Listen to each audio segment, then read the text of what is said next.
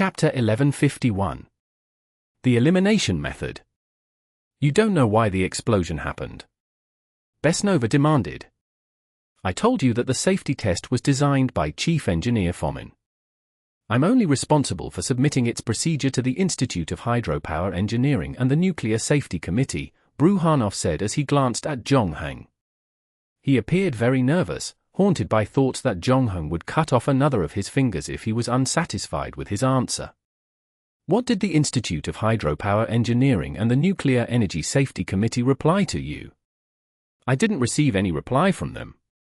Seeing that Besnova was about to get angry again, Bruhanov hurriedly added, You can't blame me for that. They're very busy.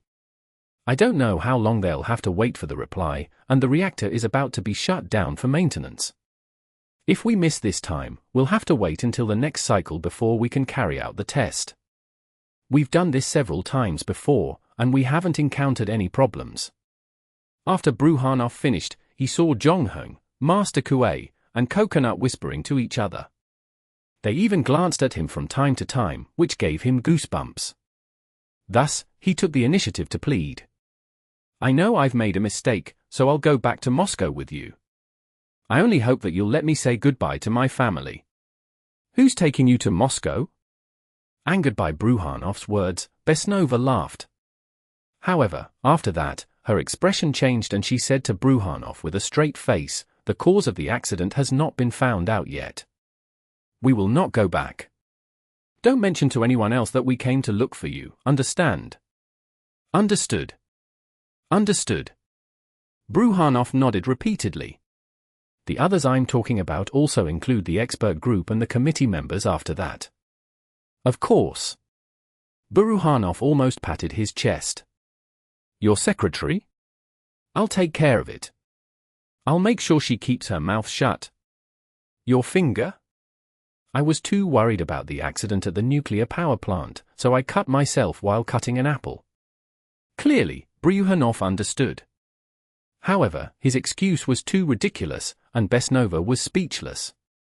After that, Zhongheng left Master Kuei behind to look after Bruhanov, and he took Besnova and Coconut to look for Fomin, who was next door. Unlike Bruhanov, the tactful and worldly-looking factory manager, Fomin possessed a square face, sharp corners, deep eyes, and a pleasant voice. Sounding a baritone singer, he was clearly usually very efficient in his work. But now, he was the first person in the nuclear power plant to collapse. Zhongheng and the others could hear him shouting, Where else can I find water? Where else can I find water? Apparently, the chief engineer was having a headache over how to carry out the orders of the higher-ups to continue supplying water to the reactor, even though there was no longer a need for water there. Zhongheng and the others said nothing. They pushed the door open and walked in. After that, Fomin received the same treatment as Bruhanov, and he was pressed on the table by Zhongheng. So far, the players had already talked to the 4 people on the list, but they still hadn't received any system notifications, so only Fomin was left at the top of the list. According to Dyatlov, Bruhanov, and the others, the safety experiment that triggered the reactor explosion was designed by Fomin, so he was obviously responsible. Fomin must have realized this, which was why he had become so stressed. Like Bruhanov, he insisted on blowing up the water tank instead of the reactor, because only then could he possibly survive the current crisis. Thus, he spent most of the morning figuring out how to fill the reactor with water.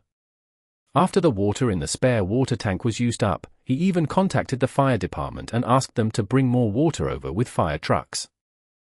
Zhongheng and the others returned to the nuclear power plant. Although they were led by Vorobyov, they were still exposed to some radiation along the way. Normally, it wouldn't be that serious, but because they were already at the scene of the explosion, and now had absorbed a good amount of radiation at close range, Coconut didn't look too good either.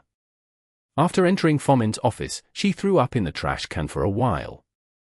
However, when she raised her head and looked at Fomin, her eyes were filled with hope.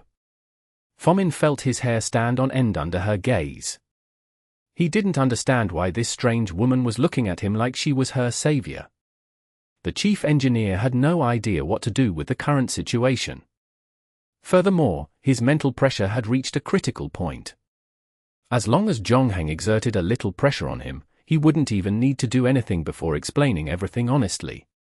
However, after a round of questioning, Fomin repeatedly stated that he didn't understand why the explosion had happened. He insisted that there was nothing wrong with the design of his test. Even after Zhongheng stabbed the knife into Fomin's thigh and he wailed in pain, he still couldn't figure out what went wrong with the safety test. He only blamed everything on the two who were on duty last night. In the end, Zhongheng only released his grip when he realized that he could not ask any more questions. By then, Fomin was completely paralyzed on the table. Snot and tears were streaming down his face. On the other side, Coconut looked exhausted. She sat on the sofa in her office and covered her face with her hands. No one knew what she was thinking. The office fell into a strange silence. Coconut spent a full 6 to 7 minutes to barely suppress the disappointment in her heart. She opened her mouth again. Did we just ask all the people we can ask but still fail to complete the main mission? What should we do next? Who else should we look for, the designer of the nuclear power plant? What should we do if he doesn't have any effect? Have we been heading in the wrong direction from the start? Coconut's tone was filled with frustration and entirely devoid of faith. As the names on the list were removed one by one, the remaining ones were either not easy to find, or the ones who seemed to have less responsibility. Coconut's mood became more and more irritable. She was the most exposed among the players, and if nothing went wrong, she had the least amount of game time left. She could even feel an invisible hand slowly strangling her neck harder by the second. I can console you that our mission is almost complete, but you're also a player, so you should know very well that we're still in the investigation stage. We can't rule out other possibilities, so we can only choose the most likely path and go down to take a look, Zhongheng said. We can't get any more clues from the nuclear power plant. Let's go and meet up with the others first. Tell them about the situation here, and then we'll discuss what to do next. Chapter 1152. The next step. It was already 12:20 p.m. when the players regrouped. Almost 11 hours had passed since the explosion, and Zhongheng had already questioned everyone involved in the accident at the nuclear power plant. He finally understood why Pripyat had waited for more than 30 hours to organize an evacuation, but the main mission that the players were most concerned about still seemed a little silent. It wasn't just Coconut. The other players couldn't help but mutter to themselves. We've already seen Dyatlov, Akimov, Tarptunov, Bruhanov, and Fomin, but none of them triggered the main mission completion prompt. Could it be that the explosion really had nothing to do with them? Mouse asked as he raised his finger. There's definitely something wrong with Fomin and Bruhanov, Zhongheng said. They started the safety experiment without obtaining the approval, something Bruhanov had said himself. It's hard to tell about the others, but the two leaders definitely won't be escaping. He had just finished changing his clothes and threw the work clothes he had worn to the nuclear power plant into the dustbin at the side. The doctor also added, the main mission this time is to find the key people, but actually, it didn't say how many there were. Previously, we misunderstood and felt that we should find the person with the greatest responsibility. But could it be possible that we actually need to find all the parties involved in this accident in order to complete the mission? If that's the case, then we're in big trouble. Master Koei frowned. We don't even have an exact number of people, so how do we know if someone is missing? We don't even know how many we've found or how many we're missing. Who else is on the list? The maintenance man asked. The designer of the nuclear power plant, or more accurately, the designer of the graphite-moderated boiling water reactor. But the problem is we don't know who he is, and he doesn't look like he in Pripyat either, Mouse said. He seemed a little flustered now.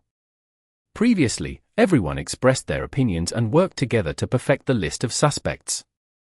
However, in reality, they focused most of their attention on the first few names on the list. Never had they thought that things would develop to this stage. As the first names were eliminated one by one, the remaining names were all unlikely, and finding them would be very troublesome. Under normal circumstances, it would have been fine. At most, everyone would do a little investigation. However, what the players in this dungeon lacked the most was time.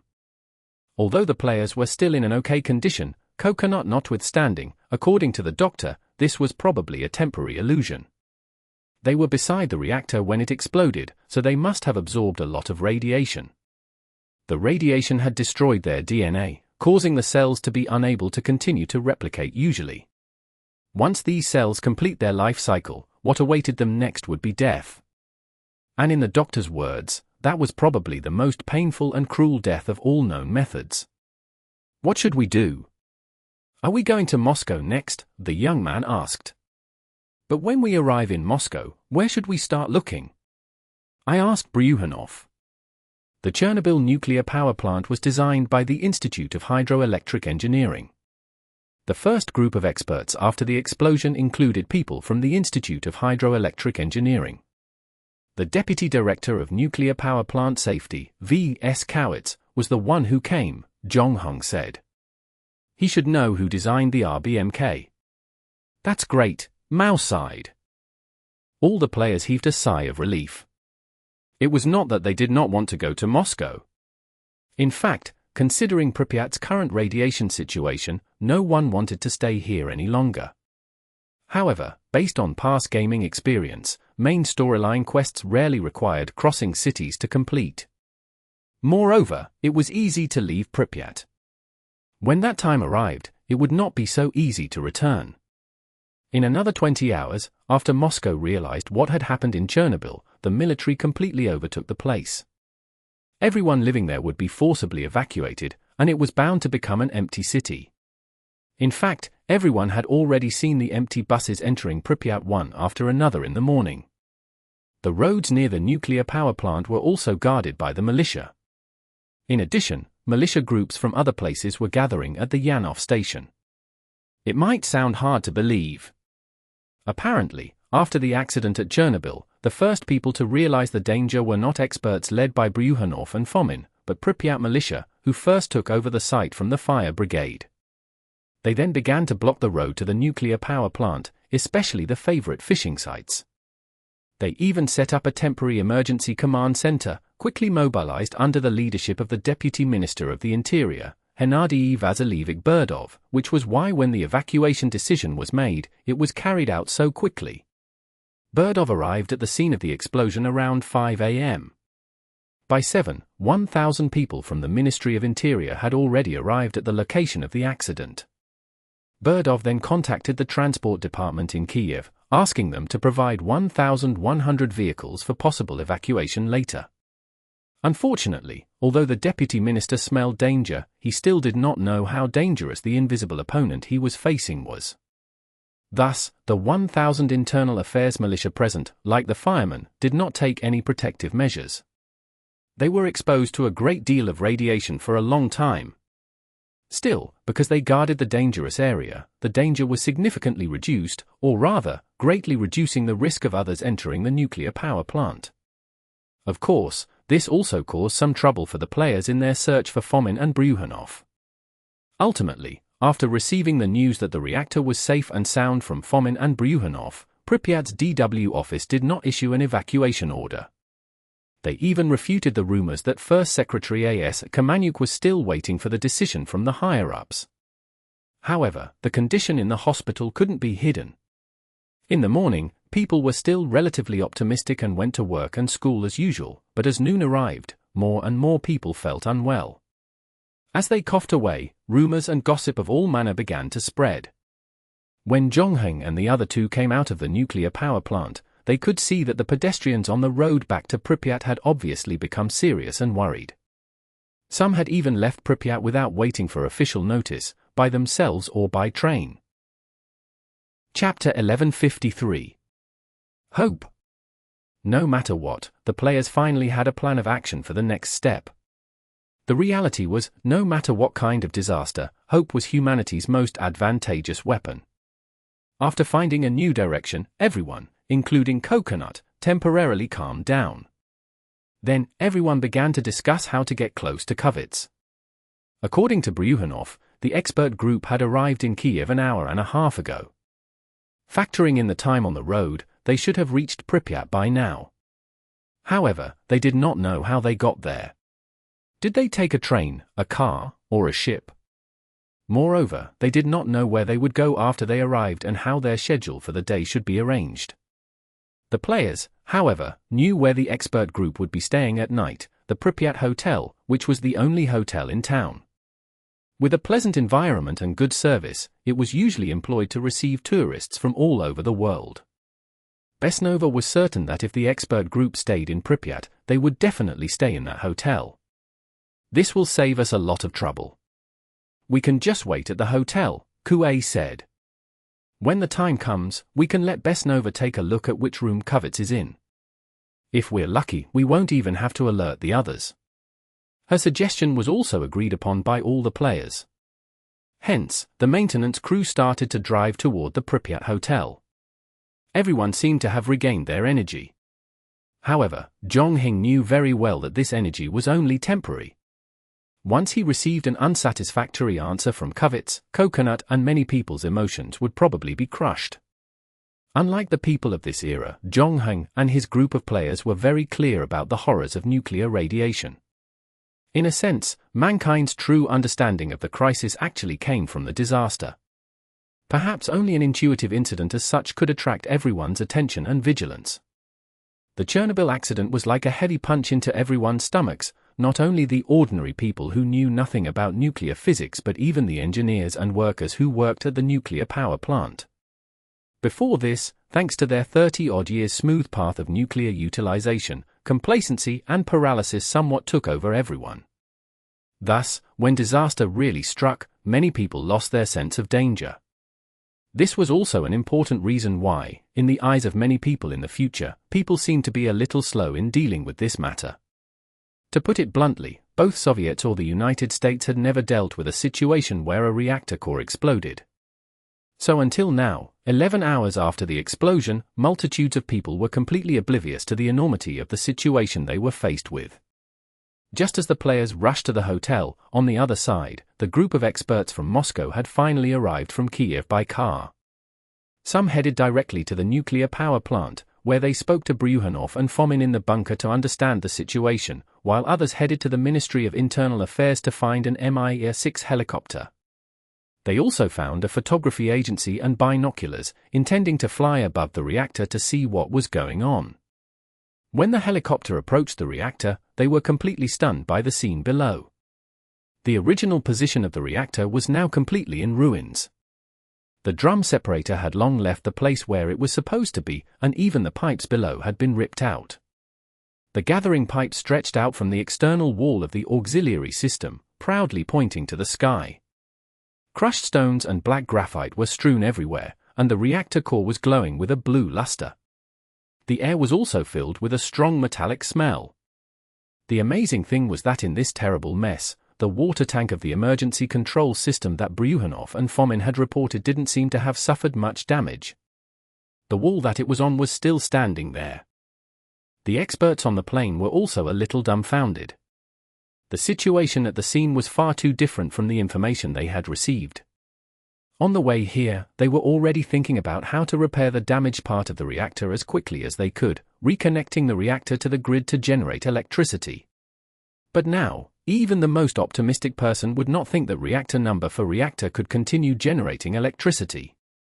The experts led the helicopter in a hover over the right side of the reactor before asking the cameraman to capture the scene under their feet.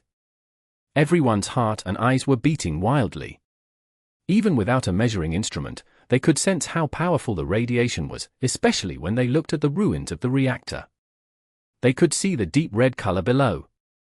Those on the helicopter instantly knew what that meant, but they said nothing because the prospects of that would be simply too horrifying. It would condemn not only the Chernobyl nuclear power plant to its doom but also the 50,000 residents of Pripyat. Ukraine, Belarus, and even further would be affected. In fact, they were only flying near the reactor, and they were exposed to an insane amount of radiation. Only because they were responsible for the investigation did the experts not let the helicopter land immediately. However, when they saw Bryukhanov and Fomin in the bunker, they did not expect them to still continue clenching their teeth, insisting that the water tank had exploded and that the reactor was safe and sound. Bryukhanov and Fomin had already figured out that they had no way out, no matter how much they tried to shun responsibility for the reactor exploding. As the main person in charge of the nuclear power plant, they could not escape responsibility, and the only way to survive now was to drag the expert sent by the committee down with them. Then, they would figure out how to cover up this big lie. The experts who had seen the reactor were speechless. They looked at Bryuhanov and Fomin with a hint of sympathy, thinking that the two of them must have gone completely crazy. However, after all, the first group was only responsible for investigating the accident and a solution. They did not have the right to directly command and issue orders, even though everyone who saw the situation of the reactor felt that they should immediately evacuate the nearby residents. However, they still waited for the members of the accident committee to arrive on the second plane, especially Boris Yevdojimovich Skarbina, the vice-chairman of the Council of Ministers. He also happened to be the first person to be in charge of handling the Chernobyl accident this time. He had been promoting the construction of nuclear energy in Second World War for all these years. Previously, Bryuhanov had proposed that he should evacuate the residents of Pripyat, but he had rejected it without hesitation. Having arrived in Pripyat around 9 at night, he rushed to the meeting room without taking a breather. "How's the situation?" Skarbina rubbed his sore thigh and sat on a chair in the conference room. "It's awful. The reactor has been completely destroyed. I propose that we should evacuate the residents of Pripyat immediately," Marlin, the person in charge of the Soviet Special Investigation Commission, said with a solemn voice. Chapter 1154. The Grand Pripyat Hotel. At the Grand Pripyat Hotel, the players had already arrived before the accident committee. As usual, Bessanova arranged a room with the front desk. Master Kuei and Besnova shared a room, mainly so the latter could be supervised. The doctor shared a room with Mouse, Zhonghang shared a room with the maintenance man, and the last two were Coconut and the young man. However, after the young man received the key, he pulled the repairman to a corner. After half a minute, the key in his hand had been changed to a room with Zhonghang. At the same time, Zhonghang also received his own key. At the same time, the system notification rang in his ears. Ding! Successfully checked into the Pripyat Hotel. Game points, +3. Please check the relevant information on the character panel. Even though the atmosphere in the dungeon was tense, the game points were still hidden and distributed as usual. Zhonghang looked around. Other than the server who were busy changing keys, the others' expressions also changed. They had obviously received the system notification.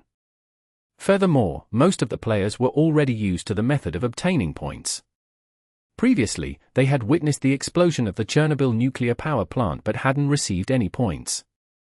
Now, they had just randomly checked into a room and received 3 points. Zhonghang's gaze turned around and finally landed on the young man in the uniform. The latter strolled quickly towards him. "Idle." The young man waved the key in his hand and said excitedly, "We can live together now. How did you convince the maintenance worker to exchange rooms with you?" "I promised to pay him 1 point when I get out. 40,000 yuan just to share a room with me." Zhonghang raised his eyebrows. "My family is doing well. I have 2 office buildings for rent, so this amount of money is nothing," the young man said nonchalantly. "You haven't seen those little girls who chase after celebrities outside. In supporting their favorite traffic celebrities, they even bought goods worth hundreds of thousands of yuan. If 40,000 yuan was enough for them to stay with their idol for a night, they would definitely fight over it. Unfortunately, I'm not a celebrity," Zhonghang said. "The name Simon is enough to overshadow all celebrities in the player world. And I'm not the only one paying attention to you, my idol." The youth in uniform blinked and then looked around, lowering his voice. "Before this dungeon, I just received a piece of gossip. February Siege, leader of the Arc of Light Guild, is also secretly investigating you. It said that he has also mobilized large funds within the guild. I wonder what he's up to." Zhonghang frowned. He did not expect February Siege to target him as well. Previously, he had some friction with one of the 3 big guilds, Arc of Light, because of Shan 1111, but he did not reveal his identity. This time, February Siege paid attention to him, most likely because of this proxy war. Speaking of which, the person who suffered the most losses on the rankings was probably Arc of Light. Although initially, they had successfully dominated the rankings, who would have thought that in the end, it would be him and Beta that would have to ruin it. However, if February Siege wanted to kill him because of such a thing, it would seem like they were making too much of a fuss.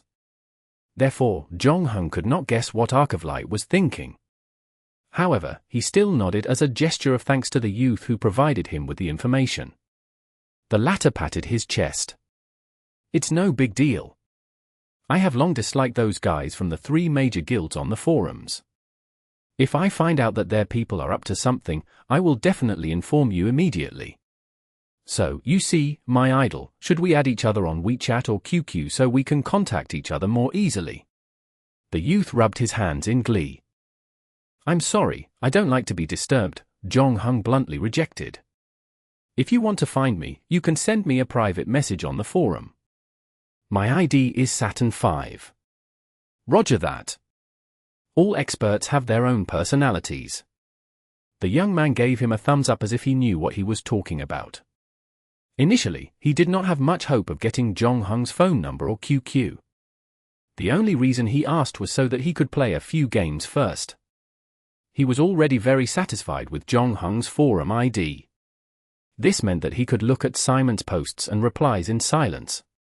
"I often hang out on the forum, so I'm very well informed," the youth added. "I can see many posts that were deleted not long after they were posted. If you want to know anything, you can come to me." Okay. After the players received the keys to their room, they did not rush upstairs but first assigned the order of duty. Of course, they would not forget the purpose of staying here. They needed to know when the experts from the committee would come to the hotel.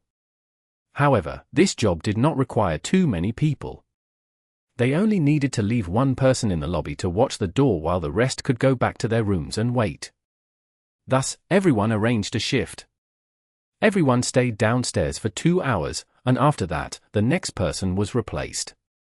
Taking into account Coconut's current condition, the players removed her from the duty roster. The first person to stay on duty was the maintenance worker. After that, the rest of the group took the elevator to the 6th floor, where the guest rooms were, and returned to their respective rooms. The players had been in a hurry since the moment they entered the dungeon. Previously, they wanted to escape the Chernobyl nuclear power plant that had an accident as quickly as they could. Then, in an attempt to quickly complete the main mission and investigate the cause of the accident, they had been running around for more than 10 hours. Only now did they have some time to rest. At least, before Kovitz arrived at the hotel, they had nothing else to do but wait. Before leaving the elevator, the doctor reminded the players to stay alert and open the windows. They had to be careful of the radiation outside. Then, the players separated in the corridor. The young man found the room where Jong-hung and Kovitz stayed and inserted the key into the keyhole. When he opened the door, he saw a spacious guest room. Although the furniture was old and looked like it was from the 1980s or 1990s, everything looked fresh and new. Just like Pripyat, the hotel hadn't been built for long and had only just opened for business. However, the facilities were perfect, and the environment was beautiful. This also reflected the ambitions of Pripyat's builders and managers. Not only did they aspire for Pripyat to become an atomic city, but they also wanted it to become a famous tourist attraction. The large amusement park had been built early on, and the second hotel had been approved and was about to start construction. If not for the sudden nuclear accident, this beautiful town might be just crowded with tourists in many years. Chapter 1155. Speculation. As soon as the young man entered the room, he tossed the bag in his hand onto the sofa. He walked over to the wine rack and grabbed a bottle of vodka and 2 wine glasses. "Would you like to try some authentic Soviet vodka?" "No," Jong-hung said as he walked over to the window. He first checked if it was closed before picking a shaded spot near the door and moved a chair to sit there. On the other side, the young man had already poured half a glass of vodka for himself. He took a sip and commended, "Yes, it simply tastes perfect. Even though I've never tasted authentic vodka before, I don't know what authentic vodka tastes like." "Are you sure you don't want a glass, my idol? At least you can be disinfected." After all, according to the doctor, the cells in our bodies have probably become abnormal. Vodka can't cure your radiation sickness, Jong Hang said calmly. All right, it's just a Soviet joke. The uniformed youth scratched his head. He could see that Jong Hang didn't seem to have any interest in chatting now, so he didn't bother him anymore and returned to enjoying the vodka he had just got. Having calmed down, Jong Hang finally had the chance to check his character interface. Name, Jong Hang. Gender, male. Age, 20. Player number, 07958.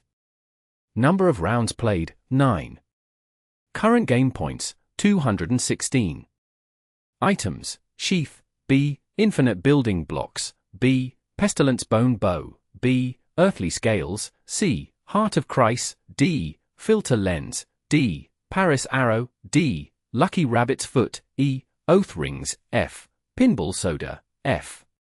Skills, Knife LV, 4, Sailing LV, 3, Shooting LV, 3, Assassin LV, 3, Lego Assembly LV, 3, Language Proficiency LV, 2, 9 languages at Daily Communication Standard, Archery LV, 2, Field Survival LV, 2, Driving Skills LV, 2, Modification and Maintenance LV, 2, Aerospace LV, 2, Geek LV, 2, Criminal Investigation LV, 2, Makeup LV, 2, Cowboy LV, 2, Piano LV 1, Skiing LV 1, Rock Climbing LV 1, Herbology LVs 1. Evaluation: this player has inherited part of shadow power, is proficient in 9 languages, and possesses incredible knife skills. As an opponent, you would not want him to touch any knife in battle. He is also a Lego master and a spear expert, an assassin lurking in the shadows, a cowboy with superb skills, excellent detective and camouflage abilities, and possesses slightly better luck than ordinary people and a higher chance of encountering enemies. He is the emissary of plague, armed with fierce blades, has excellent sailing experience, is proficient at bows and arrows, can drive cars, fly airplanes, spacecraft, and other vehicles, and adapts well to wild environments. He has a rich reserve of skills, keeps promises, and bursts with fantastic strength at critical moments. In addition, he is also a pinball soda fan. All in all, he is a nearly perfect player. This time, Jong Hang slightly adjusted the item he carried with him in the dungeon. Death Illusion had been used by Fan Mainan not long ago, and in its place was the new earthly scale that he had obtained. Other than its practical effects, this item's biggest advantage was that it did not take up any space and was directly hidden inside his body. Other than that, Jong Hang also brought along pinball soda. In addition, after going through the last round of the dungeon, his skills had also undergone some changes. Although his language proficiency was still at level 2, it had increased to 9 languages.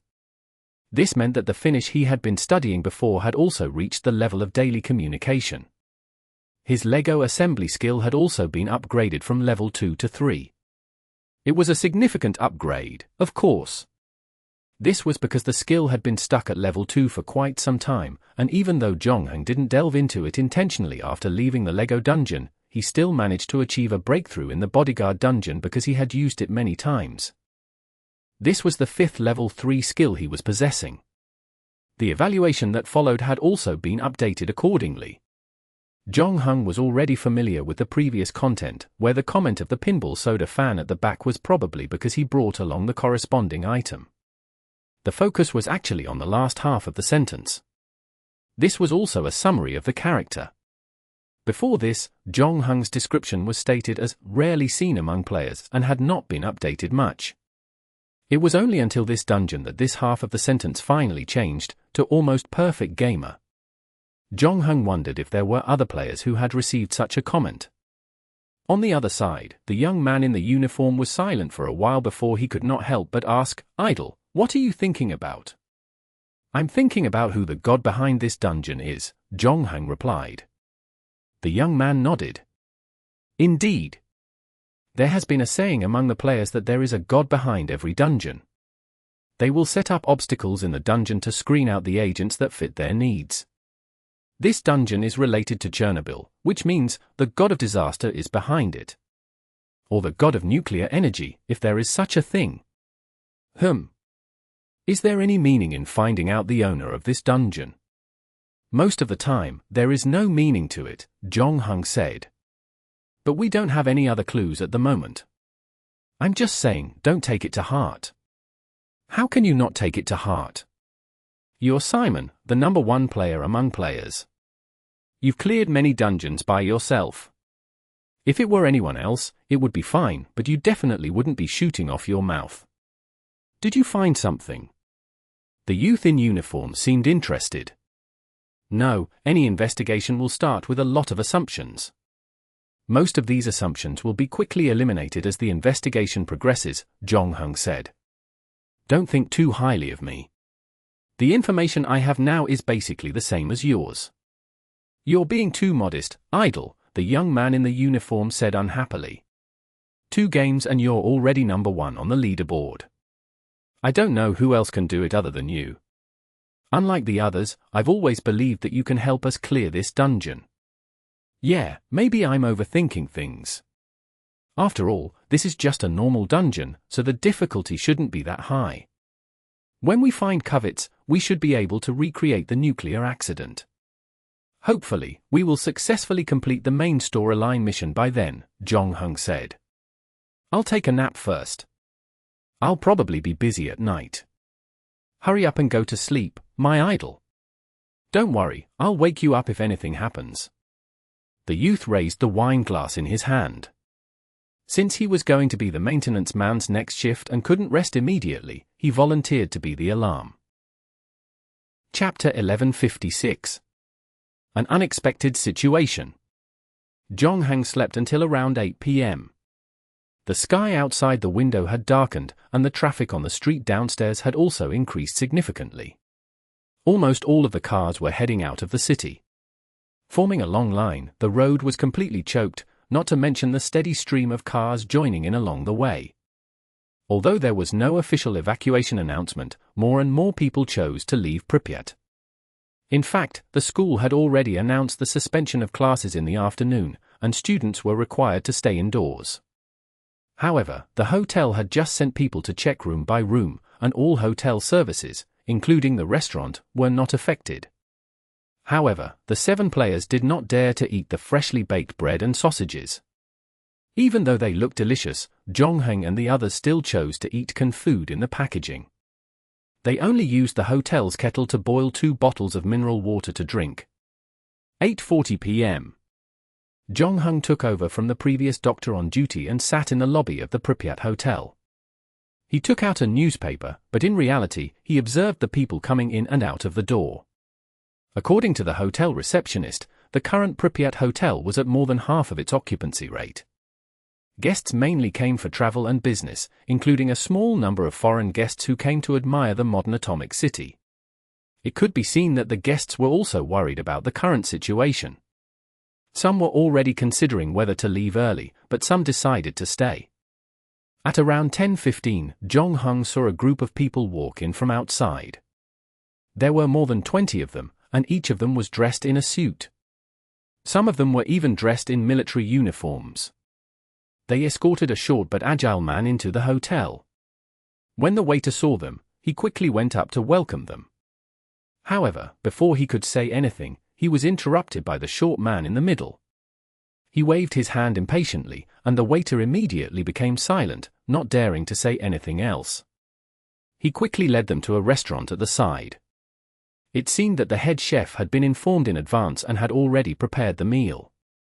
However, it had been a while, and the temperature had dropped. Most importantly, there was already a lot of radioactive dust on the surface, but the group of people did not seem to notice. After they had prepared their own food, they found a place and started wolfing it down. There was almost no conversation during the whole process. It was clear that they were all worried, and many of them looked exhausted. Jong-hung knew that he had finally met the right person. Although he had never met the people from the committee, the clothes and behavior of the group in front of him, other than the committee members and experts who had just arrived in Pripyat, seemed out of place. The short man in the middle, if nothing else, was the chairman of the accident committee, Sheathing. According to Bruhanov, the short man was a serious and stuffy man with a strong sense of control. Whenever he gave an order, there was no room for negotiation. This was why Bryukhanov was so afraid of him. Even now, the Chernobyl nuclear power plant director was still insisting that the water tank had exploded. However, the experts who had arrived first realized how serious the situation was. After dinner, they split up. Sherbina and the other two took the elevator, but the rest did not return to their rooms. Instead, they turned around and left the hotel. Zhonghang hesitated for half a second before standing from his seat. He picked up the newspaper and followed Sherbina. If everything went as planned, the people who left would return to work. Sherbina and the other two would probably take a break first. However, when they entered the elevator, Zhonghang saw him press the button for the top floor. Zhonghang chose the lower floor. When the elevator arrived, he left the elevator with the newspaper in hand. He took 3 steps to ensure that the people in the elevator could no longer see his position. Then, he immediately sped up and ran to the safety corridor, following the stairs to the top floor of the hotel.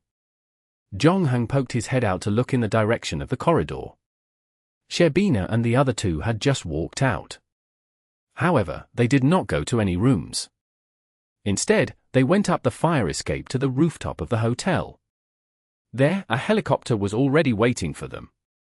Although Sherbina had been persuaded by the experts at the previous meeting to agree to the evacuation, he still wanted to see for himself the real situation of the reactor. Zhonghang didn't expect the committee to have a quick dinner upon their return to the hotel after such a long trip.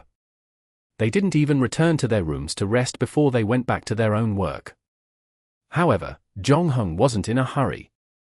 He knew that those people would come back to sleep sooner or later. Furthermore, they had gotten the keys to their rooms while they were eating and had asked the waiter to carry their luggage to their rooms. In other words, he could already find Kovet's room from the waiter. Therefore, Zhonghang went to Coconut's room. He was about to ask her to continue translating and discuss with Besnova how to get the room number. He didn't expect that he'd receive no response after knocking on the door. Zhonghang frowned. Among the players, only Coconut and the maintenance worker lived alone. He couldn't rule out the possibility that she was sleeping and didn't hear the knocking at the door. Therefore, Zhonghang emboldened himself, but the door next door opened first. The maintenance guy poked his head out and asked, "What's wrong?" "There's no movement in Coconut's room," Zhonghang said. "What a troublesome woman." "Should I call the uniformed boy to open the door?" the maintenance guy muttered. He had a deep impression of the lively iron wire of the boy. "No need. This kind of lock is very simple." "I can open it too," Zhonghang said. He had checked the door lock the first time he checked in, and he was very familiar with opening it now. However, before he entered the room, Zhonghang still shouted, "We're in." After saying that, he pushed the door open. However, just as he stepped into the room, he smelled the sour smell of vomit. Zhonghang took out a mask and put it on. When he entered the room, he saw the Coconut lying on the floor. Her face was now completely red. Zhonghang touched her forehead and realized that it was frighteningly hot. She was probably suffering from a high fever and had fainted from it. Perhaps the only fortunate thing was that she hadn't eaten much previously, which prevented her from dying from choking on her own vomit. Zhonghang turned to look at the stunned maintenance worker behind him. "What are you still standing there for? Go get the doctor." Chapter 1157. First member reduction. As the players had previously visited Pripyat's medical center, the doctor took this opportunity to collect a batch of medicines that might come as useful. Not only were there anti-radiation medicines like potassium iodide, but there were also some anti-inflammatory drugs and tranquilizers. Now, these medicines had finally come in handy. About 20 minutes later, the sweating doctor came out of the room, leaving only Kue and Besnova to take care of Coconut. "How is she?" Zhonghang asked. "Not very optimistic." The doctor took a cigarette from the repairman's hand and took 2 puffs. "The deterioration of her body is faster than I expected. Her body temperature is around 38 to 39 now. Hair loss, ulcers, body swelling, but these are all minor. The real problem is that the radiation is destroying her immune system. After that, any kind of bacteria floating in the air could be fatal to her. The doctor paused for a moment before asking Jong-hong, "Did you come into contact with any radioactive sources when you returned this time?" "There was radiation everywhere at the nuclear power plant, but we met someone from the Ministry of Civil Defense there. He had a detector in his hand, so we followed him. We tried our best to avoid places with high levels of radiation." "Is that so?" "That could be because the amount of radiation accumulated in her body before was already very high. In short, her current condition is very bad. I just thought of a way for her to have some physical cooling, and I also applied some ointment on her festering wound, but this is only to relieve her a little. From the doctor's point of view, I suggest that we send her to the hospital because, considering the development of her condition, she needs a sterile ward and, if necessary, a bone marrow transplant. This won't save her life, but it will allow her to live a little longer. If we're lucky, she might be able to live until we complete the main mission." "Wait a minute," the maintenance man said. "We have to send her to the hospital?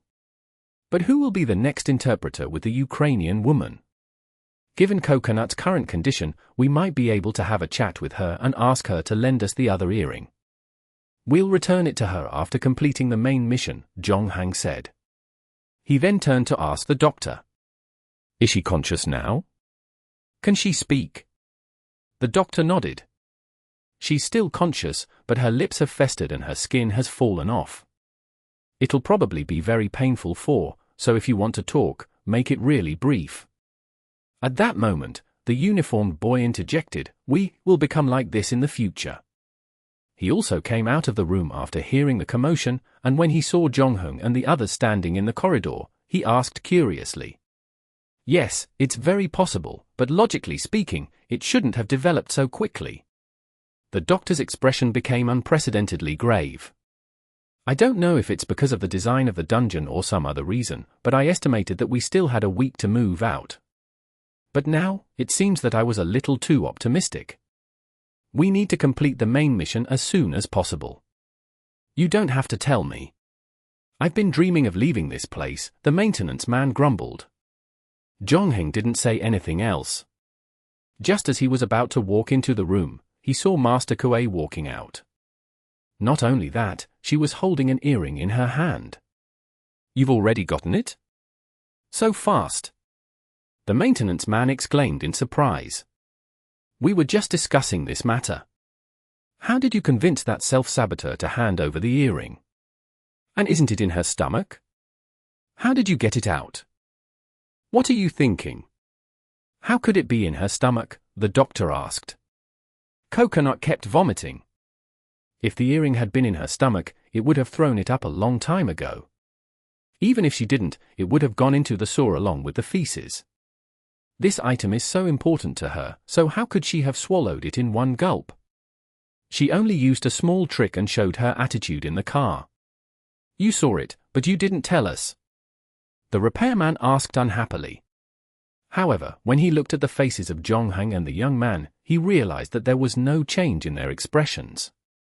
The repairman was stunned. "No way. Am I the only one who doesn't know? But didn't you agree to her request back then?" the repairman was asking Jong-hang. "Yes, she was very emotional at the time, and I just needed an interpreter.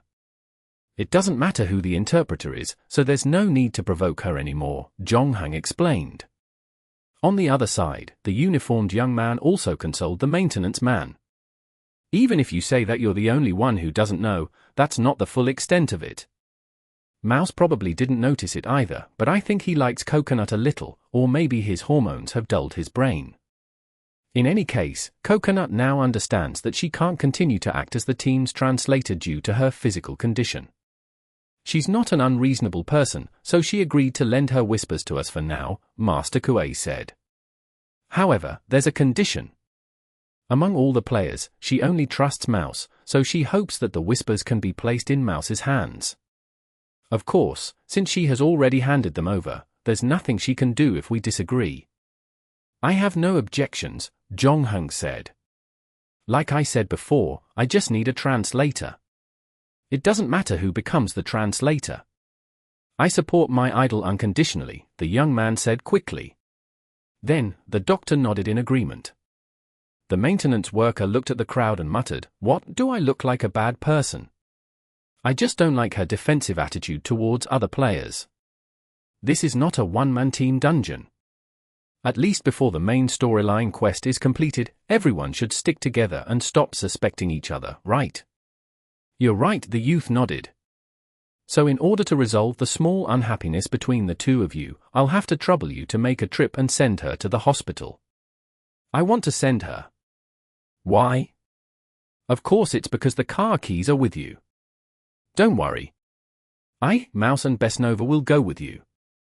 At least, I've helped her with the admission procedures." The doctor also said at this time, "You'd better go there as soon as possible. Pripyat Medical Center doesn't have much experience in treating radiation diseases.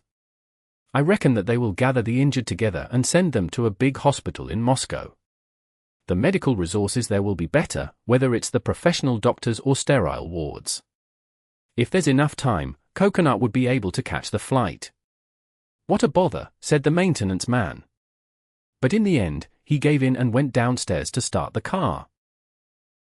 Chapter 1158. Intruders. Kavitz felt physically and mentally exhausted. Even before dawn, almost all of the first experts who arrived were woken up by the phone. They hurriedly dressed and rushed to gather at the airport. On the way, they studied the report submitted by Bryukhanov and Fomin, discussing how to restore the power supply to the nuclear power plant as soon as possible. However, when they arrived at the scene of the explosion, they realized that the severity of the problem was far greater than they had imagined. The previous plans were all based on the reactor being safe and sound. Now, they were all useless, so they had to collect information and find new solutions. Before Skarbina arrived, the experts had argued for a long time about how to put out the fire in the reactor. After that, they waited for him to take a helicopter to the reactor to inspect it before returning to the DW office and continuing the previous debate. Water was the most commonly used firefighting material. However, water could not put out the nuclear fire. Instead, it would only accelerate the pollution of the surrounding area after it evaporated. In the end, the scientists decided to use sand to put out the fire. However, getting the sand into the reactor was also a troublesome problem. It was not until around 3 a.m. that Skarbina found the Air Force General in Kiev to borrow pilots and helicopters that could carry out the mission from the latter. Due to the lack of manpower, some people had to stay behind to help transport the sand, including a few deputy ministers. Kavitz got lucky, though, managing to get himself a few hours of rest. He dragged his tired body back to the hotel. After opening the door lock with his hay, he did not even have the strength to brush his teeth and wash his face. He just wanted to lie on the bed and sleep. However, the next moment, something cold pressed against his throat, causing him to shiver uncontrollably. He instantly became a little more awake. Kavitz then heard the sound of the door closing behind him. After about half a second, the light in his room lit up. Kavitz saw a woman sitting on the sofa. "Hello, Deputy Director. Who are you people? Why are you in our room?" Koviz asked with a trembling voice. "It doesn't matter who we are. The important thing is that we don't mean you any harm," Besnova said. She was wearing a gas mask, so Kavitz couldn't see her face. In reality, this was also to protect Besnova. After the mission was completed, the players would leave this place, so it didn't matter if they would be targeted. Besnova, however, was a native of this dungeon, so if her identity was exposed, dealing with her wouldn't be too difficult with the power Kavitz yielded. Besnova understood this, so she was very grateful when she heard Jonghang asking her to put on the mask. Furthermore, with her previous experience, she was becoming more and more adept at this kind of thing. At least now, from Koviz's point of view, he would never believe that the woman in his room was just a nurse. "Then why did you sneak into my room?" Kavitz did not seem to believe Besnova's words, especially considering how Jonghang's knife was still at his throat. "We just want to ask you for a small favor," Besnova continued. "Do you want money?" "I'm in a hurry this time, so I only brought around 100 rubles. If it's not enough, you can take my watch too," Kavitz said as he took off the watch on his wrist. No, keep the watch. We just want to ask you a few questions about Chernobyl. Kavitz's body trembled slightly when she heard the name. Chernobyl? Who are you people? Why do you care about Chernobyl? You just need to answer our questions truthfully. We have the same goal as you. We all want to find out about this accident, Besnova said. After a pause, she continued, you are the Deputy Director of the Institute of Hydropower Engineering in charge of nuclear power plant safety. As far as I know, the Institute of Hydropower Engineering was responsible for the overall design of the nuclear power plant. That's right. These things were not very secret, so Kavitz did not deny it. So the design of the Chernobyl nuclear power plant was also done by you guys? Yes, but strictly speaking, this design was done before I became the director of the design department of the nuclear power plant. Kavitz wiped the sweat on his forehead. I was still doing hydropower designs at that time. Then, according to what you know, were there any emissions in this design? Besnova continued to ask. Emissions? Oh, of course, but such things are inevitable. I mean, design is one thing, but when the nuclear power plant is actually operating, it's another thing. We're a little behind in the treatment of radioactive waste, and now it seems the pipelines are buried a little densely, not separated. Mr. Deputy Director, I'm not asking about such a small problem, but a design flaw that could cause an explosion of the nuclear power plant, Besnova interrupted Kavitz. A flaw that could cause an explosion at the nuclear power plant. Kavitz's mouth was wide open. It was obvious that his surprise was not faked. Do you think that the explosion at Chernobyl's reactor number 4 could be due to a design flaw? After a long while, the deputy director squeezed out 6 words from his mouth. This is too ridiculous. The Chernobyl nuclear power plant was built in 1970 and put into operation in 1977. It has been 9 years since then, and it has been safe and sound until now. How could it be a design problem? The workers on duty that night must have not followed the safety manual, causing improper operation. I'm not the only one who thinks so. The other members of the expert group also think the same. Unfortunately, we heard that they were very exposed to radiation, so we couldn't ask them in person. Seeing that Besnova did not seem to believe him, Kavitz added, I know what you're thinking, but I'm not saying this to shun responsibility. The RMBK reactor is found everywhere in the Soviet Union. You can take a look around. Their performance has always been good. Besnova made no comment and continued to ask, who is the designer?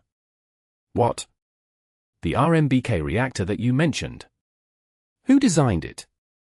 It's academician Dorazali. Dorazali? Where can we find him? Moscow. A strange expression appeared on Kavitz's face when he heard that. Academician Dolazal led the design of the RMBK reactor in 1947, then built the first Soviet nuclear power plant. But now, he is no longer there. Chapter 1159. Everyone has their opinions. What do you mean, he's gone? He passed away, Kavitz said. After a long period of silence, Besnova spoke again. Then where else can we find people who know about reactor design? We actually have many people who know about reactor design, but if you're looking for people who can find fatal flaws in reactor design, I'm sorry. As far as I know, there really isn't such a person.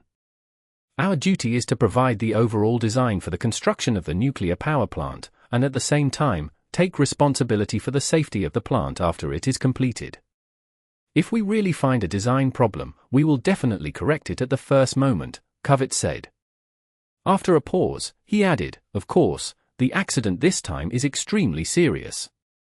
There will definitely be more in-depth investigations after that. At that time, there may be a reassessment of the risks in the design. However, we need to first get the computer in the control room and study the various parameters recorded on it before the explosion so that we can recreate the situation of the reactor at that time. How long will it take? It's hard to say. At this stage, our focus is still on dealing with the accident, including evacuating the crowd and putting out the fire in the reactor. The investigation of the cause of the accident will be done later. Kravitz noticed that his kidnappers seemed particularly concerned about the design of the reactor. After giving it a bit of thought, he reluctantly gave a time frame. At the very least, it will take 1 or 2 months. A month or 2. Mouse, who had taken over Coconut's job as a translator, inhaled sharply when he heard that. With a look of despair, he said, 1 or 2 months. When the results of the investigation are out, how many of us will still be alive? Kravitz felt the emotions of the intruder on his right hand fluctuate violently. After he said the last sentence, the intruder's breathing had immediately hastened. However, unable to understand what the intruder was saying, he could only stand there in confusion. Then something hit the back of his head. Kravitz's vision went black, and he fell to the ground. Then Zhongheng opened the door. Other than Coconut, sent to the hospital, all the other players came to Kravitz's room 5 minutes later. Zhongheng gave a brief introduction of the latest intelligence he had received from the deputy director. "This is the situation," he then said. As expected, almost all the expressions of the players changed when they heard this. "Are we walking into a dead end?" the maintenance man asked. "That's not necessarily the case. The dungeon doesn't have an unsolvable situation," Zhongheng said. "Either our direction was wrong from the beginning, or we left something behind. Could it be that this dungeon is actually testing who can live the longest after such radiation exposure?" The doctor frowned. "It's hard to say for the others, but if that's the case, then Coconut is dead for sure," said the youth in uniform. "Will we still be alive after 2 months?" Master Koei asked the doctor. "I don't know. As I said, everyone's physical condition is different, so their survival time will also differ accordingly," said the doctor. "Moreover, Coconut's body is deteriorating rapidly. To be honest, it has already exceeded my expectations, so it's hard to estimate how the others would do." "Then what should we do?" Mouse was already in a daze. He stuttered in a panic, "Do we really have to wait for 2 months? What if the investigation results are out in 2 months, but the main mission is still not completed? It's definitely impossible to just wait. We have to try heading in another direction," Master Koei said.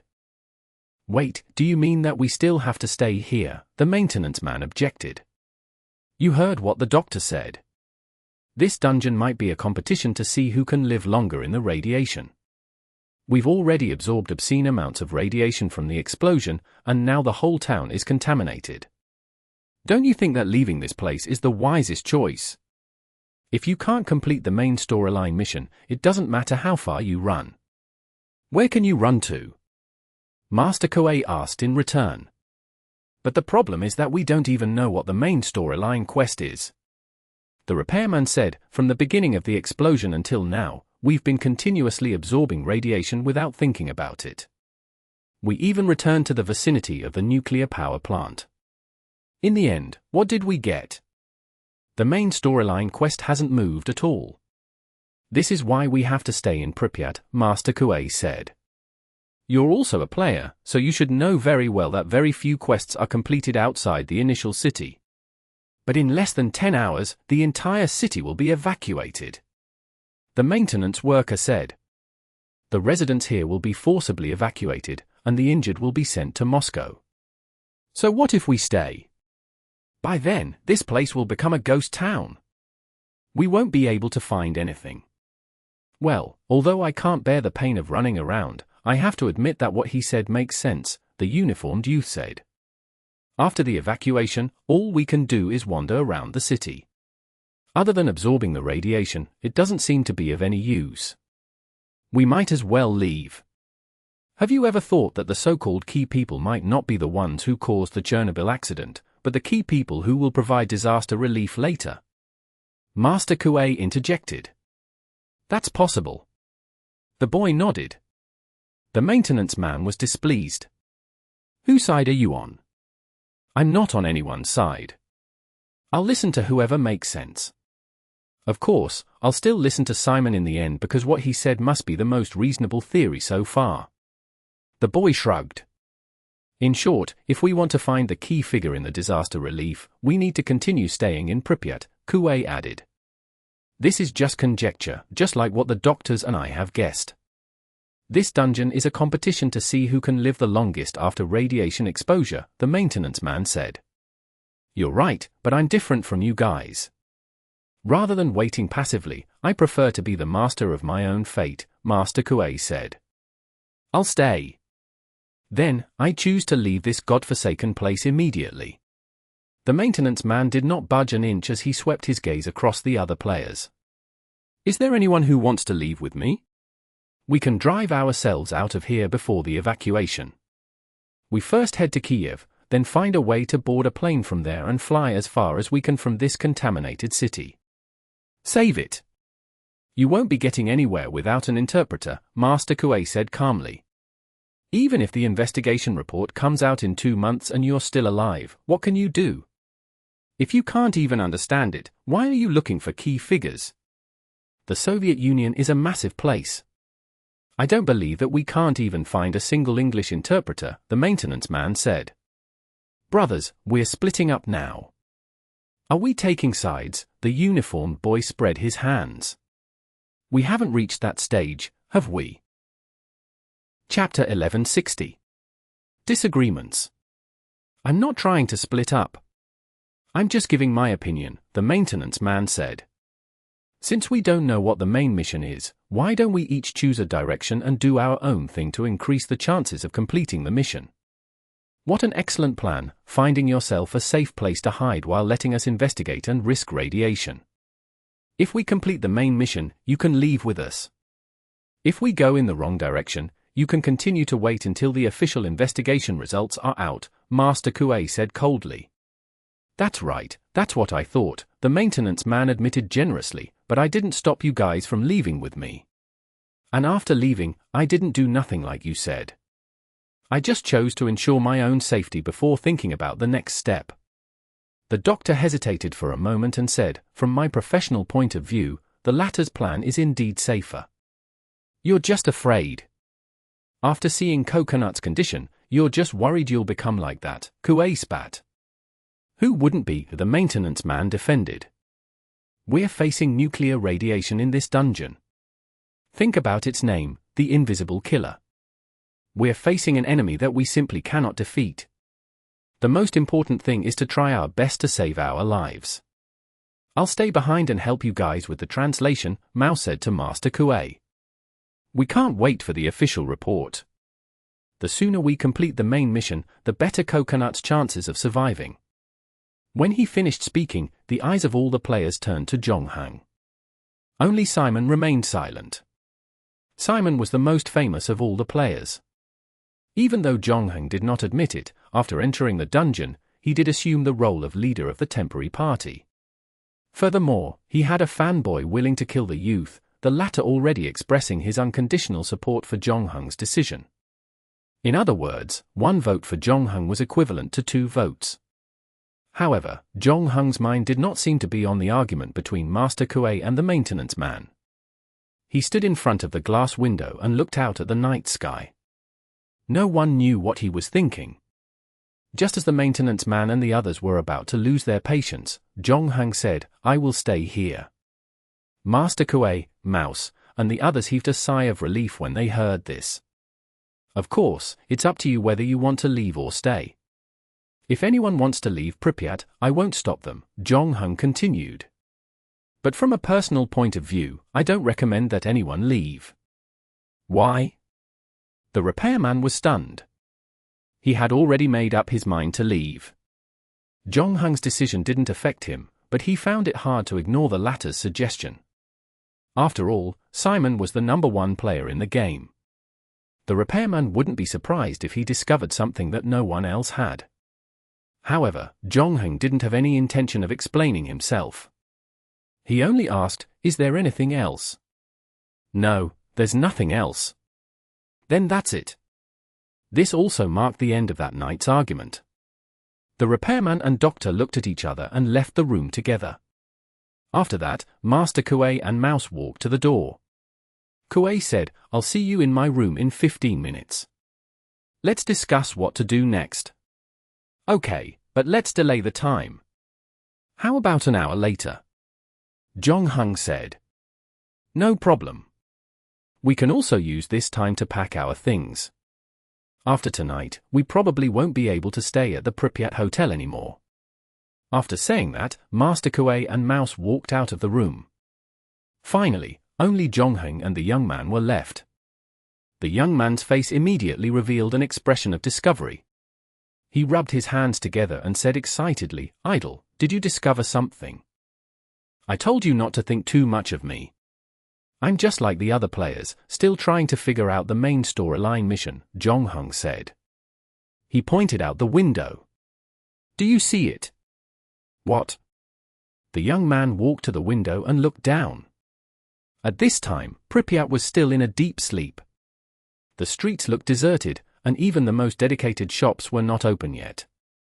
However, on the street opposite the hotel, a group of people dressed like militia was following a sprinkler truck to do the sanitization work. "We need their clothes," Jong-hung said. "Once the official evacuation order is issued, we'll have to change our identities to stay in this city. Do you want me to go get their clothes? Can you do that? There are exactly for drivers and the people behind them. I can handle 2 at a time." "Yes, I can handle the other 2, Jong-hung said. "Let's go." They're about to leave this place. To avoid alerting the receptionist, the 2 of them jumped out of the empty room on the 2nd floor and landed on the floor. Then, Jong-hung and the young man put on their gas masks. One was to isolate themselves from the radiation dust outside. At the same time, they also covered their faces. Before leaving the room, the young man grabbed a bottle of vodka from the bar counter. He held the bottle and walked toward the sprinkler with his head lowered. One of the 3 militiamen behind noticed the sudden appearance of the uninvited guest. He said something to the young man and gestured for him to leave. He was probably trying to persuade the young man to go home. However, the latter seemed to have not heard the militiaman's words and continued to walk towards the 4 of them with his head down. He even quickened his pace when they were less than 50 meters away. Although the militia felt that the newcomer was a little strange, they did not think too much about it. After all, there were 4 of them on their side, and there was only one on the other side. No matter how they looked at it, it did not pose a threat to them. Moreover, when the uniformed youth walked into the militiaman, they also saw the wine bottle in his hand. This seemed to explain the youth's abnormal behavior. Thus, a militiaman walked up and wanted to ask if the battle uniform youth needed help. However, when he was almost in front of the uniformed youth, he felt that something was wrong. He couldn't tell what was wrong either until the 2 of them were less than half a meter apart. The militia realized what was wrong. Although the other party looked drunk, there was surprisingly no smell of alcohol on his body. However, just as he was about to warn his companions behind him, the beheading youth had already made his move. At this moment, he was no longer drunk. He directly threw the wine bottle in his hand at the head of the militia in front of him. The latter was smashed to the ground. This sudden scene also made the 2 companions behind him stare blankly. Chapter 1161. New List. The 2 militiamen did not expect that the drunkard in front of them would suddenly attack someone. However, seeing their companion fall to the ground did not raise their vigilance. They still treated the young man in front of them like an ordinary drunkard, a man out of his mind and lawless. There were several such people in Pripyat. A bottle of vodka in one's stomach would make one oblivious to the enormity of heaven and earth. The 2 militiamen felt that it was necessary for them to help the drunkard change his habits. They placed the disinfection equipment on the ground and charged towards the young man in the uniform. However, the latter's movements were much faster. Before the 2 militia could finish surrounding him, the young man in the uniform had already ducked and bent his legs. Then, like a hunting dog, he dashed in front of one of the militia. The beheading youth should have used a move similar to Muay Thai in close combat. No one knew if he had practiced it in a dungeon or in real life, but it was obvious that he had spent a lot of effort on it. Although the militiamen in front of him had received some military training, it was clear that they could not withstand such storm-like fists.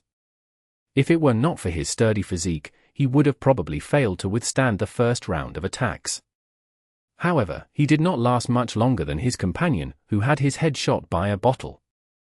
He was kicked in the abdomen and fell backward. At this time, the third militia had just charged forward. The uniformed youth did not expect his luck to be so good this time. He had succeeded in his first sneak attack. After that, the two of them did not react quickly enough. Like how the good doll had saved his grandfather, they lined up one by one to deliver vegetables, allowing the youth to exceed his level's performance and complete a 1 versus 3 feat. The first two people had already been knocked to the ground by him, and after losing the risk of being surrounded, the third person was no longer a difficulty, though the latter had finally become vigilant after seeing his companions fall one after another. On the other side, the driver on the sprinkler truck had also noticed the situation behind him. He jumped out to help, but when he saw his companion struggling under the uniformed young man's series of attacks, he thought about his own fighting strength. He realized that even if he rushed up now, there was an 80% chance that he would not change the final outcome. Thus, he decisively turned around, running to a car preparing to drive away for help. Unfortunately, he had just turned around to the front of the car when the door unexpectedly opened itself. Unable to stop his footsteps, he hurriedly got in but hit his head against the door before he knew it. Before he lost consciousness, he vaguely saw a figure appear in the driver's seat. However, he had no recollection of when the figure had got in. When the driver fainted on the ground, Jong-hung also jumped out of the car. Moreover, unlike when he came, there was an extra item in his pocket. Clothes and other items were indeed needed for later operations, but it was not necessary to snatch them now. There was still some time before the official evacuation announcement. Jong-hung had actually set his eyes on this group of militia because of the things in the car. At this time, the battle on the other side was nearing its end. As expected, the remaining militia was no match for Subjugator.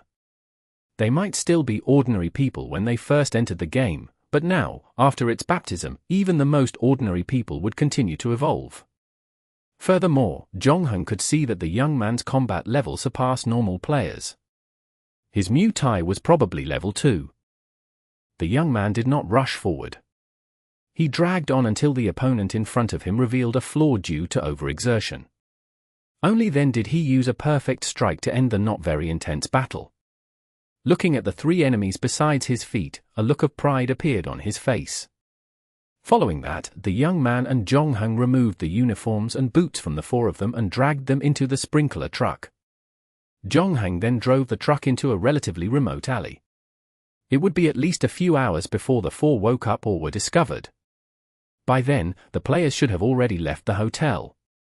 After all that was done, Jong-hung and the young man knocked on Master Kuei's room. The latter hadn't been idle for a long time. After packing up his things, he started to plan his next move, including drawing up a new target list and a timetable. Master Kuei didn't waste any time. As soon as Jong-hung and the young man entered the room, she stuffed a letter into their hands. Our current course of action has changed. We've gone from looking for the culprit to finding the person who solved the crisis. Of course, if you guys have any better ideas in the future investigation, you can bring them up. I've made a rough list. If any of you know more about the Chernobyl accident, I'll have to trouble you to help me improve the list. Jong-hung glanced at the names on the list. The person in the first place had changed from Dyatlov to Skarbina. He was the chairman of the committee and the person Moscow had sent to deal with the accident. He was also the one who gave all the orders and decisions for disaster relief, so there was no problem for him to be in this position. However, the second person after him was much more difficult to choose. The firefighters who put out the fire outside the reactor in time, the Deputy Minister of the Interior, Beldorf, and his militia, or the first group of experts who arrived, the Air Force pilots who were busy transporting sand to put out the fire, these were all important figures to the disaster relief, but their contributions were difficult to quantify. I remember in the original history that in order to prevent the core from burning through the floor and coming into contact with the water in the basement which would cause a steam explosion, a few nuclear power plant engineers risked breathing in lethal radiation to open the water valve to drain the water. If not for them, Ukraine and Belarus would probably have been finished, and the whole of Europe would have been affected. So I think they should be in second place. Master Kuei nodded and made a note on the paper. And the miners, Zhong Heng said.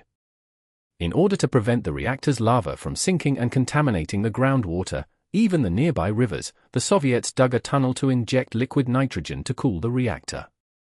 In addition, the work of collecting the graphite ejected from the explosion back into the reactor was also very important. It was done by the Soviet military, but now we have a problem. What's the problem? A lot of work wasn't done by one person, so how are we going to find the key person? Are we going to see who is the leader or whose contribution is more prominent? This also brings us back to the original question. How do we quantify everyone's contribution? Zhong Heng asked. Furthermore, the disaster relief has only just begun, and many things have yet to happen. I'm afraid we'll have to continue waiting to find those on the list. Chapter 1162. Evacuation. Even before the break of dawn, buses were already lined up on the highway beside Yanov train station. One after the other, the line extended a total of 20 kilometers. From afar, they looked like a long line. However, for reasons unbeknownst, the authorities did not immediately organize an evacuation after dawn. Instead, they began to broadcast continuously through the town's radio, telling all citizens to stay in their residences and not to leave. At the same time, they also reminded people to close their doors and windows. A group of health workers distributed potassium iodide pills everywhere.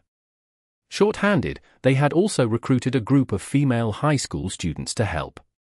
Meanwhile, representatives of the town's businesses and organizations were gathered in the DW building, where the Ministry of Internal Affairs explained the details of the evacuation. Many people were in disbelief. They had already felt unwell yesterday and had left Pripyat with their families, but there were still many people who chose to remain since the sky in Pripyat was still as clear and blue as ever, not to mention the crystal-clear river. Other than a faint metallic smell in the air, everything looked the same as usual. How did the situation develop to the point of a sudden evacuation?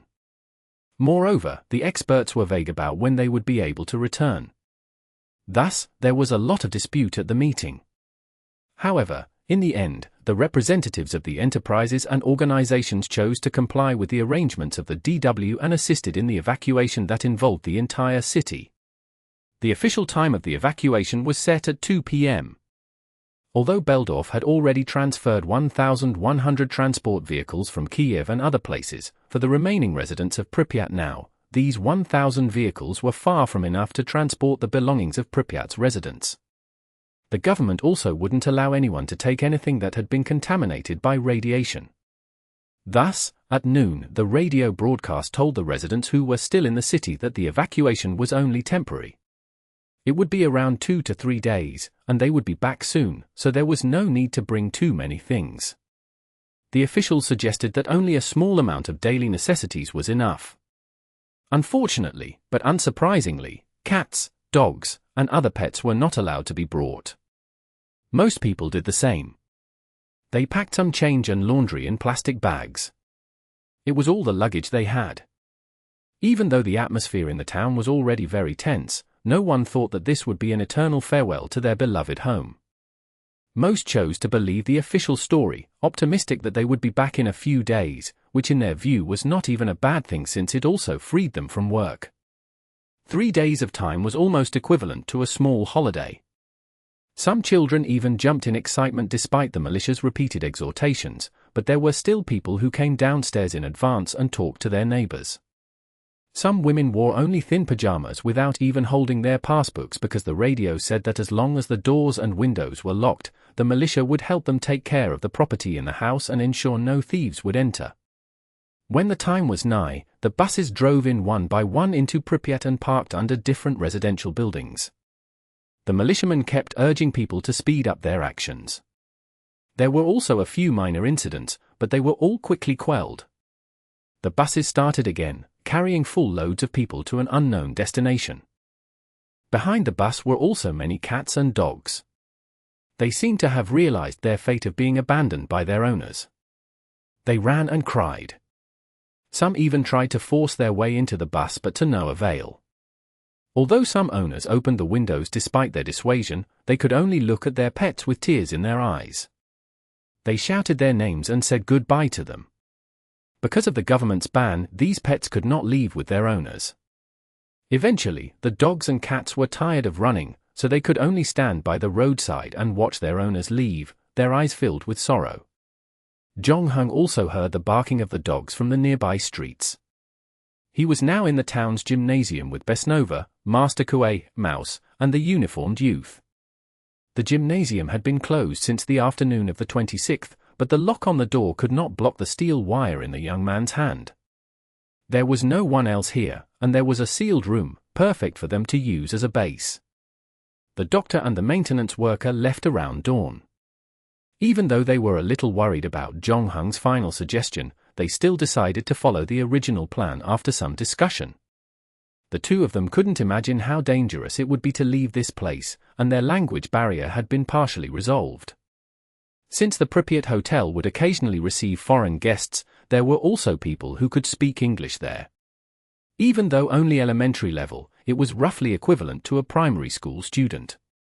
In the future, however, to a certain extent, it would solve the urgent problem of the doctor and the maintenance worker. Before they left, they hijacked the English-speaking waiter to act as their interpreter. At least, they wouldn't come off as not understanding a single word. The group also divided up the resources they had plundered earlier. Not only were there food and protective equipment, but the doctor left some tranquilizers and fever medicine for Jong-hung and the others. Although the two sides previously had some unpleasant disagreements about the direction of their next move, the breakup was still relatively harmonious. After splitting the loot, the doctor and the repairman drove the newly stolen car into the traffic and out of Pripyat city. Although the 7 players had only known each other for less than 2 days, experiencing this crisis together caused a bond to form between them. This was especially so after they had just lost their coconut. After that, the repairman and the doctor also chose to leave. Now, there were only 4 people left on the team. Moreover, there was still no news of the mission. This made the remaining people somewhat depressed. However, they still had to do what they had to do. After a simple lunch, Kuei suggested investigating the pilot responsible for transporting sand to the reactor. After all, whether the miners or the engineers went down to open the drainage valve, there was still no sign of them because the authorities had not launched any action yet. Skurbina, the number 1 person on the list, was still there. However, his identity was more special. It was not impossible to sneak into his room and interrogate him as he did with Kovitz. However, cleaning up after that wouldn't be easy. Therefore, the players still preferred to postpone the investigation of him a little. Through this, the pilots were the better targets for investigation. They risked being exposed to radiation and flew over the reactor, again and again, dropping sand to put out the fire. Clearly, they played a significant role in the relief of this disaster. Chapter 1163. Confidence. Jong-hung and the others spent the whole afternoon completing the investigation of the pilot.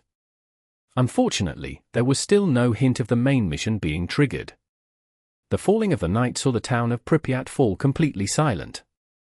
It was hard to imagine that just a few hours ago, there were still tens of thousands of people living here. Now, the city had become empty. Other than the team of experts in charge of disaster relief and the militia, there was no one else. All the shops and public facilities were basically closed and even pipes were no longer supplying water. Before the operation in the afternoon, Jong-hung found a militia uniform for Besnova. The 5 of them were now wearing uniforms and driving a military vehicle. At first glance, they looked no different from the other militia in the city. As they drove past a residential building, they heard gunshots coming from there. Jong-hung knew that the militia was shooting the pets that their owners had left behind in the town. Although it sounded cruel, the pets had also absorbed a fatal amount of radioactive particles just like humans. The radioactive dust fell on their fur and moved around with them, making them a mobile source of radiation. If left unchecked, they might even carry the radiation further away. The radiation poisoning might even make them go crazy, just like the mad coconut. Coconut was human after all, but she was also a player who had experienced many dungeons, meaning she still had a strong sense of self-control. In comparison, the cats and dogs would become uncontrollable after exposure to such extent of radiation. After the residents of the town evacuated, the militia began to clean up these potential safety hazards. Accompanied by the sound of gunshots, the cats and dogs that were previously alive and kicking dropped to the ground one after another. The militia dragged the corpses onto the car and waited for them to be sent to a specific location to be buried. In order to prevent the radiation from their bodies from contaminating the land, their graves would have to be completely sealed with cement. General Jong-hung drove to the front of a supermarket. In the early morning of the 26th, they had swept through the goods in Pripyat, but at that time, they did not expect the main mission to be so difficult to complete. Only taking about 3 days' worth of food and water, they then gave a portion to the doctors and maintenance workers, and they sorely needed to replenish their supplies now. However, when the 5 of them entered the supermarket, they found that most of the goods on the shelves were still in their original positions, except for the food that was missing. The young man in uniform shone his flashlight on the empty food shelves. Someone came here before us. Those militias and the experts and committee members who are staying at the Pripyat hotel, they all need to eat, so the food here should have been packed away by them in advance, Kuei said. If that's the case, doesn't that mean we won't be finding any food in other supermarkets as well? Mouse asked anxiously. Now that the water supply had been cut, the entire city was completely paralyzed, meaning they needed to solve the problem of food and drinking water on their own. The food which they collected the last time would only last them a day or so, and even if they ate sparingly, they would probably last 2 more days at best. After that, they would probably go hungry. It was only then that the players realized the seriousness of the problem. Pripyat had not only lost people, but also its basic social security. Water and electricity were things usually ignored, and it was probably only after losing them that people began to realize how precious they were. Fortunately, Jong-hung spoke up, "It's fine." The residents of the evacuated the town in a hurry, so they didn't take much with them. There should be a lot of food in their fridges and kitchens. The militia probably didn't touch those things. As usual, try to pick processed food with sealed bags. If you can eat the food in the fridge, then eat it. I saw an apartment building when I came here earlier. It's not far from the supermarket. We can go there to look for food, Master Kuei suggested. Let's split up. It'll be more efficient. We'll gather in front of the supermarket in an hour. Hearing that, everyone agreed. They divided the area according to the floor and split up to search. Jong-hung also entered a house through the window. It was clear that the owner had left in a hurry, having no time to put the plates back on the shelves, and there were still a lot of clothes left on the sofa and on the bed. He then opened the fridge. Inside, he found an unopened bag of sausages and 2 boxes of canned meat. Unfortunately, there was only 1 bottle of beer and half of it had been drunk. Finding an empty bag from the cabinet, he threw in the bag of sausages and the 2 boxes of canned meat and headed to the second apartment. 1 hour was not enough for the players to thoroughly search the entire apartment building, especially considering that not everyone had a special lock-picking tool like Jong-hung did. It took a lot of time to break down doors. Nonetheless, despite all that, the players had more or less gained something after 1 round. Jong-hung stuffed the bags in his hands to the brim and had no choice but to take 2 new bags. Furthermore, he had accidentally gained 5 points during the search, probably because he had received a bag of snacks most popular among the local under-12 youths. When the group gathered, they counted the items they had obtained. The results were quite encouraging. Conservatively, this batch of food could last them for another 4 to 5 days. It could be considered a preliminary solution to the food and water crisis they faced. The young man coughed as he moved the half box of milk he had found into the car. Jong-hung noticed that his arm seemed to be a little swollen. "How do you feel now?" "Just like that." The young man remained as heartless as ever. "Didn't the doctor say that we've all been exposed to lethal radiation? Therefore, our health will definitely deteriorate. Furthermore, this city is filled with radiation now. We can't avoid it even if we wanted to. Then why didn't you leave this place with the doctor and the others before? Didn't you support the maintenance workers' opinion back then? Jongheng asked. Because compared to them, I trust you more.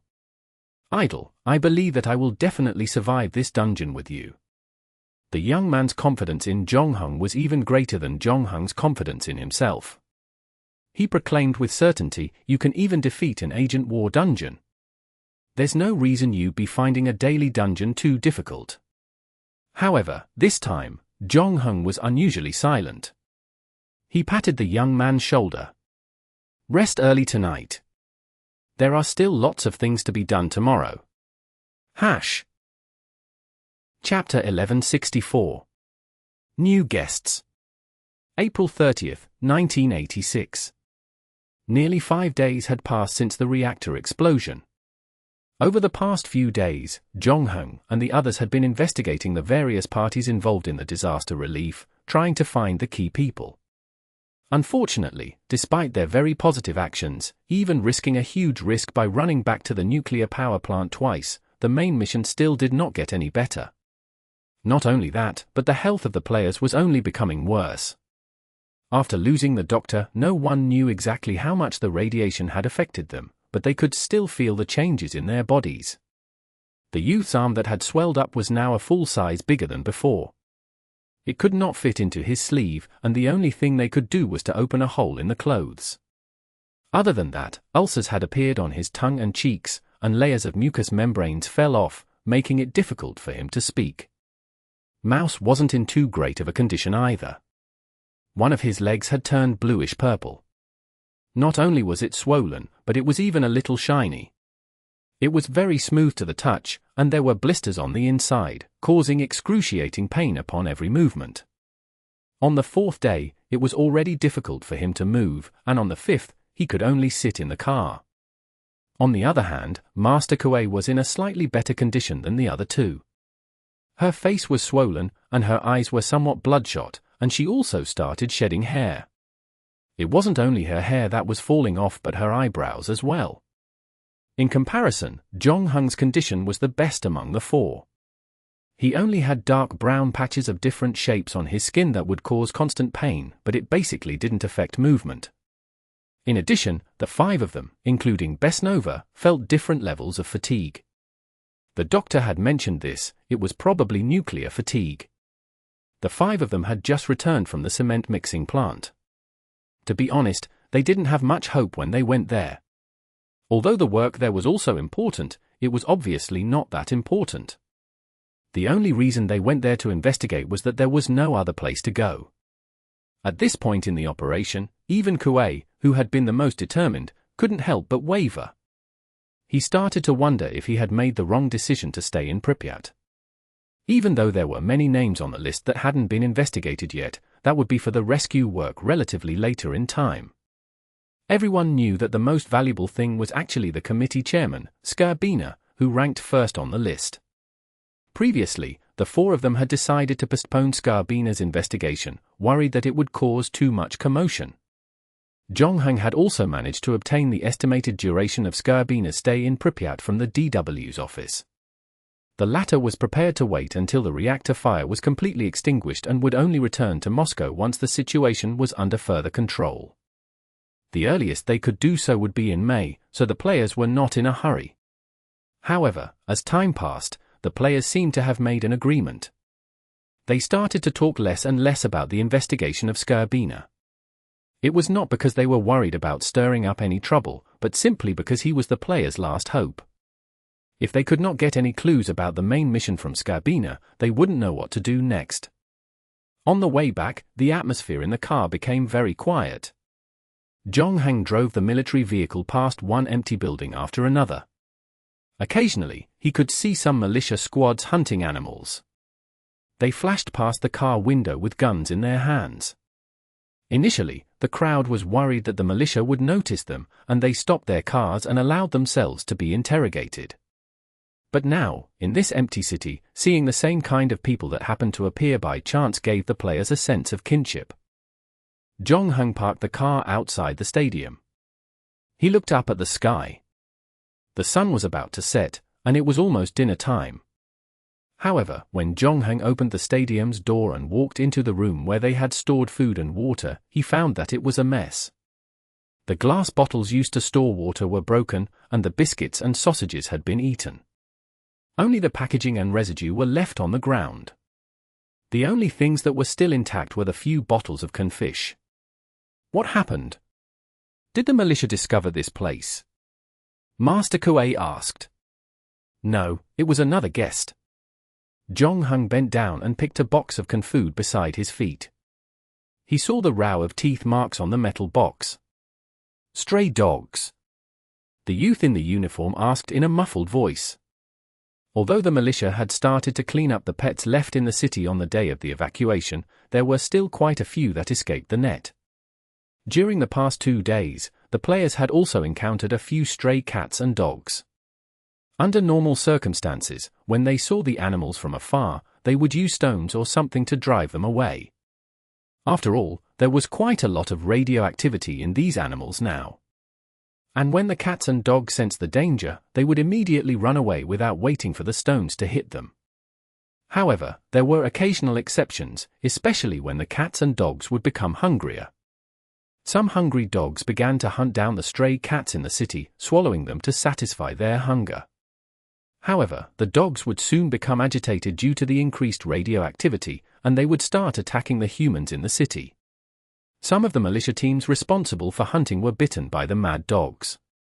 The players had encountered them because they had been active in the city, but fortunately, they did not encounter any danger. In terms of combat power, the mad dogs were not particularly strong. However, since they had run into the stadium, the players could not leave them alone. If the dogs sneaked in during the night, and anyone was bitten, there would be no shots here to fight tetanus. Thus, when Zhongheng saw this, he took out the pestilence bone bow on his back. He pulled out another arrow from his quiver and ran along with the paw prints on the ground. This level of pursuit wasn't that difficult for Zhongheng. The culprit obviously hadn't thought about how to disguise himself. After feasting on the food, he swaggered out of the stadium. His trail was practically everywhere along the way. Zhongheng found the latter's nest without much effort. Outside the changing room of the badminton hall on the top floor, there was a shepherd dog. Its health did not look good. Just like the humans, it had been severely affected by radiation and had lost a lot of fur. Its body looked like patches of alopecia, but what was worse was the wound on its backside. It seemed to have fought with the teams responsible for hunting animals, but it miraculously survived after being shot. The bloodstains on its chest fur showed that it had swallowed some small animals to satisfy its hunger. It was unknown whether it was a stray cat, a mouse, or a dead bird nearby. Chapter 1165. Stray Dog. Zhongheng raised the pestilence bone bow in his hand and aimed it at the sheepdog that was lying on the ground, seemingly asleep. At this distance, he was confident that he could kill the sheepdog with one shot. He would shoot directly in the head, inflicting as little pain as possible to it. Leaving this world in its sleep was probably the last thing Zhongheng could do for it. However, the next moment, just as Zhongheng was about to release the bowstring, the shepherd dog suddenly opened its eyes. Man and the dog looked at each other for about half a second. Then, the dog let out a low growl as if trying to stand up from the ground. However, an arrow pierced through its head. Although Zhongheng couldn't send the shepherd dog away in its sleep as planned, his arrow still hit the target cleanly. The hound fell to the ground after being hit by the arrow. Zhongheng then put away his pestilence bone bow and turned to leave. However, just as he took a step forward, he stopped. Because Zhongheng heard the movement behind him. The shepherd dog that his arrow hit almost died on the spot. It was already a corpse. Zhongheng saw it clearly, so the movement was definitely not from the dog. He turned around and saw another poodle trotting out of the badminton stadium's changing room. Zhongheng frowned. He had not expected that there would be more than one dog in the stadium. Previously, when he had chosen this place as their base, he, Uncle Kuei, and the others had searched the place thoroughly. At that time, they had not found any other animals. This meant the two dogs should have only come later. However, for some reason, they had come here. Other than the room where the players stored their items, there wasn't much food in the stadium. Logically speaking, it shouldn't have attracted the dogs. Could the malicious hunting outside have driven them here? After all, compared to the streets and the wild, the stadium was indeed safer for stray dogs. These thoughts flashed through Zhongheng's mind, but he didn't dwell too much on them. He took off the pestilence bone bow on his back again and pulled the bowstring. Zhongheng didn't know what the relationship between the poodle and the shepherd was, but it seemed like the two dogs knew each other. He expressed regret for killing the poodle's companion, but for the sake of safety, he wasn't planning to let the poodle go just because of that. However, just as he was about to fire the second arrow, he saw another dog walk out of the changing room. It was a spaniel, and it looked much more powerful than the poodle outside. This was not the end. Behind the spaniel was a bulldog, followed by a Great Dane and a mixed breed. Zhongheng had already sensed that something was wrong. He also heard movement coming from the window behind him. A few stray dogs were squeezing in through the half-closed window and in the direction of the bathroom. Stray dogs were also the stairway that Zhongheng had come up. They surrounded Zhongheng in the middle, as if to seek justice for their dead companions. If it were anyone else, they would have been scared out of their wits by now. Even though the hounds weren't particularly strong, not to mention a good number of small pet dogs among them, once gathered, practically no one in this abandoned city could rival them. Only Zhongheng was able to maintain his calm. He did a rough count and found that already more than 20 dogs surrounding him, and even more were joining in. If everything went as planned, this was probably the largest pack of dogs in Pripyat. A few days ago, many of them were good companions for humans, good companions for the house guards, but now, they looked at Zhongheng as if he was prey. It was obvious that these dogs had been hungry for some time, and they had not been at peace recently. They had been chased around by the gunned militia, causing their impression of humans to take a turn for the worse. As if not enough, Zhongheng had just killed one of them. From the looks of it, the dead shepherd dog was probably the leader of the pack. Old and new grudges gathered together. It would be strange if these stray dogs could be polite to Zhongheng. In fact, before they even reached Zhongheng's side, they had already begun to growl, falling and rising in succession. In the end, the head of the bulldog second closest to Zhongheng was pierced by an arrow in the blink of an eye, following in the footsteps of its companion. Zhongheng had no intention of being polite. It was obviously impossible to resolve the situation peacefully. Thus, he did not wait for the dogs to completely gather, taking the initiative to launch an attack. After shooting the arrow, his hands did not stop as he pulled out a second arrow from his quiver. However, at that moment, the dog started to accelerate and charged at him. Zhongheng kicked the poodle that was closest to the dog that barked the loudest earlier and sent it flying. Then, the second arrow nailed the spaniel that was already in the air to the ground. However, perhaps because the radiation had affected the nerves of the dogs and witnessing the death of two of their companions, that the remaining one showed no signs of backing down. Instead of retreating, they pounced on Zhongheng even more valiantly. Zhongheng could feel the fervent atmosphere among the dogs. He turned sideways to avoid the two from the front, but the three on his right had also jumped up from the ground. There were also sneak attacks from behind and on his right hand. This situation was indeed a four-pronged attack for Zhongheng. Even if there was a militia team with guns, there was a high chance that they would not be able to withstand such a fierce attack. However, just as the two dogs were about to bite Zhongheng's thigh, the enemy standing in front of them suddenly disappeared. The two dogs missed their target and fell from the sky. Then, amid wondering where the enemy that was right in front of them had gone, their lives were unexpectedly reaped by a rain of arrows that fell from the top of their heads. At the critical moment, Zhongheng opened the shadow wings on his back and flew straight into the air. He created some distance between himself and the dogs, but he did not rise too high. After making sure that he wouldn't be bitten again, he began to draw his bow and arrow, taking advantage of the 12 the shadow wings provided to harvest the dogs below him. Zhongheng's level 2 archery skills saw a dog falling to the ground and die each time the bowstring was thwacked. Moreover, Zhongheng picked the bigger strays, which were more inclined to be fierce. In a short while, more than half the hounds were dead, and the rest were mostly small toy dogs. Hash! Chapter 1166. Big Trouble. In 12 seconds, Zhongheng had shot out a total of 17 arrows. Basically, none of them missed, and more than half of the dogs were killed or injured as a result. When he landed on the ground, he leaned back against the wall of the badminton hall to avoid being surrounded again. Then, he pulled out the hidden sheath on his waist and easily killed another 6 dogs. The remaining dogs finally started to feel fear and stopped charging, scattering with tails between their legs. Zhongheng did not chase after them. Firstly, the dogs would probably be too afraid to come back after the incident. Secondly, the battle just now had almost depleted the stock in his quiver. After that, he searched the badminton hall again to ensure that there were no other stray dogs inside. Only then did he return to the room where the food was stored. Master Kuei had already started cleaning the residue on the ground outside the room. He had even sorted out the food that was barely enough for tonight. Seeing this, Zhongheng suggested, after we finish dinner, we can go to the nearby houses to collect some food. However, Master Kuei shook her head. There's no need. Let's go back to the Pripyat hotel tonight, Master Kuei said decisively. Are you guys going to investigate Skarbina?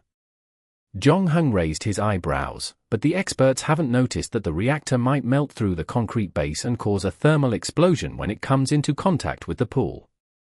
The 3 engineers who opened the drain valve haven't even appeared, and the miners haven't arrived in Pripyat yet. Undoubtedly, their work is of utmost importance, they can even be called heroes, but frankly, I don't think they're the ones we're looking for, Kuei replied. These few days, she had watched her companions and her own health deteriorate little by little. In addition, until now, she hadn't received any news related to the main mission. Master Kuei finally started to doubt the direction she had chosen.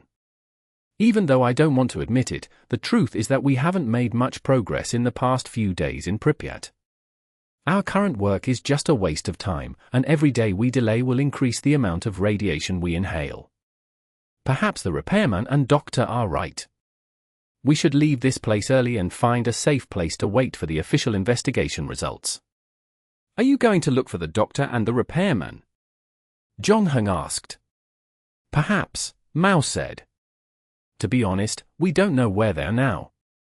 After we leave this place, we can go to a hospital for a checkup first. It was an era where no such thing called a mobile phone or WeChat existed.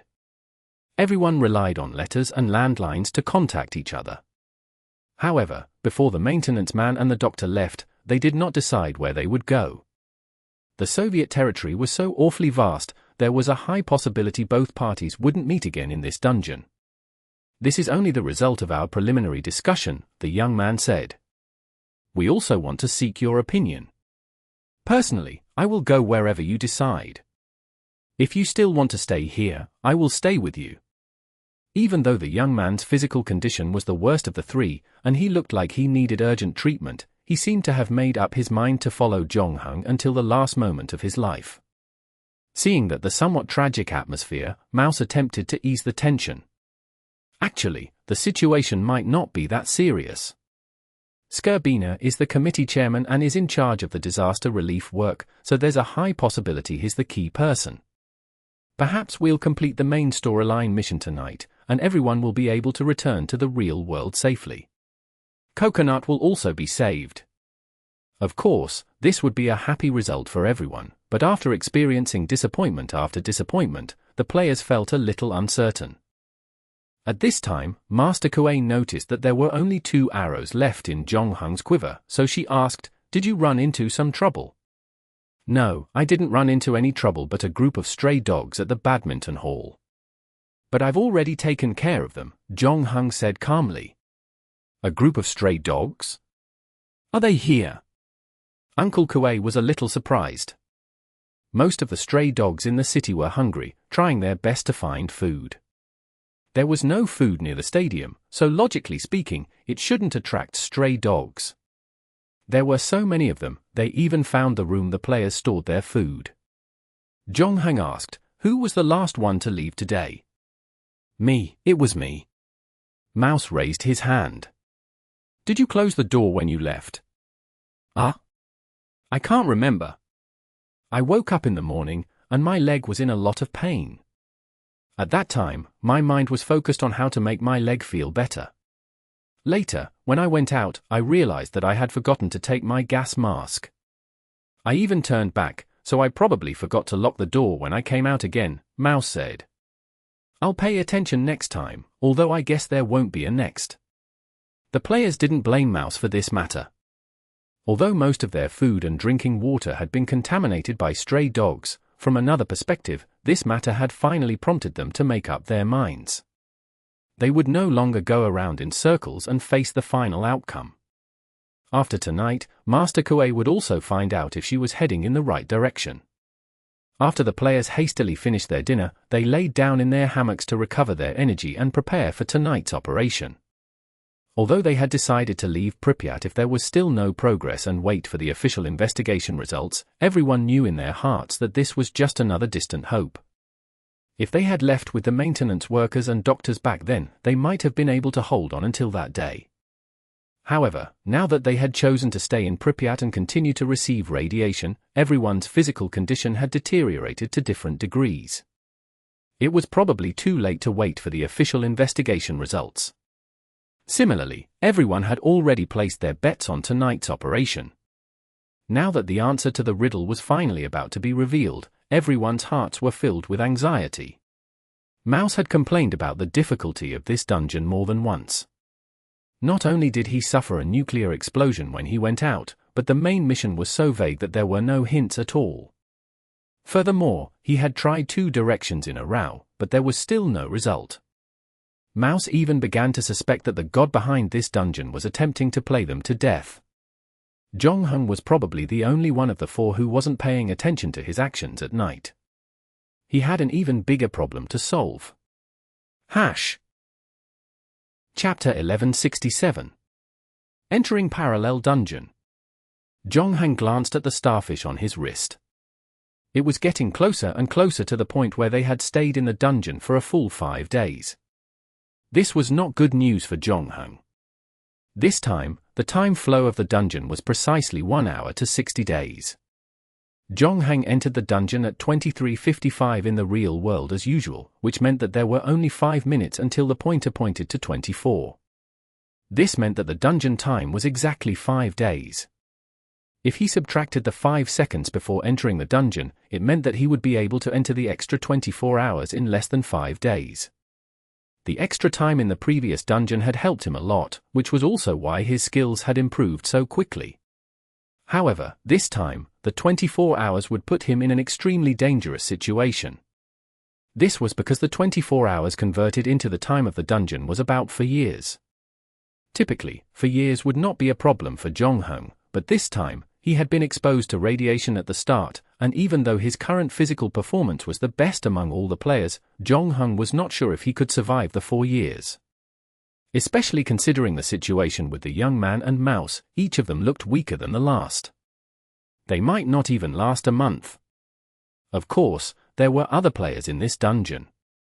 Unlike Zhongheng, who usually cleared dungeons alone, the system would probably choose to reopen a parallel dungeon and throw him in alone. That was how the system had dealt with him back in the Apollo program training camp. As long as he could survive for years in the parallel dungeon, then return to the current dungeon, he should return to his physical condition before entering the parallel dungeon.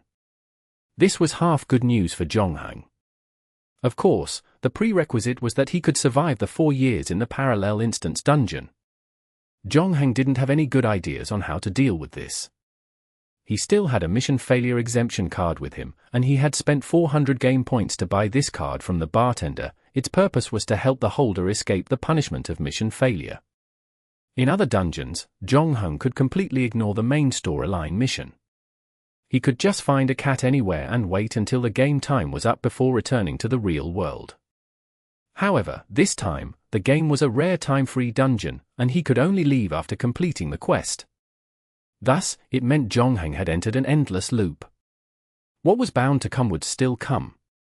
At 11:23, the familiar feeling of dizziness assaulted him. At the same time, a familiar system notification sounded in Zhongheng's ears. Ding! Parallel dungeon has been activated. This dungeon is the Invisible Killer Transition Dungeon. Player count, 1. Mission target, none. Time, 1,440 days. Attention, player! Jong Hung's vision suddenly darkened. At the same time, a popular song, Night in the Moscow Suburbs, started playing in his ears. This song had become a well-known Soviet classic ever since it won the gold medal at the 6th World Youth Festival in 1957. However, the music did not last long. Jong Hung felt the light from the outside world again, and he opened his eyes. Finding himself standing beside a river, he quickly recognized it. The Pripyat River had always been very special. It was slightly brown because it had once flowed through the peat swamp of Borispil, which was full of fatty acids. The river also flowed rapidly and violently, just like the young city built next to it. It gave people a sense of vitality. However, the city behind Jong Hung still looked very different from before. It was not only because it had regained its vitality but also because the residents who lived here had returned to their homes. The streets were filled with traffic, where young men drove their beloved Volga sedans and madly honked the girls on the street. Jong Hung also noticed that the buildings here were newer than when he first arrived, and there was no Ferris wheel in the park. He knew that he had come to the town of Pripyat, but he was not sure what year it was. Pripyat had been under construction since 1970, and judging from its current size, it should have been built some time ago. Moreover, from where Jong Hung was standing, he could see the tall cooling towers of the nuclear power plant in the distance. According to Bryukhanov, reactor number 1 of the nuclear power plant had been in operation since 1977. Therefore, Jong Hung could roughly guess that he was probably in the timeline between 1977 and 1986, before the explosion. This was already a tight margin, and Jong Hung was not in the mood to tour the atomic city at the moment. He wanted to know what kind of radiation he was exposed to, so he followed his memory and first went to the Pripyat Hotel. There, he found the waitress who spoke English. He even grabbed a few wallets from passerbys on the way to the hotel, which enabled Jong Hung and the waitress to finally agree on a salary. With a high price of 10 rubles a day, he successfully persuaded the waitress to become his Ukrainian and Russian teacher. At the same time, she agreed to take Jong Hung to the hospital in Kiev for a checkup. The two of them arrived in Kiev, the capital of Ukraine, by train that night, where Jong Hung would receive a full checkup at the city's biggest hospital. Unlike the medical center in Pripyat, a complete set of equipment to test the radiation dose was available. The test process didn't last long, but for Jong Hung, the waiting for the result did indeed feel a little draggy. The doctor in charge of attending him was a woman of serious countenance in her 50s, especially apparent when she received Jong Hung's test report. "Are you his family member?" she asked the hotel receptionist. The latter nodded. "I'm his wife. My man is a mute. He hasn't been able to speak since he was born." "What does he do?" the doctor went on asking. "He works at a nuclear power plant, dealing with nuclear waste." "That explains." The female doctor tried to sound as gentle as possible. Softly, she continued, "I'm afraid I have some bad news for you, madam. I hope you're mentally prepared." "What?" "It's very likely that your man came into close contact with the nuclear waste, which caused him to absorb a lot of radiation." "How much?" the hotel receptionist asked nervously. "About for 50 röntgen." The female doctor looked at Jong Hung with a hint of sympathy. "He has 3rd-degree radiation sickness, and he needs to be hospitalized immediately. We need you to sign the admission form first, madam." Chapter 1168. Admission. 3rd-degree radiation sickness? Is it serious? The receptionist tried her best to act like a wife who was afraid of losing her husband. The female doctor did not answer the question directly. "We will do our best to treat him." "Then can you tell me how long he can live?" The receptionist did not forget Jong Hung's advice and asked the most important question. "I can't tell you the exact time, madam. Radiation sickness varies from person to person," the female doctor said. "I beg you," the waitress pleaded. In order to earn a generous reward, her acting skills exploded. "We still have 3 children. I can't raise them all by myself." I need Dima, she cried and sobbed. He'll be fine, madam, the female doctor quickly consoled. Although I can't give you any guarantees, I will do my best to treat him. Also, considering his current condition, I think it's best if you keep a certain distance from him, madam. What? You mean I can't accompany him to the hospital? The receptionist was anxious when she heard that. Her salary was calculated by the day. Yes, the hospital has a dedicated nurse. We will take good care of your husband. He has suffered from high levels of radiation. For the sake of your health, you should take some time away from him. The receptionist hesitated. In fact, when the two first met, Jongheng had told her about his illness and how it would affect her, but she knew nothing about radiation and didn't think it was a problem. There was also nothing wrong with her body during the journey. This caused the receptionist to relax a little. It wasn't until the female doctor brought it up again with a serious look on her face that she had to pay attention to this problem. However, Jongheng's offer was too generous. 10 rubles a day, 300 rubles a month. Having a monthly salary of a measly 100 rubles, this job paid 3 times that. This was an offer she simply couldn't refuse. Thus, after thinking about it, the waitress unwillingly asked the female doctor, "Will I be infected to death?" Not necessarily so, the female doctor explained patiently. His illness is not an infectious disease. It's just that he has come into contact with a radiation source and absorbed a relatively large amount. His body may produce unstable radionuclides. In addition, there may be some radioactive aerosols on his body, so those who stay by his side may also absorb the radiation. What? The receptionist was confused. Are you pregnant now? The female doctor changed the question. Oh, I'm not pregnant. The receptionist blushed.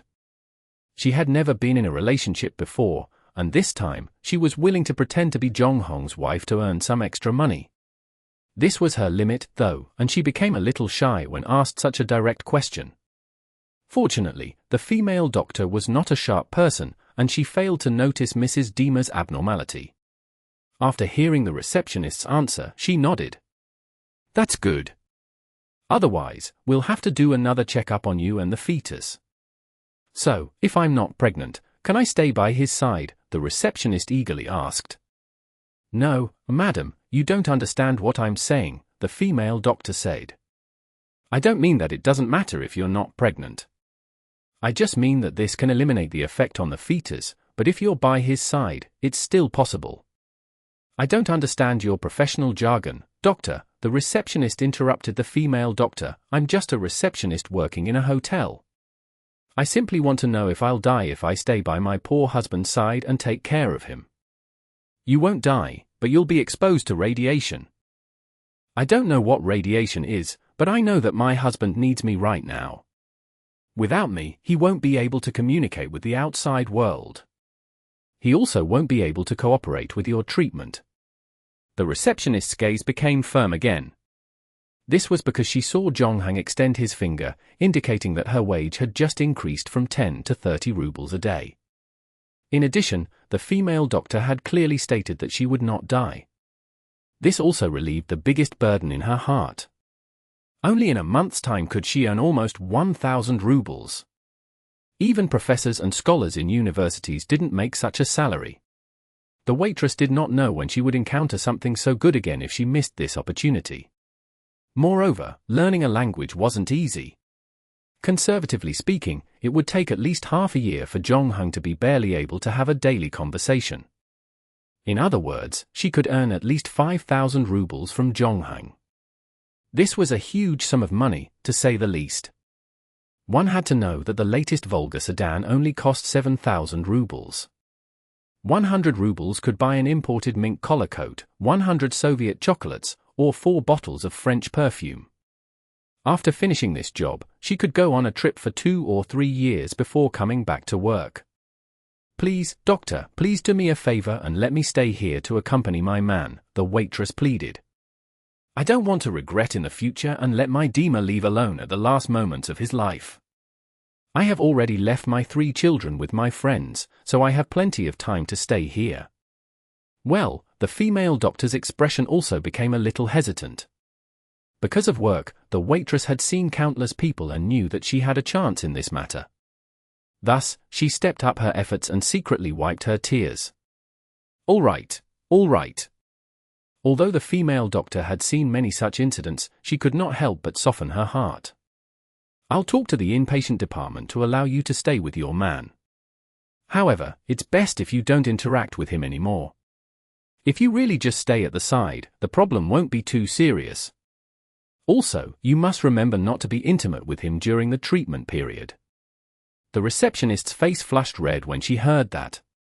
She subconsciously wanted to open her mouth to refute, but she quickly remembered the role she was currently playing. She could only swallow her words silently. Then, the female doctor called for a nurse to assist them with the admission procedure. She even emphasized that she wanted to give Jong-hung a separate room. Thus, Jong-hung became a patient at the Kiev People's Hospital, the start of his treatment journey. Chapter 1169. Deterioration and Subduction. In the ward of the Kiev People's Hospital, a young nurse with freckles on her face inserted an 4-line into Jong-hung's body. She then adjusted the curtains in the ward. After the nurse left, Jong-hung was finally able to get his diagnosis from the receptionist. Some of the medical terms were too professional, so she had no choice but to flip through the dictionary and try to figure out Jong-hung's condition. It took about 15 minutes before she managed to explain his condition to him. Unfortunately, the doctor was not here right now, and he did not know whether the result of the radiation sickness was good or bad. Furthermore, as his wife, the receptionist was unable to get any information from the female doctor about how long he could live, so Jong-hung could only receive treatment while he continued to observe his own body. Fortunately, unlike the other unlucky ones who had been exposed to radiation, he did not have to worry about cancer it would cause. For Jong-hung, as long as he could survive the current crisis, he would basically be out of danger. When the parallel dungeon was over, his body would return to its state before entering the parallel dungeon, and he would also be able to know the changes in his body at every stage. For the current situation, this could be considered good news. However, unlike the other patients, Jong-hung could not stay idle even if he was hospitalized. He still needed to use this time to learn Russian and Ukrainian. If he could solve the language problem in the parallel dungeon, then investigating when he returned to the official dungeon would be more convenient. Therefore, Jong-hung said to the waitress beside him, "Let's begin." "Okay, where do you want to start?" The receptionist straightened her back. She knew that she needed to present a service befitting the generous payment. "Okay. Let's start by teaching some words and sentences that can be used in a hospital setting. That way, if I have to go through some tests alone in the future, at least I'll know what the doctors are talking about." Jong-hung's body temperature was measured on the first day he was admitted to the hospital. At that time, it was 37.8 degrees, which meant he had a slight fever. 2 days later, his temperature rose to 38.9 degrees. The doctor performed a lumbar puncture on him, where samples of bone marrow were taken from his sternum and patella for analysis. On the 6th day, Jong-hung could feel some pain in his stomach, throat, and mouth. The mucous membranes had begun falling off, making it difficult for him to speak. It was also at this time that he began to suffer from insomnia and developed anorexia. However, when the doctor asked him if his mental condition had started to deteriorate and if he was feeling agitated and anxious, Jong-hung said no. This was probably one of the few benefits after losing his emotions. However, Jong-hung could indeed feel that it was becoming more and more difficult for him to speak. His eyelids had started to twitch involuntarily, and his body had started swelling. Even worse was his immune system that began to fail due to the reduction of granulocytes. On the 9th day, the hospital injected him with bone marrow cells donated by volunteers. Then, they moved him to a ward sterilized with ultraviolet rays. Jong-hung had no choice but to stop his language study. However, the receptionist sent an English-Russian dictionary to his ward after it was sterilized. Other than allowing him to continue studying, it also helped distract him from the pain. This was also the advice of the female doctor, but she thought that Jong-hung was using the dictionary to learn English. Therefore, for the rest of his life, Jong-hung would have to lie on a tall, curved hospital bed with a rib-shaped heating lamp on top to keep his body warm. All of his clothes were taken away by the nurses, and the pain that swept through his body would be with him almost all the time. Intravenous injection could improve his condition, but the only one which really worked was the nitrous oxide anesthetic. However, what surprised the female doctor was that the man in front of her seemed to have an extraordinarily high tolerance for pain. Under such circumstances, a normal person would have probably been screaming and begging the doctor to end his pain. However, Jong-hung, who was on the hospital bed, remained calm. To the female doctor, this was an unbelievable thing. Before this, she had come across a few patients with strong mental fortitude. Among them were public servants, professional soldiers, and even some people on the verge of death. Compared to normal patients, these people were indeed better at controlling their emotions and were able to endure higher levels of pain. Nonetheless, when the doctor looked at them, she could still clearly sense that they were in pain from their expressions and eyes. However, when she looked into Jong-hung's eyes, they were like the deepest ocean. Other than the huge shadow at the bottom of the ocean, she could not see anything else. Jong-hung did not even take the initiative to use nitrous oxide to relieve the pain. In fact, if not for the fact that his condition was deteriorating by the day, the female doctor would have suspected that the misfortune before him had happened to other people, and Jong-hung was just a bystander. The latter did not even give up on his study plan. The nurse taking care of him found a stand for him and placed the English-Russian dictionary on it. This way, he did not have to lift it with his own hands, and he could read it as long as he lay on the bed. Was that man unable to feel any pain whatsoever? The female doctor thought so. Of course, this thought was not accurate. To Jong-hung, he had indeed lost most of his emotions, but he had not lost his basic sense of his body. Therefore, the pain in his body was now being transmitted to his brain. However, Jong-hung's long periods of training had finally come in handy. Through Xiao Shan's heart flow mantra, he was able to lower his consciousness and gradually reach a state of oblivion, shielding himself from the painful feelings to maintain his inner peace. Therefore, in a sense, the female doctor's feelings were not wrong. Jong-hung was indeed like a bystander, but when he deliberately sank his consciousness, he was surprised to see something else. It was a familiar cold and sticky feeling. A vast and blurry shadow lay in a huge underwater palace. The palace was several times bigger than the one he saw on the island, making the latter look like a toy. Jong-hung could not see the face of the thing in the palace, only able to see countless tentacles wrapping themselves around the stone pillars. It was a strange and strong instinct to know that the thing was sleeping without even getting close. What was even stranger was that after Jong-hung died, he realized that he knew the thing. It kept calling Jong-hung's name in its sleep like calling out to a child that had left home. However, Jong-hung's footsteps eventually stopped outside the palace door.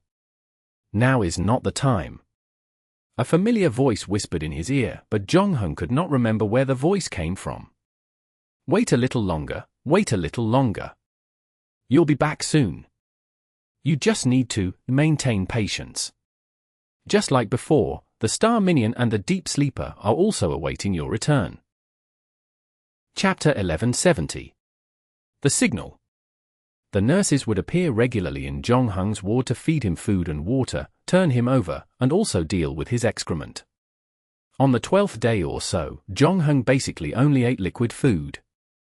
Because he was suffering from an intestinal syndrome, his abdomen constantly growled, and the sound of fluid flowing could be heard in the cecum area. In addition, the mucous membrane in his mouth had fallen off, making it impossible for him to swallow solid food. He could only survive by eating some rice paste that had been boiled and injected with nutrient solution. Even so, on the 14th day, he still began to have blood in his stool. It was filled with mucus and blood, and he also began to lose a large amount of hair. The female doctor had already declined other house calls and focused all her efforts on Jong-hung. She spent most of the day in the ward, watching Jong-hung's progress through the glass window and making treatment plans accordingly. In order to stimulate the growth of Jong-hung's bone marrow cells, the doctor injected him with the newly developed bone marrow cells. However, just as the doctor had said when he first entered the parallel dungeon, current human medicine had no effective treatment for radiation because the damage was on a molecular level. All the hospitals and doctors could do was prolong the patient's life as long as possible and treat all kinds of complications as best they could. At the end of the day, all they could do was pray that the human body's powerful self-repair ability would help the patient overcome the crisis. On the 20th day, the doctor wore a protective suit and entered the sterile ward to closely observe his condition. When she entered the ward, she found the latter lying on the bed with his eyes wide open. He did not move at all and looked like a corpse. Shocked, the doctor quickly turned to look at the equipment beside her and saw that Jong-Hung's electrocardiogram was still normal.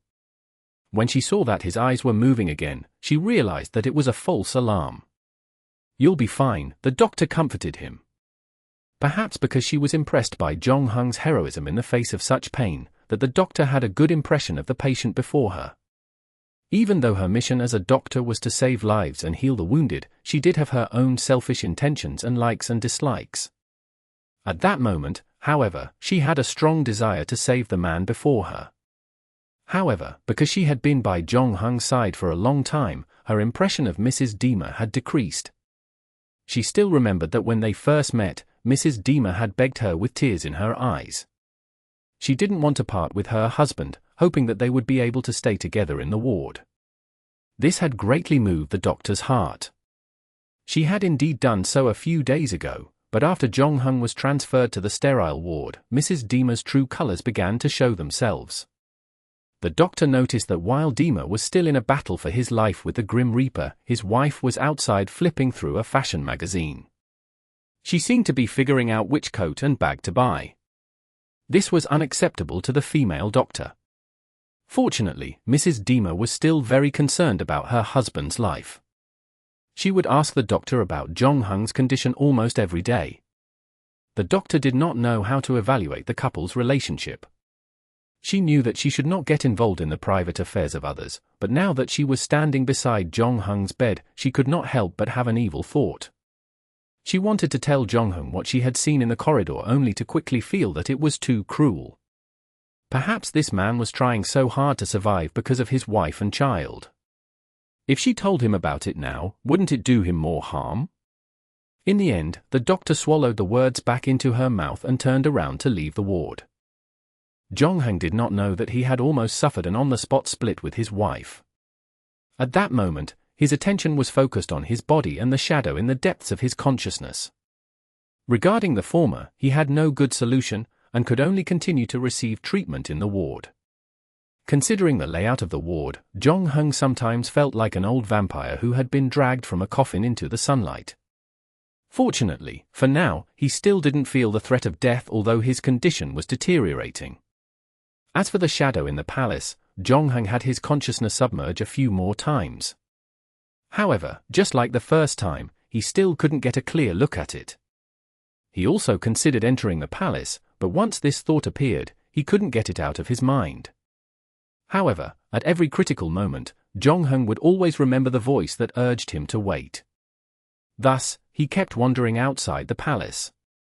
30 days had passed since Jong-Hung was admitted to the hospital. He had also been suffering from his illness for a whole month. He had lost a lot of weight because he could not eat and had to be injected with nutrient fluids. Now, he weighed less than 90 kilograms and looked like a skeleton. Other than that, his liver, kidneys, and other organs had also suffered some problems. Fortunately, he managed to survive. That being said, no one knew if this strong man would be able to survive the next phase. Even the waitress who played his wife felt a sense of despair. Watching Jong-Hung's health deteriorate, she felt that she might not be able to get her future salary and that she was getting further and further away from her dream of traveling. Perhaps the only good news was that the money she earned so far was enough to buy an imported coat. However, from the 34th day, Jong-Hung could start feeling his body showing signs of improvement. This change was so subtle that even the female doctor who had been scrutinizing his condition didn't notice it. However, with Jong-Hung's current control over his body, he could instantly feel the change. And from that moment on, Jong-Hung heaved a sigh of relief, because he knew that he had already survived the most difficult hurdle. After another week, the doctor finally noticed that Jong-hung's condition was improving. This surprised and delighted her. Before this, she had been worried that he might not hold on, but reality proved that the man before her was stronger than she had imagined. This was akin to a signal that Jong-hung's body, which had been passive all this time, was finally starting to blow the counterattack horn. In the following days, Jong-hung started to recover rapidly. By the 49th day, he could already get out of bed and attempt walking by leaning against the wall. For days later, he started on some solid food, enabling his body to absorb more energy. As his stomach adapted, Jong-hung started on his road to recovery. He healed at an incredible rate. On the 56th day, Jong-hung moved out of the sterile ward. After another week, he even started to lift some dumbbells to recover his muscles. Chapter 1171. Discharge. 72 days had passed since Jong-hung's admission to the hospital. The female doctor flipped through the test report in her hands, still unable to believe the numbers on it. Although there were still some variances between the numbers and ordinary people, this was because Jong-hung's body had been bombarded by nuclear radiation, one that would permanently leave traces on his body. Other than that, there were other changes that required more time to observe. However, for the time being, even with the most cautious scientific attitude, the female doctor had to admit that Jong-hung was recovering very well. Most of his vitals had returned to normal, and his bodily functions were improving every day. As of now, he had already reached the stage where he was eligible to be discharged. The female doctor nodded at Mr. and Mrs. Dima. Congratulations, you can now go through the discharge procedures. However, it's best you come here once every 6 months for a checkup. We still have a lot of things that we haven't studied clearly about radiation sickness. It might just flare up in the future, so we can't let our guard down just yet. As the female doctor spoke, she glanced at Mrs. Dima. The latter's face was filled with surprise. If it wasn't for the series of things she had done after Dima was admitted into the sterile ward, the female doctor would have been shocked. Now, she really looked like an excited wife, thankful for her husband's safe discharge from the hospital. However, for a person like the female doctor who knew the inside story, she somehow felt uncomfortable when she saw the joy on the receptionist's face. The receptionist didn't know that she had been blacklisted by the female doctor. At the moment, she was in high spirits. Since Jong-hung was still alive, it meant that the agreement between the two of them was still valid and her job as a translator and language teacher could continue. She was not worried that Jong-hung would ditch her after she lent him the dictionary, because even if he understood Russian through self-study, he wouldn't be able to open his mouth. In the end, it was up to her to teach him spoken English. Therefore, the receptionist continued to play the role of a good wife and thanked the female doctor profusely. "You don't have to thank me. There's not much I can do. It was your man who defeated the god of death with his strong willpower and amazing physical fitness," the female doctor said lightly. "I hope you can love your man as much as he loves you." The receptionist was a little confused by the doctor's last sentence, but then she did not intend to explain herself. She turned around and walked out of the ward until Jong-hung was discharged. She didn't tell Jong-hung about what she saw in the corridor. Perhaps being a doctor, she had gotten used to white lies, but she didn't know if what she was doing was the right thing.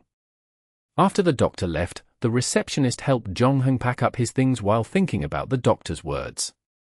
What did she mean by loving him as much as her man loved her? Wasn't their relationship purely financial? Since when did Jong-hung show his love for her? In order to confirm this question, the receptionist turned to look at Jong-hung, only to find that his expressions remained the same as usual. Could it be that when he was in the sterile ward, Jong-hung felt that he would die, and he told the doctor about his feelings for her, no holds barred? But that didn't make sense. When she was admitted to the hospital, she had already told the female doctor that her man was mute to solve the problem of Jong-hung being unable to speak. The receptionist couldn't figure it out, no matter how much she thought about it.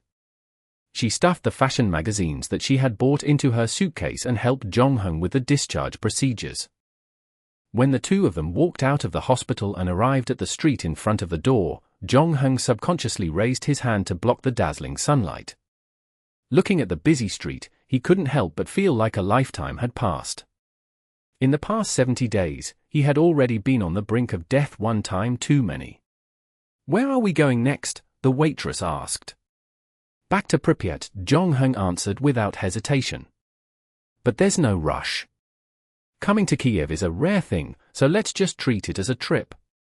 Let's go around the city first. By the way, do you know where Kiev's biggest shopping mall is? I saw you reading that coat in the magazine." "Oh, I haven't decided if I should buy it or not," the waitress said with some hesitation. "I really like its color and style, but in terms of price, it's still a little too expensive." Although the waitress had already earned her first pot of gold from Jong-hung, enough to buy the coat, and that the latter had been discharged from the hospital successfully, which meant a steady stream of income, she was still considered to have become rich overnight and hadn't changed her mind about spending. "It's okay. I'll give you a ride," Jong-hung said. "Consider it a reward for your recent performance at the hospital." Actually, the main reason was that Jong-hung's medical treatment and the receptionist's salary had already depleted most of the money he had previously earned. Jong-hung planned to find a few more wealthy customers at the mall and borrow their wallets for a while. The fee for the latter part of the trip would cost a lot, after all, so he had better be prepared. "Really?" The receptionist was elated. No matter the time, the things she bought with her own money would definitely not be as good as others bought with theirs. Since Jong-hung was willing to pay, of course, she would not worry about the price anymore. Hearing that, she immediately hugged Jong-hung's arm happily. The next afternoon, the two returned to Pripyat by train. With the help of the receptionist, Jong-hung chose a smallish but well-furnished apartment. It would be his place of residence for the next 4 years. After that, he started to learn a foreign language from the receptionist. Jong-hung first learned Russian. Since Russian was the official Soviet language, he could communicate with people wherever he went. Thus, he spent about half a year focusing on learning the language. In the past half year, he lived and ate with the waitress, and he had managed to practice his Russian to a level where he could communicate with others fluently. The waitress had helped him correct some of his intonation problems, making his pronunciation sound more standard, almost on par with the Russians. Coupled with his skin color, Jong-hung was finally able to perfectly blend into this parallel dungeon. This also allowed him to proceed with the next step of his plan. "What? You're really going to work at the nuclear power plant?" The receptionist was shocked when she heard someone's next step. "Yes, I want to truly understand Chernobyl. Not only from the future news or interviews with the parties involved, but I also want to fully understand the design and operation of the plant," Jong-hung said in a tone the receptionist could not understand. Chapter 1172. Interview. Jong-hung was no stranger to Administration Building No. 1 of the nuclear power plant. This was because 9 months ago, he, Coconut, and the others had a friendly conversation with the plant manager, Bruhanov, and the chief engineer, Fomin, in the underground bunker of this building. Now, Jong-hung was here again. Wearing a suit, leather shoes, and slicked back hair, he followed the receptionist to the small conference room on the 4th floor. There were already many people dressed like him sitting in the corridor. Jong-hung found the corresponding seats according to his number. From the arrangement, it could be seen that there were 4 people in front of him and 3 people behind.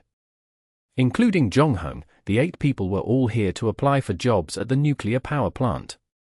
Each wore different expressions, some were nervous, some shook their legs, some closed their eyes to rest, and some were constantly wiping their sweat. Jong-hung seemed to be the most relaxed of the 8.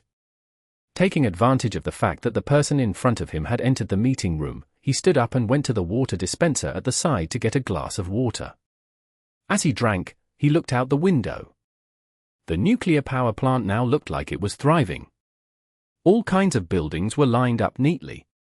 The 3 reactors built one after another were in good condition, providing a steady stream of electricity to Ukraine. Also, the construction of reactor number 4, which would cause a disaster in the future, was about to be completed. This was also the reason the Chernobyl nuclear power plant had to start absorbing new blood. Of course, the new recruits would not immediately be in charge of the operation of the new reactor. Instead, they would first go to other reactors to practice and accumulate work experience. Zhongheng finished his glass of water, took another glass, and returned to his seat. He handed it to the man beside him, who looked rather nervous. He had already begun biting his fingernails. The man thanked him and hastily took the glass. "How shall I address you?" Zhongheng stretched out a hand. "Yevgeny." The man also stretched out his hand, but halfway through, he realized that he was still holding the glass in his hand, so he stretched out his other hand and shook Zhongheng's hand in an awkward position. "I used to work at the Beloyarsk nuclear power station. I'm Ivan. I'm from the Zaporizhzhia Thermal Power Station No. 1, Zhongheng introduced. Hearing Zhongheng's words, the man seemed to heave a sigh of relief, and the tension on his face lessened significantly. Zhongheng knew why Yevgeny would relax. The 8 people sitting in the corridor were technically competitors. They were competing for 4 jobs, and the passing rate was exactly 50-50. It would be considered high in the future, but there was still no such situation where hundreds of people were competing for one job. The recruitment process for nuclear power plants usually followed the model of recommendation.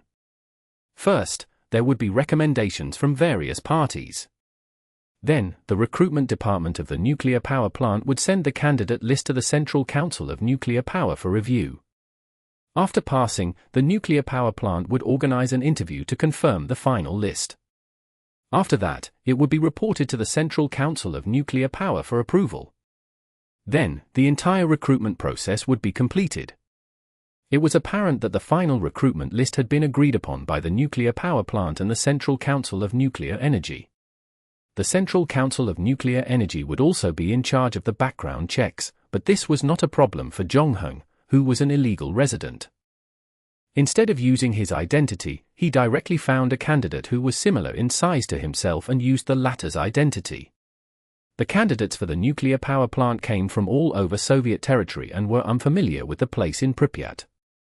There was no fingerprint collection system back in that day, so it was only a resume and a photo when submitted. Something like that would be quite easy to be forged. As long as the photo confirmed that there was no one who had seen him recently among the interviews at the nuclear power station, Zhongheng would be able to deal with them with his level 2 makeup skill.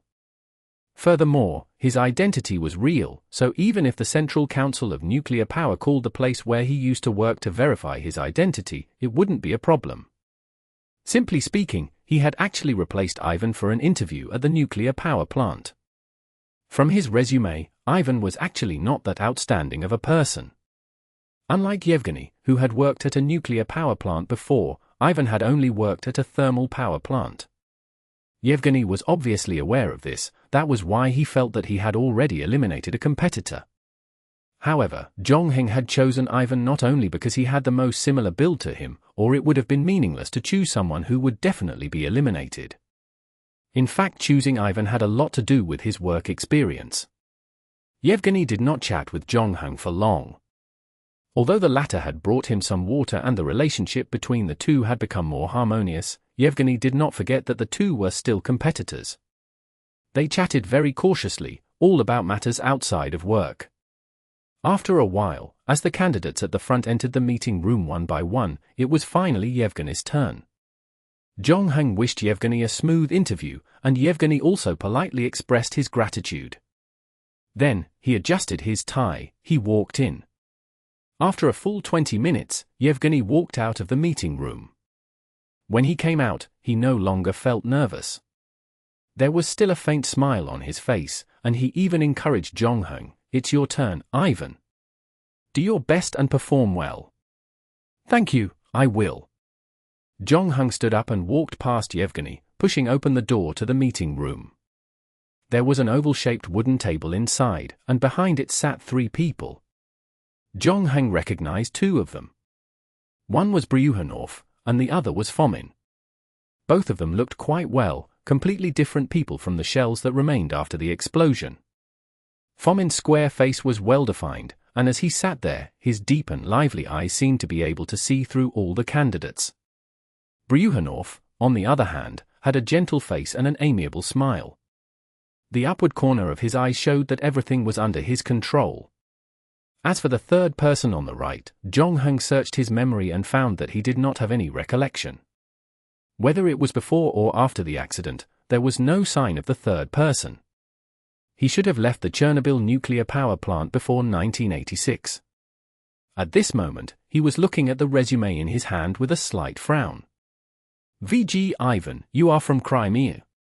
You are 25 years old this year. That's right. Previously, you worked as a steam turbine engineer at Zaporizhzhia Thermal Power Plant No. 1. Yes. Jong-heng nodded. Then why do you want to work at the Chernobyl? Because everyone says that thermal power represents the past and the present, and nuclear power, a clean energy source, represents the future. I want to embrace the future, Jong-heng answered smoothly.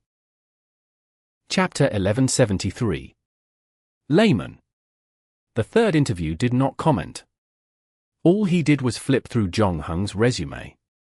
I admire your courage to try new things, but I noticed that you have no previous experience working in a nuclear power plant. This is a whole new field for you. I can learn, Jong-heng replied. My learning ability is very strong. I know, I don't doubt that. I can tell from your resume that you've been promoted from assistant engineer to full-time engineer within a short period of time after graduation. You're very suitable for the job at the thermal power plant, so my suggestion is that you continue to stay there. To be honest, the salary we offer is not much higher than what you get at the thermal power plant. There's no need for you to give up what you're familiar with and start from scratch. Jong-heng didn't really care much about the salary, but in order to play the role of the candidate, he did learn a bit of it. The third interview wasn't targeting him, it was simply that the salary at the nuclear power plant was indeed not much higher than that at the thermal power plant. However, if there was a choice, there were still many people who were willing to jump to work at the nuclear power plant. This was mainly because under the Soviet Union's vigorous promotion of nuclear power generation, the status of nuclear power plants was higher than thermal power plants, and it would be easier for them to be promoted in the future. Of course, this only applied to the management, but for the people below, working at a nuclear power plant would also be more prestigious and respected than working at a thermal power plant. Furthermore, the construction of nuclear power plants had been in full swing, and there was a huge demand for talents. Their chances of being promoted would also be greater. However, this matter could not be brought to the surface. That was why Jong-heng's answer to embrace the future was given. However, it was obviously not the first time the third interview had heard such an answer, and thus, he tried his best to persuade Jong-heng to give up on the idea. Jong-heng fell silent upon hearing that. As if worried that Jong-heng did not understand, the third interviewer simply made it clear, the job of a nuclear power plant is not easy. I know how the public propagandizes it, peaceful atoms, clean energy, but in reality, the atoms in the reactor are not peaceful. We need experienced engineers to deal with all kinds of situations to prevent the worst from happening. Jong-heng remained silent, but on the other side, Fomin spoke first. He coughed twice and then said in his pleasant baritone voice, Oleg, I think you're making a big deal out of nothing.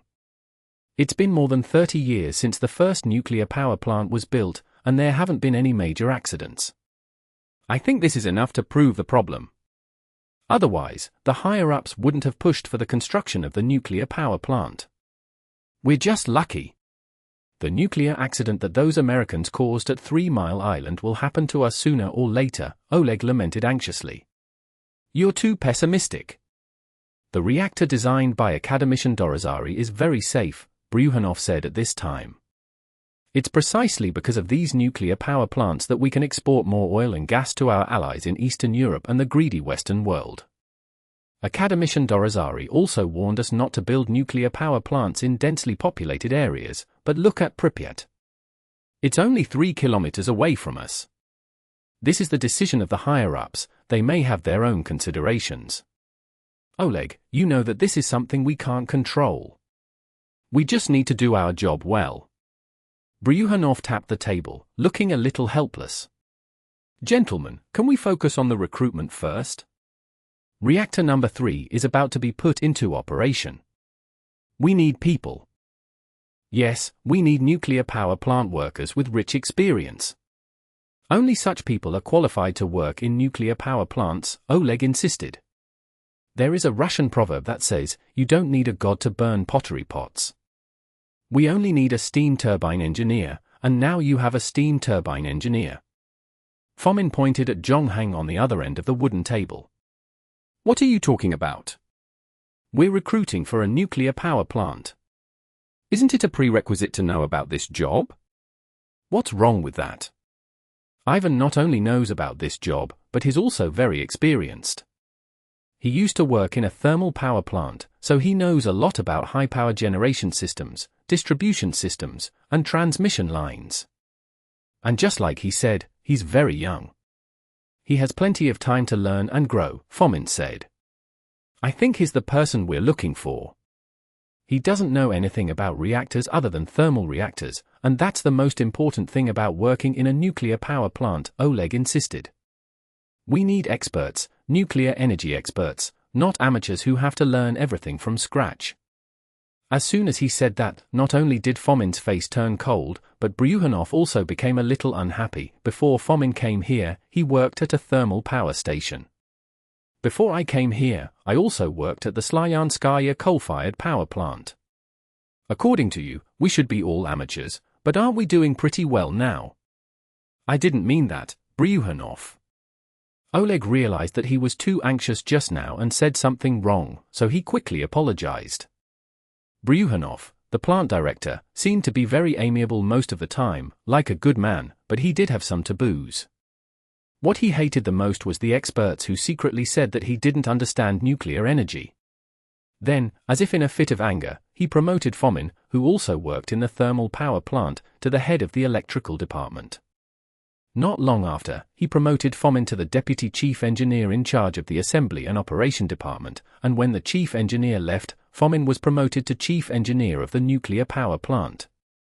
Although the energy department clearly opposed the appointment and preferred another candidate who had worked at the nuclear power plant, Bryukhanov then used his political connections. The Ukrainian side came forward and said that Fomin was the leader they really needed. He was tough, had extremely high standards for work, and was more suitable for Chernobyl than the other candidate. In the end, Moscow gave in, the Central Council of Nuclear Energy approved the appointment, and Bryukhanov also got his right-hand man. I respect your professionalism, Oleg. I can understand your concern about safety. Bryukhanov softened his tone, but we need to consider all aspects when recruiting people. It's good to understand nuclear energy, but that doesn't mean that other aspects aren't important. Besides, compared to skill proficiency, I think work attitude is more important. If a person's attitude isn't correct, then no matter how good his work ability is, it's useless. Do you think I'm right? That's true, but... There are no buts, Bryukhanov interrupted Oleg with a wave of his hand and turned to Zhongheng. Ivan, how's your work attitude? If I can get into the nuclear power plant, I'll definitely study hard and never slack off, Zhongheng said. Very good, Bryukhanov said with satisfaction, that's the attitude you need. Next, Fomin will ask you a few professional questions to test you. You have to answer them properly, but don't be nervous. Fomin's questions are all related to your previous work. Chapter 1174. Entry.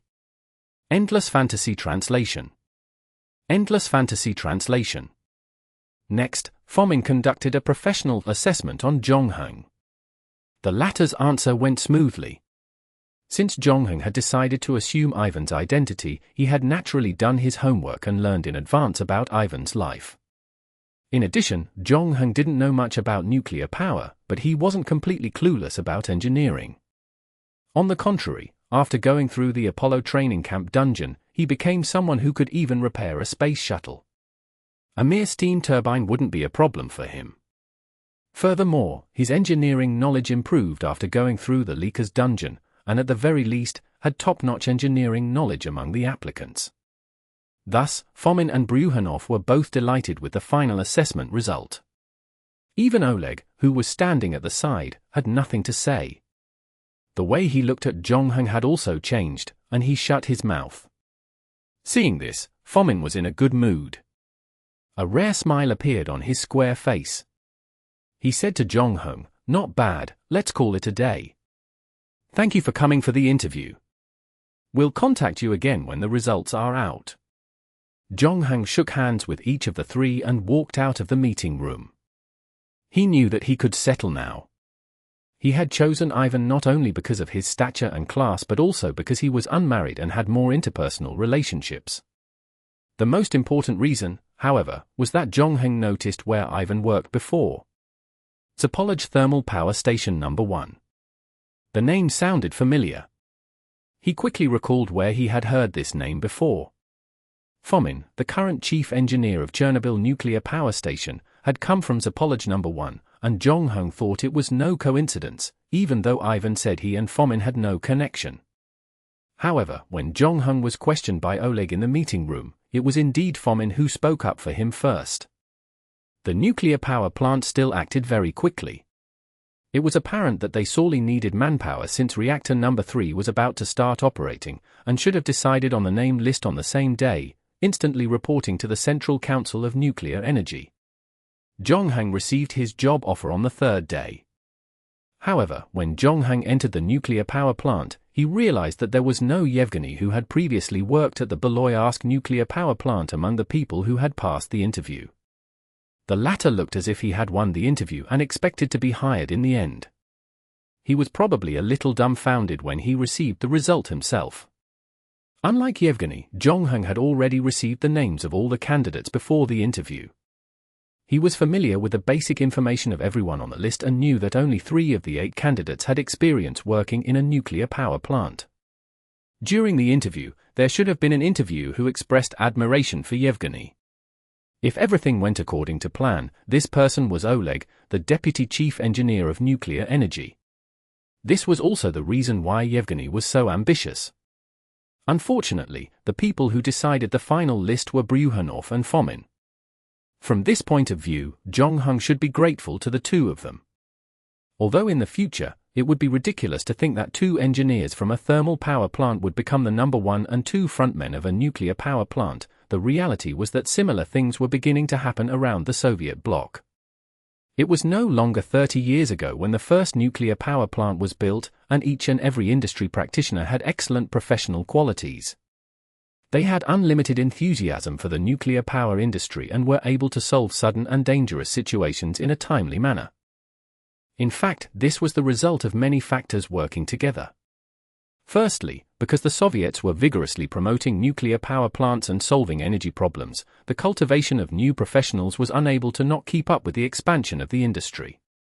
Secondly, the reputation and chance of career advancement when one entered a nuclear power plant attracted increasing numbers of outsiders into the industry. Thirdly, and most importantly, the Soviets hadn't had any major atomic accidents in the past 30 years, and some minor problems had been deliberately downplayed by the higher-ups, causing confidence in nuclear energy safety to swell to an unprecedented level. Although the recent accident at the 3 Mile Island nuclear power plant in Pennsylvania alarmed some, the president of the Soviet Science Academy included, who had previously emphasized that nuclear power plants were safe enough, at a conference a year before the Chernobyl accident, he said with a worried expression, "Comrades, we should thank fate because it has been kind enough to us. Because the same thing in Pennsylvania hasn't happened to us yet." Yes, I am serious. It wasn't difficult to see the huge change in his attitude from the beginning to the end. However, the accident happened in the distant United States, and most people still had a hard time empathizing with it. As a result, the nerves of the whole industry became more and more relaxed, and industry practitioners gradually lost their sense of danger. Jonghang could also feel this more clearly after entering the nuclear power plant. People like Bryukhanov and Fomin, for instance, started to hold high positions. They treated the nuclear power plant like a piece of cake, cultivating their own trusted aides while pushing away the true experts. But to be fair, Fomin treated Jonghang quite well. On the first day of his appointment, Fomin came to visit him and chatted with him about the situation at the thermal power plant. At the same time, he warmly expressed that he could come to see him if he needed anything. Having braved through so many storms, Jonghang naturally knew what Fomin's real purpose was. Fomin was inspecting this batch of new recruits to see who valued being nurtured and recruited under his command. Jong-hung was also a skilled man, unlike Fomin, a member of Sapporo's No. 1 thermal power plant. Naturally, Fomin would favor him more. In addition, during the interview, Fomin had stood up for him, perhaps causing him to be labeled in the eyes of others as a part of Fomin's faction. Jong-hung himself didn't mind. Faction battles were the eternal theme of humanity. As long as more than 3 people were in a group, society would instinctively start forming factions. There were still for years before Fomin's imprisonment, so he did not worry about any negative consequences. With Fomin protecting him, it would be easier for him to get things done at the nuclear power plant. During their previous meeting, Jong-hung had expressed to Fomin that he lacked basic knowledge in the field of nuclear energy. If there was a chance to further his studies in the future, he hoped that Fomin would consider his wish. Fomin seemed slightly surprised, not expecting Jong-hung to be bold, but this did not trigger his angst. After all, it was customary for young people to be ambitious. Knowing what Jong-hung wanted would also make it easier for him to control the other party. Fomin, however, disagreed immediately. He only said that he would consider it. He did not want to be too nice to Jong-hung and would only give him whatever he decided. This would only increase Jong-hung's appetite. Therefore, his plan was to delay it for a short while. After that, he would wait for Jong-hung to get anxious, then he would send him to attend the next training session. This way, not only would he be doing Jong-hung a favor, but he was sending a clear message that Jong-hung could not live without him. Chapter 1175. Safety Tests and Accident Cause. Fomin calculated well. A training session was going on right now, but it wasn't aimed at a newcomer like Jong-hung. Rather, it was for the older workers who had been at the power plant for some time, equivalent to a refresher course. Those who were on the list were more likely to be promoted after the training ended. Fomin did not greet the chief engineer of Jong-hung's department, but when he received the list, he realized that Ivan's name was also on it. Shocked, Fomin didn't know if he should laugh or cry when he saw that. He had thought that Jong-hung wouldn't mention this, but he went straight to the head of the department, and he pulled the wool over Jong-hung's eyes. Many people already knew that he had spoken up for Jong-hung during the interview and spoke to Jong-hung in private afterward. Fomin initially wanted to show his approachable side and win over the people's hearts, but he didn't expect to be used by Jong-hung instead. Furthermore, the latter didn't even say anything about it, only hinting that the head of the department had added his name. After all, as the chief engineer of the nuclear power plant operation department, no department wanted to offend him. Even those who didn't like him usually avoided clashing with him over something so trivial. It was just a training spot, and no one even came to him to ask for credit. This was also why Fomin did not know that Jong-hung was on the list until he received it. However, the list still needed his approval in the end.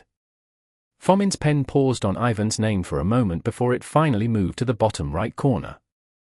He wrote the word "agreed" and left his signature. Even though Fomin was slightly unhappy with Jong-hung's decision, his intention to recruit him had not changed. Not greeting Jong-hung was one thing, but taking the initiative to cross out his name was another. Doing that would have completely shunned Jong-hung to the opposite side. Thus, Fomin finally pinched his nose and accepted the matter. Reality proved that Jong-hung, who had been baptized by the pirates in the Black Sail quest, could easily handle the factional struggles of a mere nuclear power station. Even if there were 10 Fomin, they wouldn't be a match for him. In less than a year and a half, Jong-hung had already figured out all the relevant physics, reactor design, and principles, and even all the equipment and circuits of the entire nuclear power plant. Furthermore, in his second year at Chernobyl, he received a safety test proposal designed by Fomin and even witnessed the failure of the first safety test. During the day, he worked at a nuclear power plant. At night, when he returned to his residence, he would continue to learn Russian and Ukrainian from the receptionist. In addition, Jong-hung also took the time to go to the hospital in Kiev for 2 checkups. Probably because he was young and strong enough, that his body seemed to be recovering quite well. No malignant tumors were also detected, at least for now. After Jong-hung practiced his Ukrainian language to a level where he could normally communicate, his language proficiency skill, which had been quiet all this time, was finally upgraded from level 2 to level 3. At this point, including his mother tongue, Zhongheng had reached a level where he could communicate in 11 languages daily. Furthermore, this parallel dungeon had also allowed him to gain another skill in nuclear engineering, which was now at level 2. Of course, Zhongheng's biggest gain was still understanding the flaws in Fomin's safety experiment and reactor design. It had to be admitted that compared to pressurized water reactors used by most countries, the RMBK had a natural flaw from the inception of its design. It compromised a part of its safety in exchange for faster construction and lower operating costs. It could be recharged without stopping the reactor and was also able to produce military-grade plutonium. In the people's eyes at that time, if there was any flaw in the RMBK reactor, it would have to be its slightly more radioactive emissions, and it was not as clean as the VVER-type pressurized water reactor. However, the more serious problem was the design of the control rod. Previously, Dyatlov had said that control rods were used to regulate the nuclear fission reaction because the boron it was made up of could absorb neutrons and thus reduce the reactor's power. However, the problem was that there was still a tiny graphite section at the bottom of the control rod. The graphite acted as a neutron moderator, which was the opposite of boron. This element was used to slow down fast neutrons to increase the reactor's power. Of course, the previous designers did not design this so that reactor operators would be caught by surprise by the reversal. The graphite at the bottom also had a role, because graphite could significantly slow down neutrons. It could also appropriately use reduced purity uranium fuel, thus saving costs. This wasn't a problem from an economic standpoint, but the low-enriched uranium fuel would react unstably, especially when the reactor was operating at low power. At that time, the graphite at the bottom of the control rod could play a role. It would allow the reactor to be better controlled. However, this design brought with it a potential risk. When the control rod was removed entirely from the reactor and then reinserted quickly, the graphite would first come into contact with the reactor core instead of boron. At that time, not only would the reaction power not decrease, but it would increase exponentially, even though just for a brief moment. What surprised Zhongheng was that according to the information he had gathered, before the accident at the Chernobyl nuclear power plant, other nuclear power plants had already discovered the problem of the power suddenly rising before decreasing when control rods were reinserted into the reactor. Although reports had been made to the relevant authorities, it was probably because no accidents had happened yet that it was not taken seriously. On the other hand, it had to be acknowledged that the designers of the RMBK reactor had also made a lot of efforts to ensure its safety. The safety manual, for instance, clearly stated that during any given moment of the reactor's operation, at least 28 to 30 control rods had to be inserted. In addition, the reactor was equipped with an emergency core cooling system. When the void coefficient in the reactor increased, the water tank of the emergency core cooling system would immediately open and inject water into the reactor. However, in order to prevent the cool water from entering the high-temperature reactor and causing heat shock, Fomin disconnected the device, which could save lives at critical moments, through the multiple force circulation circuits during the experiment. After seeing Fomin's first failed experiment, Zhongheng was almost certain that the people in the central control room did not follow the safety manual as they had previously said. The situation on the night of the explosion was also much more complicated than the first experiment because the safety test did not go according to plan. Previously, the reactor had been operating at low power for quite some time and had fallen into the iodine pit. In order to climb out of the iodine pit, the operator pulled out too many control rods, eventually causing the reactor power to rise rapidly. The people in the central control room could only hurriedly insert all the control rods back into the reactor's core. They wanted to suppress the fission reaction, but because the safety system was cut off, it could not take effect immediately. They did not expect that the design flaw of the reactor would eventually lead to the entire nuclear power plant declaring a GG. Chapter 1176. White Mare. Endless Fantasy Translation. Endless Fantasy Translation. Zhongheng changed his clothes, got off work from the power plant, and returned to his residence. When he opened the door, he saw that the receptionist was busy killing some fish, preparing to make a squirrel mandarin dish. She had learned this dish from Zhongheng. Of course, there was no mandarin fish in Ukraine, so she could only replace it with other fish caught in the Pripyat River. "How was work today?" the receptionist asked Jonghang in Ukrainian while scraping the fish scales. "Well, it's still the same." Jonghang placed the paper bag in his hand on the table. "The pickles and jam you wanted. I got them for you on my way home from work." "That's great." Just in time, the receptionist chirped happily. When Jonghang bought the pickled cucumber, he unexpectedly gained another 2 points. Up until now, he had already gained 192 points in the parallel dungeon, and the skills that needed to be upgraded were almost all upgraded. As for the Chernobyl accident, even though Jonghang was not in the central control room at the time, with the conversation he had with the person involved, he could basically reconstruct the events of that night. However, the strange thing was that there was still no movement from the main storyline mission. During this period, none of the system notifications Jonghang received had anything to do with finding the key person for the main mission. It was as if the system had completely forgotten about it. "Are you resting tomorrow?" The receptionist poked her head out from the kitchen. "Can you drive me to my grandmother's house? They live in the countryside, so it's quite a distance from here." "Okay," Jonghang said. He had almost finished investigating the reactor, so there was nothing else he could do for the time being. Jonghang didn't mind being the receptionist chauffeur, and he thought of it as a way to relax in the countryside. At the same time, he also thanked the waitress for her hard work throughout this time. The following day, the two of them woke up early. After breakfast, Jonghang drove the second-hand Lada to meet the grandparents of the pretty receptionist. In fact, this area had been inhabited long before constructing the nuclear power plant in Pripyat.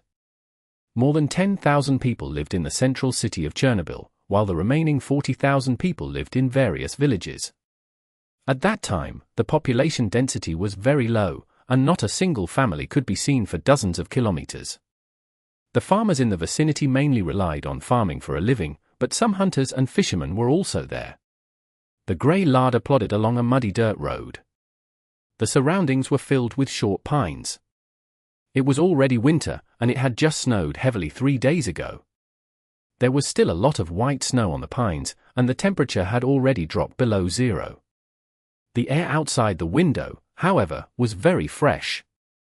Unlike the town, everything here was still natural and primitive. The forest was filled with mud and moss, and Jonghang could see small animals foraging for food from time to time. Along the way, he saw 2 wild deer. They didn't need to hibernate. By autumn, they had shed their thin coverings and changed into long coats of thick fur. In addition, they had accumulated enough fat under their skin to help them withstand the cold and harsh winter. Typically, these wild deer would hide in the depths of the forest, but perhaps the heavy snowfall made them bolder, causing them to run to the edge of the forest. Jonghang got out of the car and washed his face with cold water when they passed a small stream. When he looked up, he saw that a mare had appeared across the creek. Its fur was snow-white, without a trace of impurities. Its slender body and strong muscles were filled with power and elegance. If not for the lack of sharp horns on its head, it could have easily passed off as a unicorn from the legends. The beautiful beast was standing quietly by the river, looking at Jonghang. When the latter was about to stand up, the white mare raised its hooves and turned to run into the forest. "Did you see it?" Jonghang walked back to the car and asked the receptionist in the passenger seat. The latter was confused. "What did you see?" "That white horse. It was standing by the river just now." "Oh, I'm sorry. Maybe I woke up too early this morning, so I'm still a little sleepy." The receptionist yawned. "I think I took a nap just now, but I didn't see anything." "Is it a white horse?" "It's probably from a nearby village." "It doesn't look like one." "It should be a wild horse," Jonghang said. "A wild horse? That's impossible. I grew up here, and since I was a kid, I've never seen any wild horses around here." The receptionist shook her head. "Perhaps you were mistaken." "It's possible." Jonghang didn't bother to differentiate. He sat back in the driver's seat, started the car, and drove past the stream in front of him. When he washed his face, Jonghang took a look around. The water level here was very shallow, so he didn't have to worry about it flooding the intakes. After crossing the river, Zhongheng even took a look at the spot where the white mare had stood earlier. In the end, he realized that there were no hoofprints there. It was as if the previous scene had never happened before. The white mare had appeared and disappeared without a trace like a ghost. Around 10:30 a.m., Zhongheng and the receptionist arrived at their destination. The latter's grandfather, grandmother, sister, and brother-in-law warmly welcomed them. At noon, they were served red cabbage soup and pork sausages. After lunch, the receptionist's brother-in-law proposed to go hunting in the forest. "We can hunt rabbits and wild deer. That way, we can have barbecued meat for dinner," the receptionist's brother-in-law said. "By the way, Ivan, do you know how to use a gun?" "What were you thinking?" Svetlana said that Ivan works in a nuclear power plant and is cultured, but it doesn't matter. You can teach him when the time comes.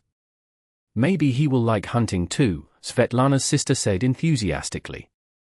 "We have to find a shotgun for Ivan." "I remember my grandfather has a double-barrel shotgun," the receptionist said. "That was the gun my father gave me. I used this in World War II fighting Germans. But about 6 years ago, I wasn't in such good health, and when I was repairing the roof, I stepped on a piece of broken wood and fell down, breaking my leg.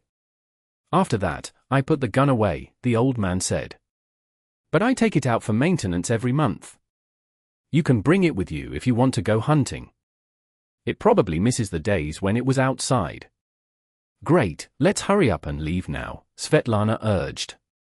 When they returned to the place where she had lived in the countryside, the receptionist was also very excited. She had long abandoned the reserved atmosphere in the city and wanted to run out for some wild hooliganism right away. Chapter 1177. Hunting. "Over here. Come quickly, I found a rabbit hole," Svetlana shouted excitedly. "My sister and I will smoke it out. You guys take aim and shoot." However, after the waitress lit the cigarette, the rabbit did not come out. Then, just as she was feeling disappointed, she heard Zhongheng say, 3 o'clock, under that tree. "I see it." Svetlana's brother-in-law was also a frequent hunter in the forest, so he immediately saw the target. When a rabbit dug a hole, it typically wouldn't only leave one exit. This was also the origin of the saying, "A cunning rabbit has 3 burrows." The fire that the receptionist and her sister lit finally worked, and it smoked the rabbit out of another hole. Her brother-in-law immediately raised the shotgun in his hand.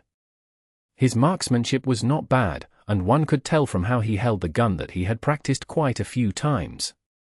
Considering the current tension between the Soviet Union and the Western world, no one knew when the war would start again, so there was no harm in a bit of marksmanship practice. This was also why her sister told Zhongheng that her man could teach him how to hunt. However, this time, his opponent was also very alert. After coming out of the hole, he only stood there for a moment. As if he had sensed something dangerous, he immediately dashed out again. Almost at the same time, the sound of a gun was heard. The bullet grazed its fur and hit the short pine beside it. "Damn it!" Svetlana's brother-in-law cursed. The first bullet missed, and he hurriedly reloaded the gun. However, by the time he raised the gun again, the wild rabbit had already run quite a distance away. Probably shocked by the loud gunshot, it hadn't stopped running for its life. Facing the moving prey, Svetlana's brother-in-law had no choice, especially since the hare's fur and the color of the snow on the ground were very close, making it almost impossible for him to aim. Just as he was about to give up, he heard a gunshot. "It's a hit!" Svetlana cheered. When she saw the rabbit with her own eyes, her body shook, and she fell to the ground. "Vesta, how did you become so good at shooting after a few months?" "I only fired once." Vesta was also confused. He turned to look at Zhongheng, who had already put away the antique double-barreled shotgun. Ivan was the one who fired the shot just now. Svetlana's sister was standing between Vitas and Zhongheng, so she clearly heard where the second shot came from. She asked curiously, "Ivan, you must have practiced shooting before, and you're so accurate." "Yes, I met a hunter from the mountains. She taught me how to shoot," Zhongheng said. Vitas found it hard to believe. What kind of hunter could teach you to shoot like that? Or is it because you have a talent in shooting? No, she taught me well. She's much better than me, Jongheng answered truthfully. From the expression on Vita's face, it was apparent he didn't believe a single word Jongheng said. According to Jongheng, the hunter who taught him how to shoot was probably unbeatable. However, since Jongheng was a guest, after all, he did not question him directly. Svetlana ran to pick up the rabbit that had been shot, and the four of them continued to walk into the mountains. On the way, Jongheng was also chatting with Vesta, asking him about the white mare. A pure white horse? I've never seen one before, Vesta shook his head. There aren't many people who raise horses in the village. The only two families that do raise working horses. The kind of horse you're talking about should be costly, not something the people here would raise. Okay. Of course, Jongheng had guessed what Vesta would say, but to be on the safe side, he still asked again. Jongheng himself could not imagine the origin of the white horse, so he could only try his luck with Vesta. The other thing was to see if they could run into it again during the hunt. Unfortunately, although the four of them had gained a lot after that, they had caught 2 rabbits and a deer. The white mare Jongheng had met by the stream would never appear again. After catching the deer, the four of them looked at the sky and decided not to go any further. Vitas and Jongheng carried the prey into the trunk of the car. I know a way to get home as soon as possible, but... But what? When you pass a place in the middle, you'd better slow down, Vesta said. Is it Aunt Sork's residence? Hearing this, Svetlana interjected. Her temper has always been bad. It is said that the man died very early. After that, she lived alone and did not interact much with the people in the village. The only thing she kept a close watch on was her vegetable patch. I remember when I was young, some children went to play in her field. She directly rushed out with a gun, scaring the children and their parents. My mother even used her to scare me later. How is she now? Is she any better? No, it's even more exaggerated. A week ago, a car passed by her door, and she directly shot through her window. Fortunately, the people inside were fine. After that, she said that she heard wrong and thought that the villagers were driving a tractor to steal her vegetables. That's scary? We'd better not pass by her door, then, Svetlana said worriedly. It's fine. We just need to stay away from her. Although that old woman has a heart of stone and a weird personality, it's a good thing that her marksmanship isn't as good as Ivan's. If we go that way, we can go home before nightfall. It's decided then, Jongheng finally decided. About 20 minutes later, Jongheng drove the car to the edge of a field. Vitas pointed in a direction. Look, that's where Aunt Sork lives. Jongheng looked in the direction he was pointing and saw a dilapidated small house. The side of the house was half collapsed, and it looked like a cave. It was hard to imagine that anyone would want to live in it. Aunt Sork's man died early, and they didn't have a child. The villagers saw her and wanted to help her repair the house for free, but after the gun incident, it was over. She's been living here alone ever since. Speaking of which, she's in her 80s. Everyone thinks that she won't survive the winter, but they'll still see her next year. At least she's in good health. Is that so? Jongheng looked at the small house again. Although the place looked dark and run down, it was of quite the grand design.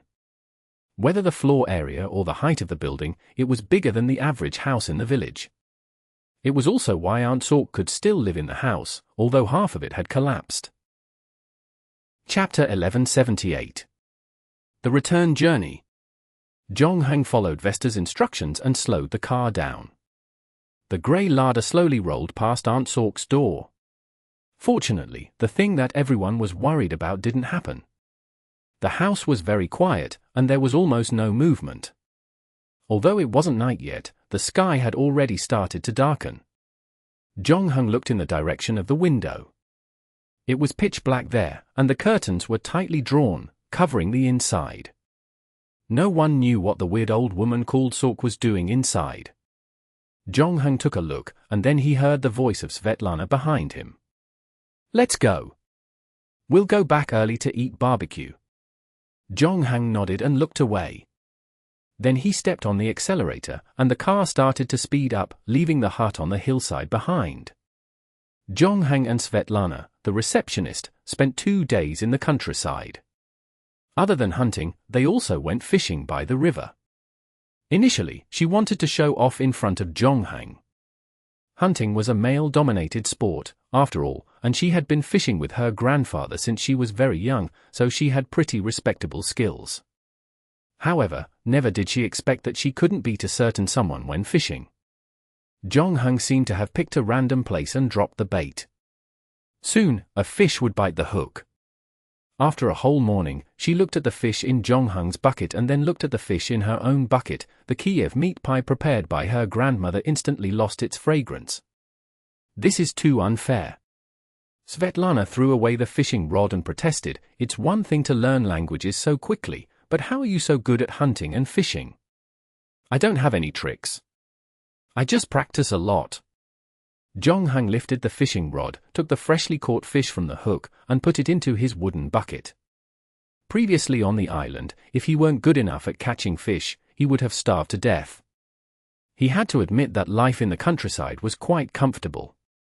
Other than the white mare he had met by the stream and the old woman named Sork, who lived alone in the west of the village, Jonghang didn't encounter anything strange. Everything here was beautiful. The people were simple, and the air was fresh. It was no wonder that many residents of Pripyat were willing to go to the nearby villages to relax during weekends and holidays. Unfortunately, in less than 2 years, nuclear radiation would contaminate the place and become desolate. Even the wild animals would be cleaned up by the militia as a mobile source of radiation until decades later, where only animals would return to settle down. Trees and vegetation would grow again. Some residents, having greatly cherished their homeland, even ignored warnings and secretly returned to settle down here. However, the radiation would also plague this land for a long time, like a curse. With the bread and sausages made by Svetlana's grandmother, she and Jonghang set off on their return journey. There were still about 400 days left in the parallel dungeon, and Jonghang had basically learned everything he could from the nuclear power plant. Due to his excellent skills, he even managed to become the director of the steam turbine department. After that, Bruhanov also spoke to him, hinting that once he had accumulated another 3 to 5 years of experience, he would be promoted to the vice chief engineer position in the operations department. At that time, Jonghang was only in his early 30s, and such a promotion rate could be considered heaven-defying. He would also be the youngest vice chief engineer in the history of the nuclear power plant. However, Jonghang himself was not too interested in the appointment. He entered the parallel dungeon to look for a solution to the main mission, not to play the role of Lala's promotion. The reason he wanted to become the director of the steam turbine department was also to become part of the higher-ups of the nuclear power plant. Only then would accessing core documents be more convenient. Now that his work at the nuclear power plant was basically completed, he naturally didn't care about whether he was promoted or not. Furthermore, according to Bruhanov, the parallel dungeon would have already ended by that time, and he wouldn't be here anymore.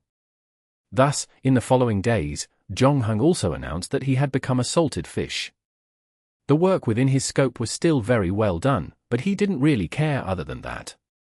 The waitress was pleasantly surprised to find that Jonghang seemed to have a lot more time since returning from the countryside. The two of them would wander around the town whenever they had nothing to do, from shopping malls to restaurants, and Jonghang even led her on a tour of the newly built amusement park. Furthermore, when they went shopping, the waitress realized that she was no match for Jonghang. The latter would often walk around for a whole day, not even sparing some corner of the town. In addition, Jonghang seemed to be particularly concerned about the construction of the city. Whenever he heard that a construction project had started, he would run over to take a look. She found it hard to understand the innate passion that men had for excavators. However, overall, she was quite satisfied with her current life. Even though Jonghang had completed his language studies, he was still paying her salary on time, which made her feel a little embarrassed. She took the initiative to do all the grocery shopping and housework. However, she would occasionally see Jonghang standing by the window in the middle of the night, looking at the city under his feet. It was hard to tell what he was thinking. Once he stopped calculating the time on purpose, time would fly by. In the blink of an eye, Jongheng had stayed in the parallel dungeon for the 1440th day. That morning, she and her friends went to the stadium to watch the game, leaving Jongheng alone at home. He looked at the clock on the wall. He looked at the starfish in his hand again. There was only 1 second left until 24 o'clock.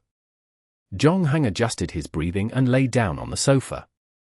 When he opened his eyes again, he was back in the hammock, and a sense of weakness washed over him. It was the long-awaited nuclear fatigue. Jongheng knew that his physical condition had been reset back to before he entered the parallel dungeon. The good news was that he already knew his current physical condition, including the schedule for the subsequent deterioration. Still, the bad news was that he had to experience the pain of his body being destroyed by the nuclear radiation again. Jongheng did not want to experience what he had experienced in the hospital room again. Even though he could endure and handle the pain better than the average person, he was unsure if the treatment would be as smooth this time. No, in fact, Jongheng was almost certain that this time would not be as smooth as the last. Therefore, he needed to clear the dungeon quickly before his body deteriorated to the point he could not move. However, Jongheng knew that it would not be an easy task. Fortunately, after the 4-year parallel dungeon, he was ready. Chapter 1179. The final mission. At that moment, the room became exceptionally quiet. Everyone knew all too well that tonight's mission was a gamble. Skrbina was their last hope of completing the main mission. If there were no results even after they investigated him, they could still choose to leave Pripyat and wait for the official investigation. However, considering everyone's current physical condition, only Jongheng, who was in the best shape, could still wait until then. Thus, for the other 3 players, tonight's actions would be equivalent to the final verdict. Probably because no one had spoken for too long, Mouse could not stand the silence, and he took the initiative to start the conversation.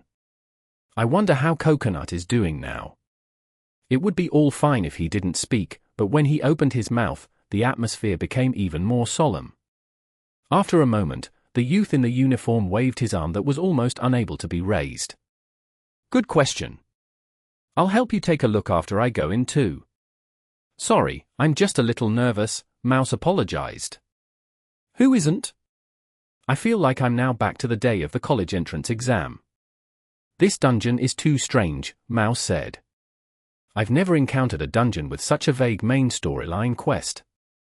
It's like the dungeon's designer deliberately doesn't want the players to find the answer, Master Kuei said. Is that really okay? I feel like the difficulty of this dungeon is far higher than that of a normal dungeon, the youth in the uniform frowned. There's no need to feel anything. I just participated in the proxy war dungeon. Master Kuei's eyes flashed. I can very responsibly say that the difficulty of this dungeon has far surpassed the proxy war dungeon. Is there a bug in the game? Mouse asked. But it seems that up until now, no player has encountered any bugs. Whether it's a bug or not, we have no choice now. We only have the path of completing the mission, Master Kuei said. After saying that, she looked at the watch on the wall. The time was now 11:37 p.m. When they arrived at Pripyat Hotel, it should be almost midnight. Skrbina should have returned to his room, which meant that they could start to move. Bring your things. If everything goes well, we probably won't have to come back, Master Kuei said. Even if it doesn't go well, we probably won't have to come back too. The uniformed boy still maintained the attitude of making the best out of a bad situation. I'll put the rest of the food and water into the traveling bag by the wall, Mouse reminded. I'll take it, Jongheng said lightly. He was the only one in good health among the 4 of them. The young man's arms, Mouse's legs, and even Master Kuei had vomited a few times not too long ago, therefore, the task of moving things fell to Jongheng. You guys go downstairs first. I'll be right behind you, Jongheng said. 5 minutes later, the 4 of them gathered in front of the Volga. Jongheng threw the bag and his pestilence bone bow into the trunk. Then, he sat in the driver's seat and started the car, the seal hanging on the rearview mirror swaying along with it. Then, Jong-hung drove the car onto the road. During the day, the entire Pripyat looked empty and desolate, but at night, the loneliness became even more apparent. All the buildings were pitch black, and there was almost no light on the streets except for the headlights. In addition, it was a moonless night, so everyone's line of sight was limited to the headlights.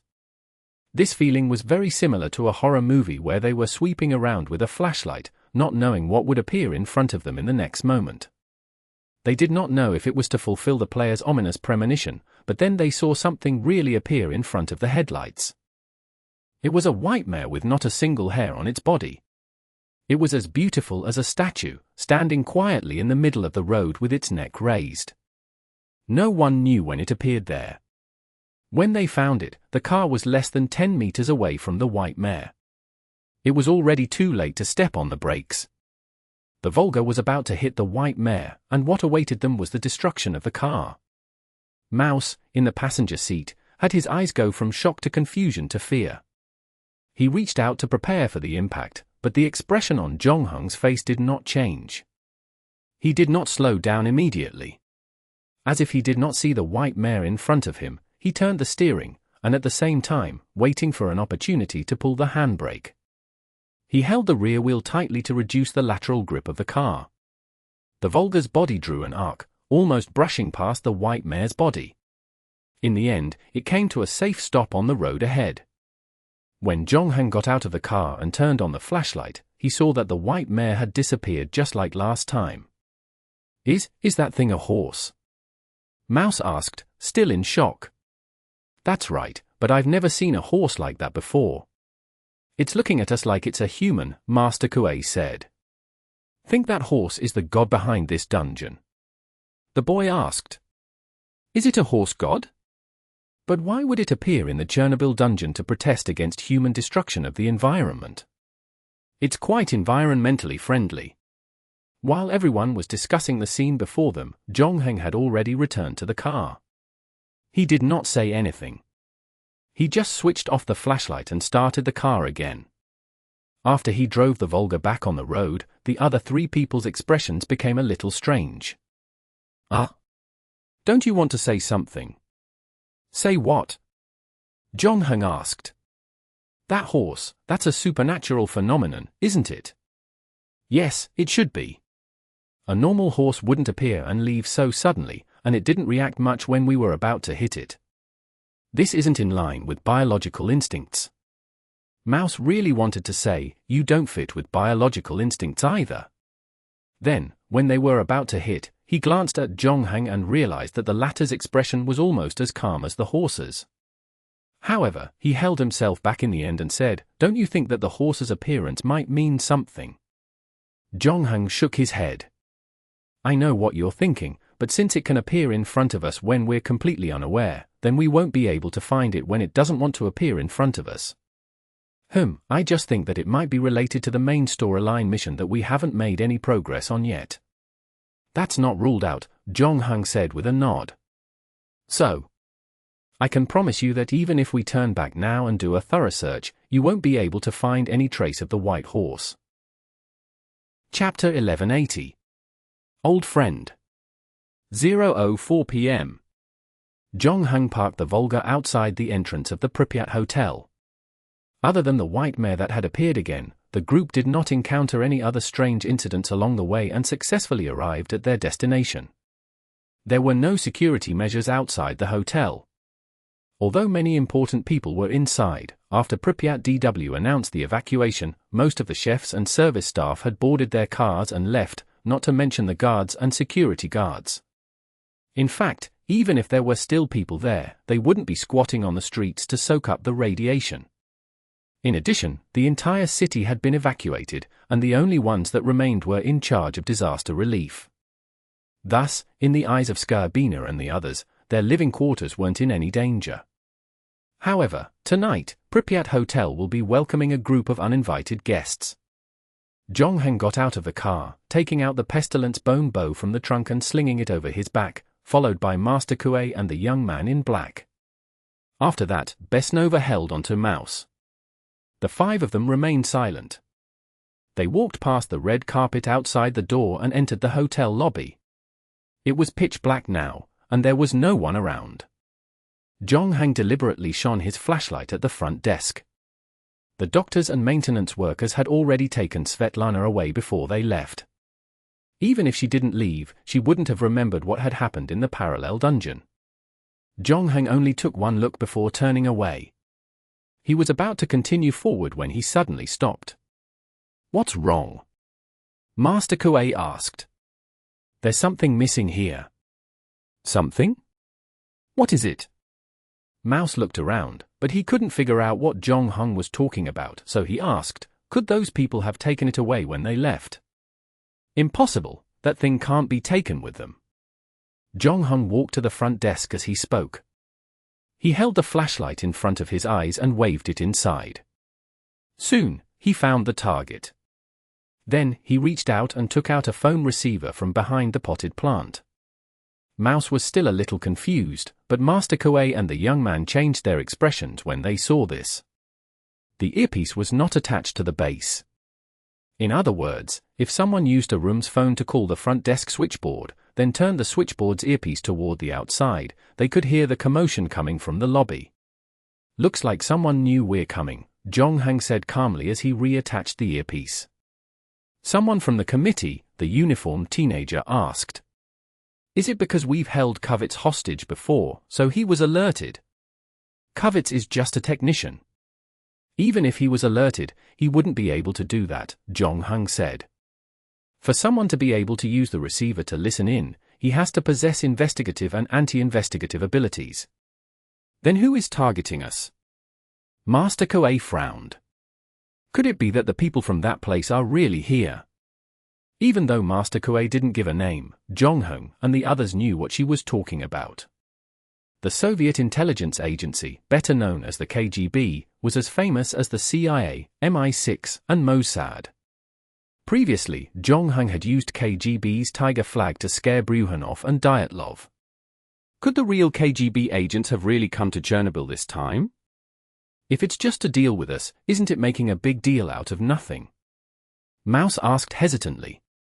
Even though the players weren't exactly law-abiding ever since they entered the dungeon, stealing, threatening, kidnapping, they had done it all, but so far, they had not caused too much commotion in the town.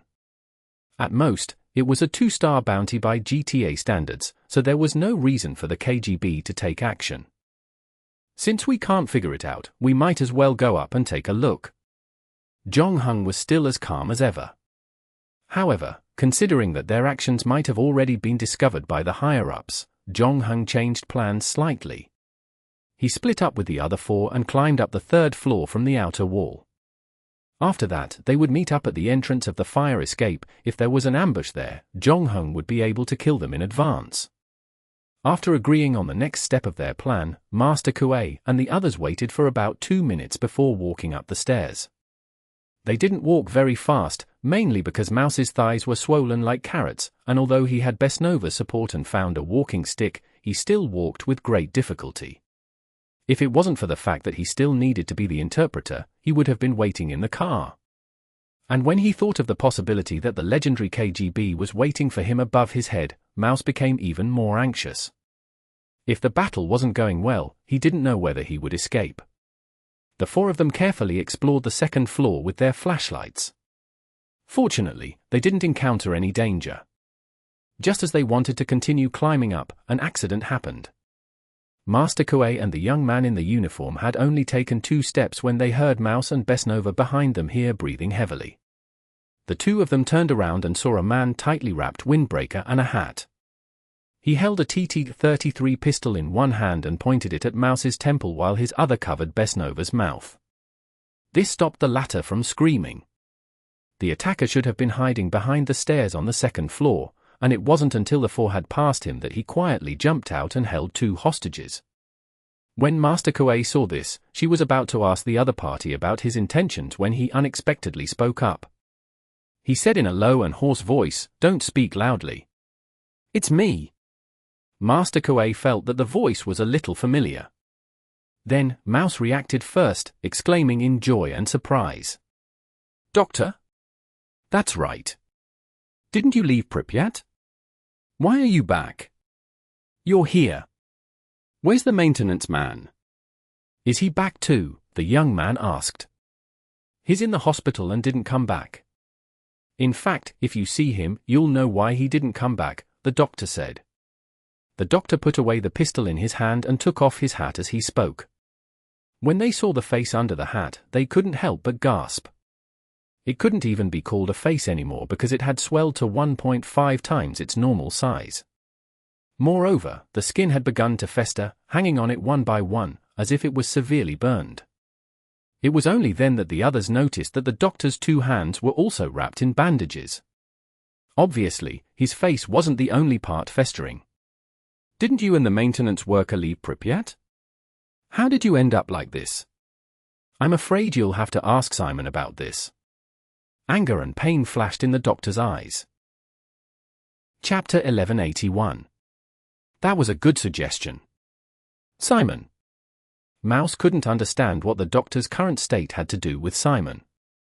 Previously, both parties had gone their separate ways. Simon stayed with them in Pripyat to continue the investigation while the doctor left with the maintenance worker. Although he sympathized with the doctor's current state, no matter how he looked at it, he could not place the blame on Simon. It seems that your condition has been deteriorating. The doctor wasn't in a hurry to explain.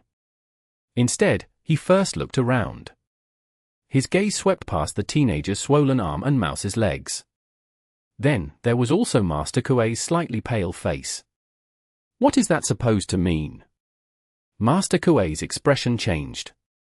Do you still remember what I said? With Coconut's condition back at the nuclear power plant, she shouldn't have deteriorated so quickly.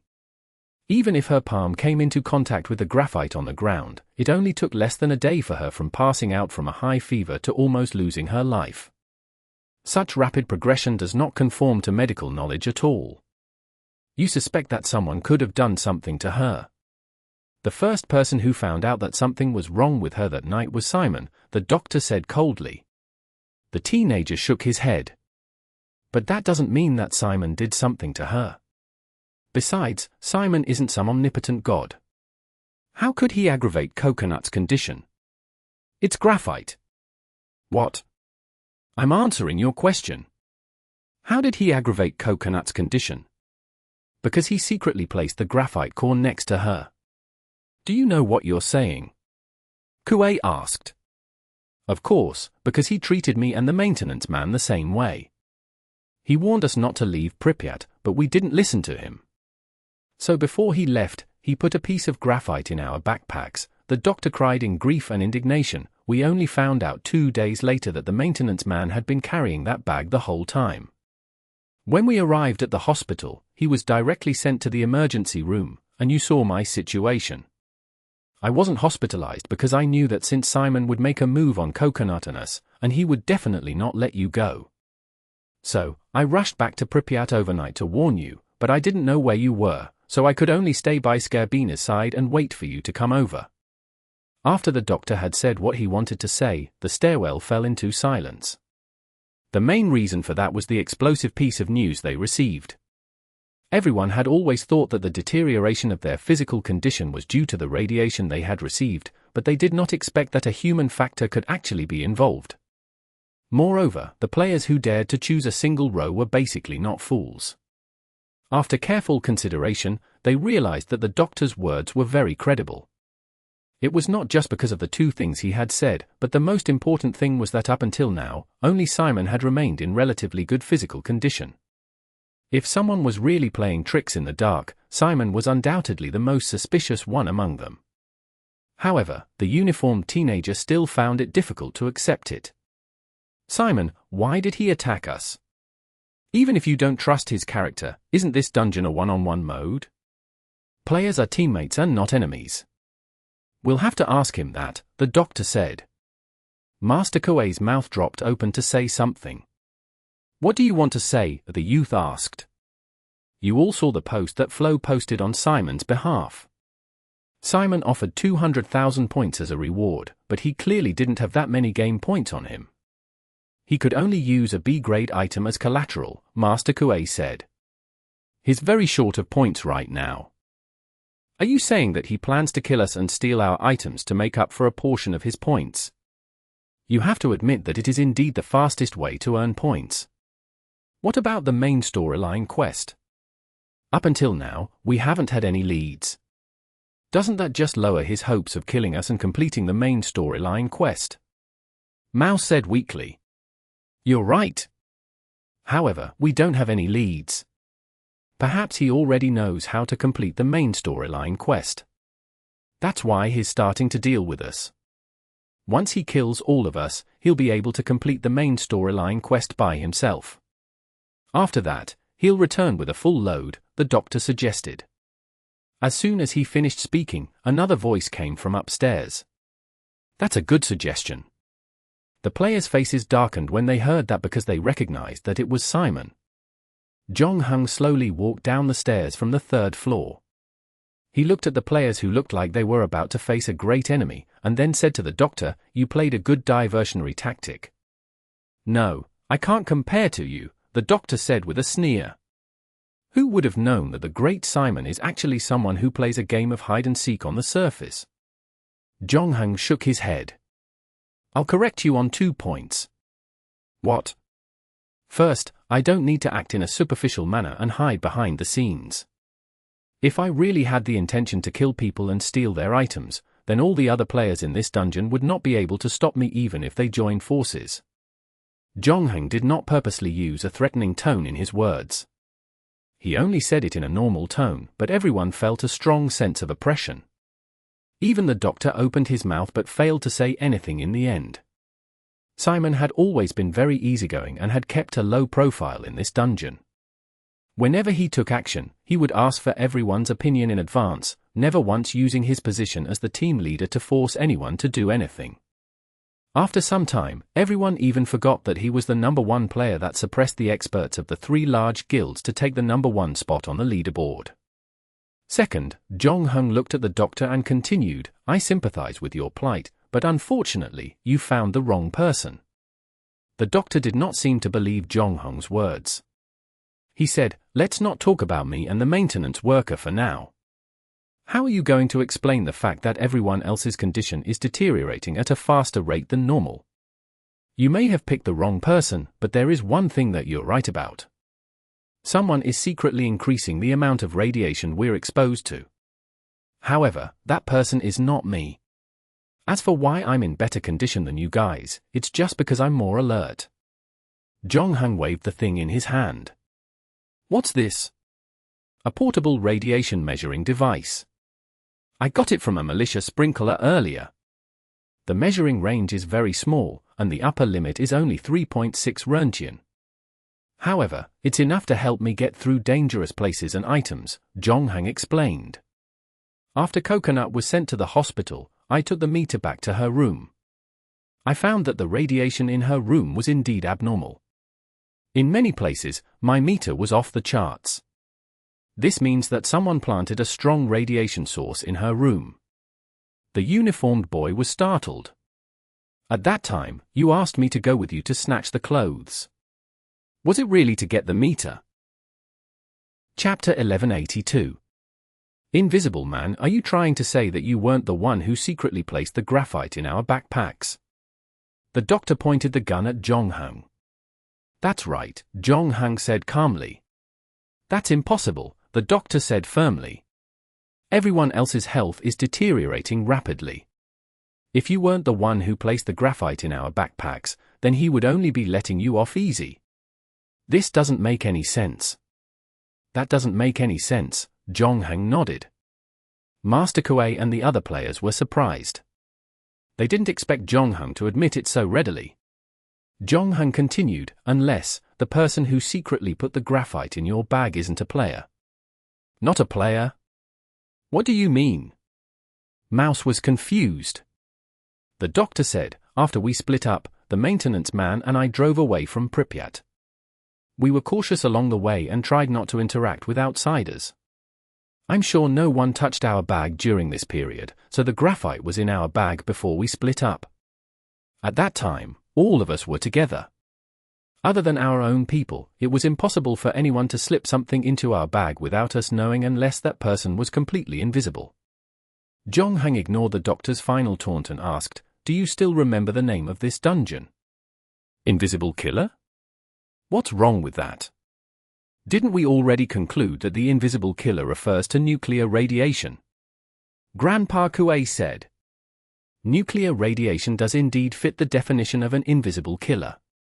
Furthermore, we encountered a nuclear explosion as soon as we entered the dungeon, so it's instinctive to think in this direction.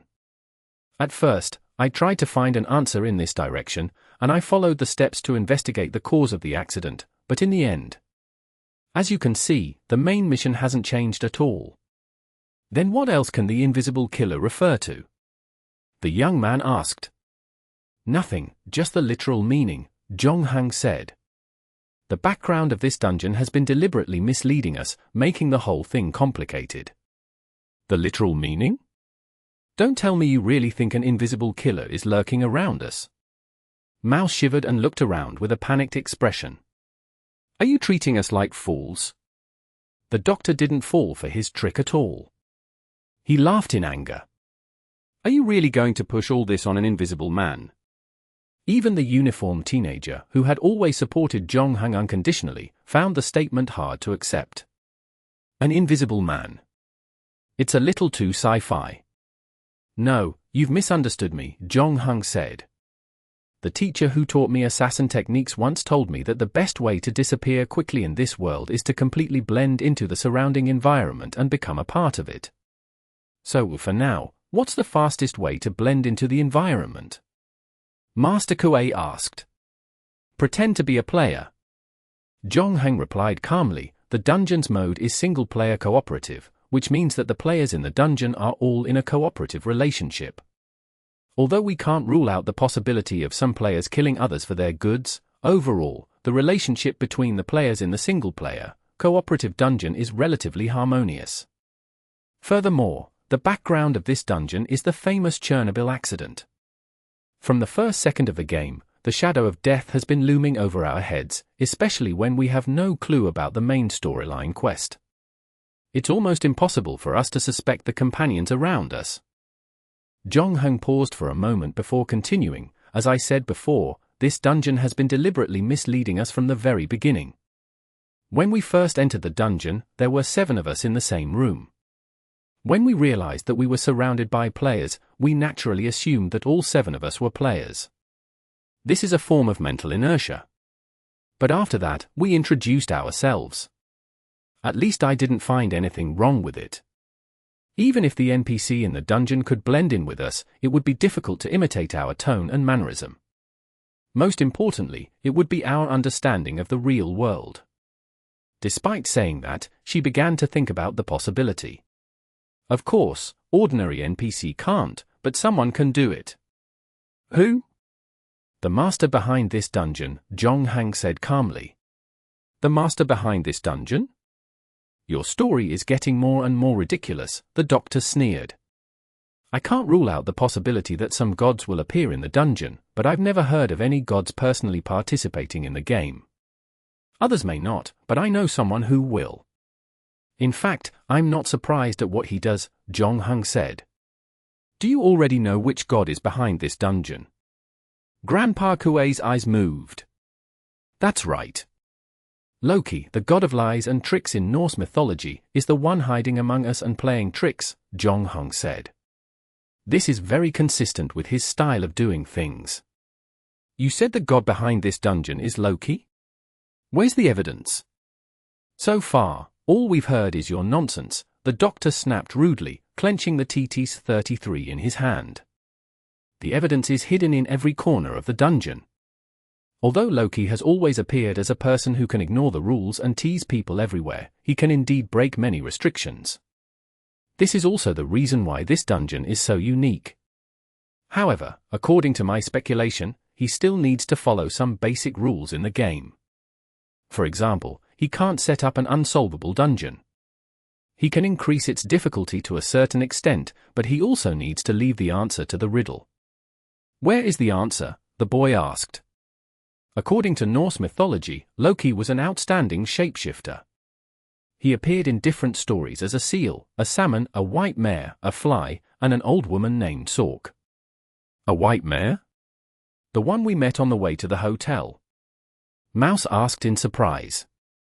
Jonghang nodded. The old lady named Sork lives in a small village not far from Pripyat.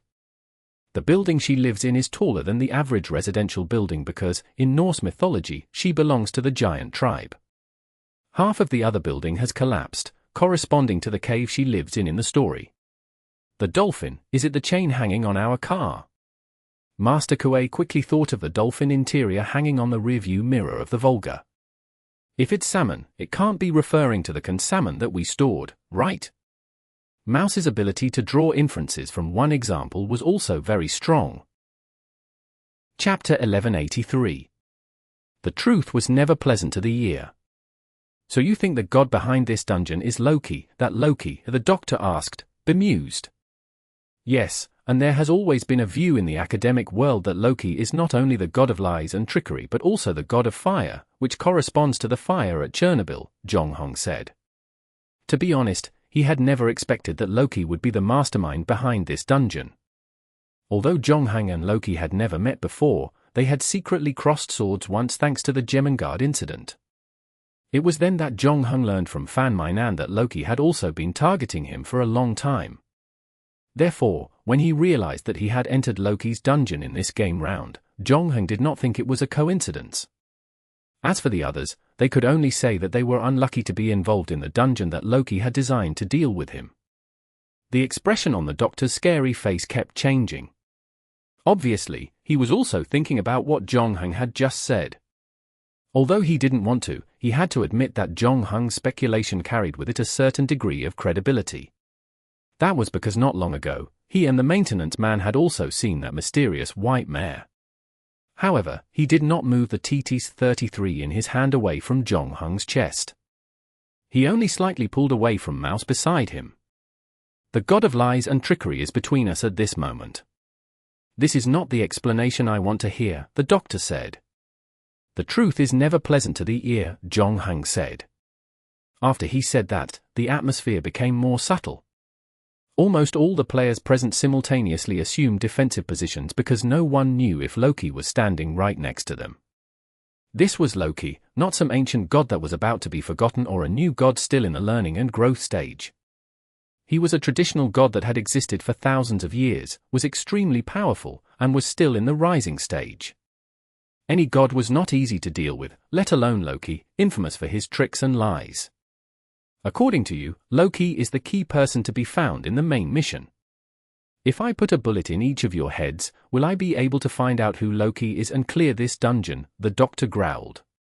I advise against it, Jonghang said. Why? Loki is a god, and gods can't be killed by mortals, right? So I'll shoot you, and we'll know the result very soon. The doctor loaded the pistol in his hand. Who told you that gods can't be killed by mortals? Jonghang said lightly. I've killed more than one. That's good. If we kill Loki, all us players will be able to clear the level, the doctor said. Although gods aren't impossible to kill, they're not something you can kill with a TT-33, Jonghang said. You can't kill me with this gun, so if I were you, I'd put the gun down. Loki would love for you to do that. He's good at stirring up suspicions and disputes. The doctor fell into a state of hesitation when he heard that. He saw the young man pull out the military dagger from his waist and throw it to his feet.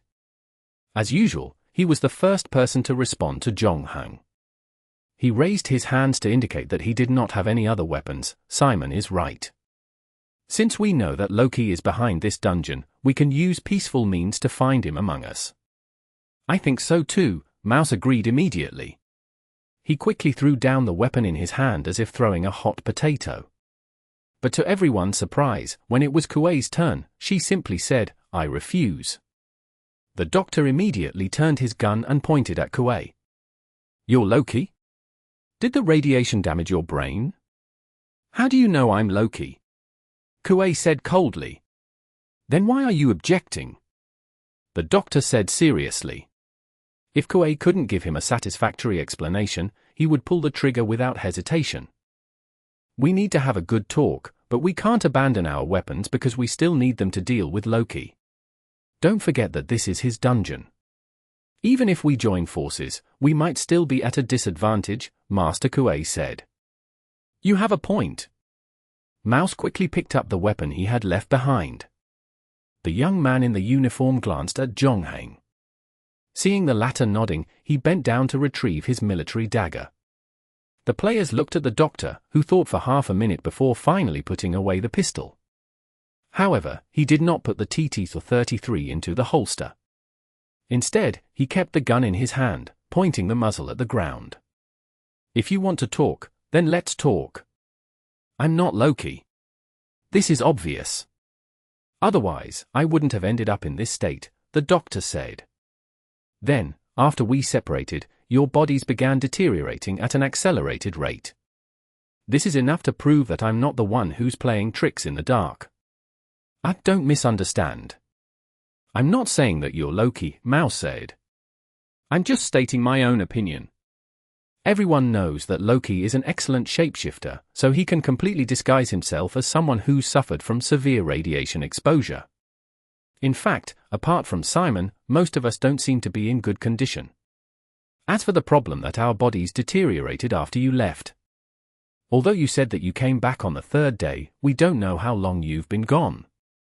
If you were Loki, you might not have left Pripyat at all and have been following us in secret. After the doctor tried to prove his innocence, the boy in the uniform also spoke up. I've always admired Simon. He defeated the 3 guilds and that mysterious beater and took first place on the scoreboard of the first round of the proxy war. After that, I began to collect all kinds of information about him on the forum. Because of that, I had quite a few verbal battles with the people from the 3 guilds.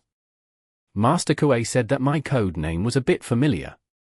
I think he must have seen the posts where I argued with other people on the forum. Of course, I know that Loki can also choose to pretend to be Simon's fanboy, but he probably won't have the time to spend on the forum like me, the boy in the uniform mocked himself. Is it my turn next? Mouse looked around and asked nervously, I'm not Loki, there's no doubt about that. Otherwise, Coconut wouldn't have given me those whispers before she was hospitalized. I mean, if I were the one who harmed her, she wouldn't have trusted me so much. Editor's note, all game items mentioned will now have a symbol in accordance with the original script. Chapter 1184. Trickery. Endless Fantasy Translation. Endless Fantasy Translation. Anything else? The doctor played with TT-33, sizing up Mouse in front of him with an unfriendly expression. Coconut gave you whispers, but who knows if it's because you're too good of an actor that you fooled her first. It seems that the possibility of you being Loki is even higher. Mouse was a little intimidated by the doctor's stare, and the sweat on his forehead began to seep out. He tried hard to think of any other evidence that could prove that he was not Loki, but the more anxious he was, the more his mind went blank, and he could not think of anything. After a long while, he finally managed to say, if I were really Loki, I wouldn't be as easy to see through as it is for me. He is the god of lies and tricks, so his lies should be flawless. The doctor was stunned. He obviously did not expect Mouse to think in the opposite direction when he was cornered. According to him, the more unlikely it was for Loki to be Loki's man, the more likely it was for him to be Loki's man. So who was the most unlikely person to be Loki's man now? The doctor thought about it and realized that it was him. He shouted angrily, no nesting. But after Mouse said that, everyone realized that the problem seemed a little unsolvable. If they really played real-life werewolf, all the players combined wouldn't be a match for Loki. At that moment, Zhongheng said, I have an idea. What idea?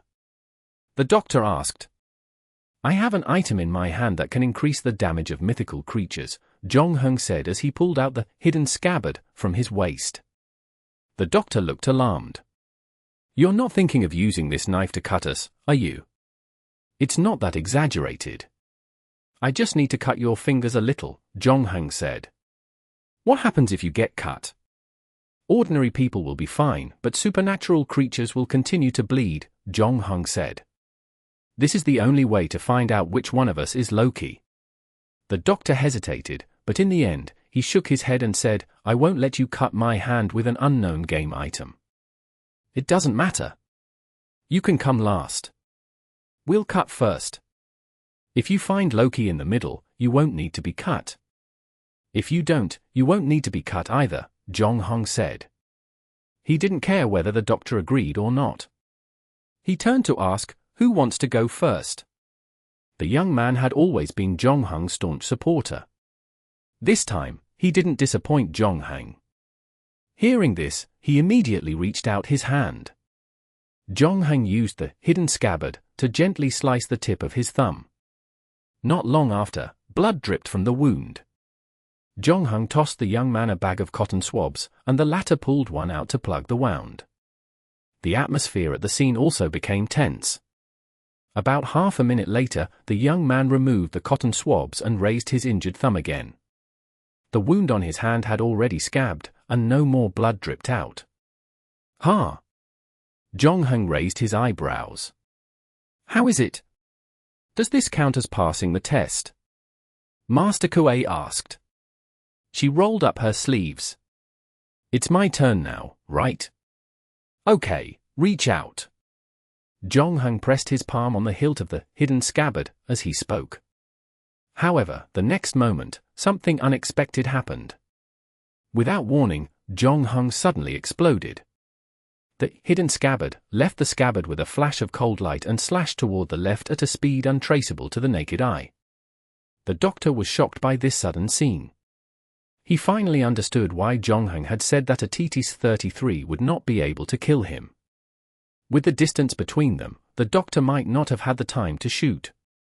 The hidden scabbard had already cut off his hand that was holding the gun. Just like now, the doctor waited for Jong-hung's blade to fall before he raised the pistol in his hand and pointed it at Jong-hung again. "What is the meaning of this?" Jong-hung did not answer. He only looked at the young man in the uniform not far away. His attack just now had been unexpected. The speed of the blade was extremely fast, and he had even used his sword techniques. However, the young man in the uniform that he targeted had dodged it. No, to be more precise, he almost dodged it. Although the young man had dodged very quickly and displayed incredible speed in the moment of life and death, his opponent tonight was Jong-hung, who had level 4 blade skills. The blade of the hidden scabbard cut through his clothes in the end, as well as the skin under his clothes, leaving a shallow wound on his chest. The young man looked at Jong-hung across from him with a strange expression on his face. Most of the players were still in a daze. They didn't know why Jong-hung would attack the young man, but Master Kuei seemed to have thought of something. He quietly moved to stand next to Jong-hung. The young man lowered his head and thought for a moment, as if he didn't see the wound on his chest. "Your blade has the ability to heal wounds, and it also has the ability to deal additional damage to mythical creatures. Yes, it's the feeling of powerlessness from the withdrawal of power." Jong-hung did not answer. He slowly made a starting position. He did not dare to be careless when dealing with the famous evil god Loki. Jong-hung actually had a tool on him that could be used to detect lies, vow rings. However, Jong-hung did not need to take it out to know that this F-grade item would be useless against Loki, the god of lies, Loki. Furthermore, considering the time Loki was born, he should be able to see the effect of the item in the player's hands with just a glance, except for the hidden scabbard. Although the hidden scabbard was born from the ordinary knife, after being reforged, there was almost no similarity between it and the previous one. Other than its forger, only Jong-hung and the bartender knew about the properties of this knife. Among them, the bartender was sure that after the incident with Jemengard, she was intentionally trying to get close to Jong-hung, but it definitely had nothing to do with Loki. The forger who was hired for the reforging was also a person who kept his mouth shut, according to the bartender. Therefore, Jong-hung was still inclined to believe that Loki did not know enough about this knife. But even so, Jong-hung did not tell the truth completely. He did not even hide the hidden scabbard's characteristics. He only classified the bleeding characteristic as a bonus damage to mythical creatures. It was precisely because of this that the teenager was subdued, or more accurately, it was Loki who took the bait in the end. What a brilliant trick! Loki did not seem to be angry. Instead, he praised, but how can you be sure that I'm willing to let you cut off my finger? Because you're Loki, and you always think you're the smartest person in the room. Chapter 1185. Mission Change. Endless Fantasy Translation. Endless Fantasy Translation. Before Jong-hung could finish his sentence, the Doctor, Master Kuei, and the others received a system notification. Ding! Congratulations on completing the first phase of the main storyline mission, searching for key characters. Game points, plus 100. You can go to the character panel to view relevant information. Due to the completion of the first phase of the main storyline mission, the second phase of the main storyline mission has been automatically activated. Please confirm. Main mission update. Main mission has been updated. It has been changed to Kill Loki. Will return after the main mission is completed. After hearing the new system notification, Master Kuei almost cursed out loud. How could they F***king play like this? They had clearly completed the main mission and could leave the dungeon, but they did not expect the system to go back on its word. Halfway through, it changed the main mission and forced all the players to stay in the dungeon. Moreover, the content of this second phase of the main storyline mission was too ridiculous. What did it mean to kill Loki? If Loki was so easy to kill, the Nordic gods would not have been helpless against him for a long time. They had been watching him jumping up and down, causing trouble all over the world. Loki's combat strength was not the strongest in Nordic mythology, but he was definitely the most difficult to kill. The corners of Loki's mouth curled up slightly. His gaze swept across the entire scene, taking in all the expressions on the players' faces as if enjoying a play. But the next moment, the smile on his face froze. LSB warning. Warning. An unknown external force has been detected interfering with the game. The difficulty of the main mission is abnormal. Emergency response mechanism activated. Emergency response mechanism activated. The main mission has been modified and corrected. The main mission remains unchanged after killing Loki. The new mission restrictions are as follows.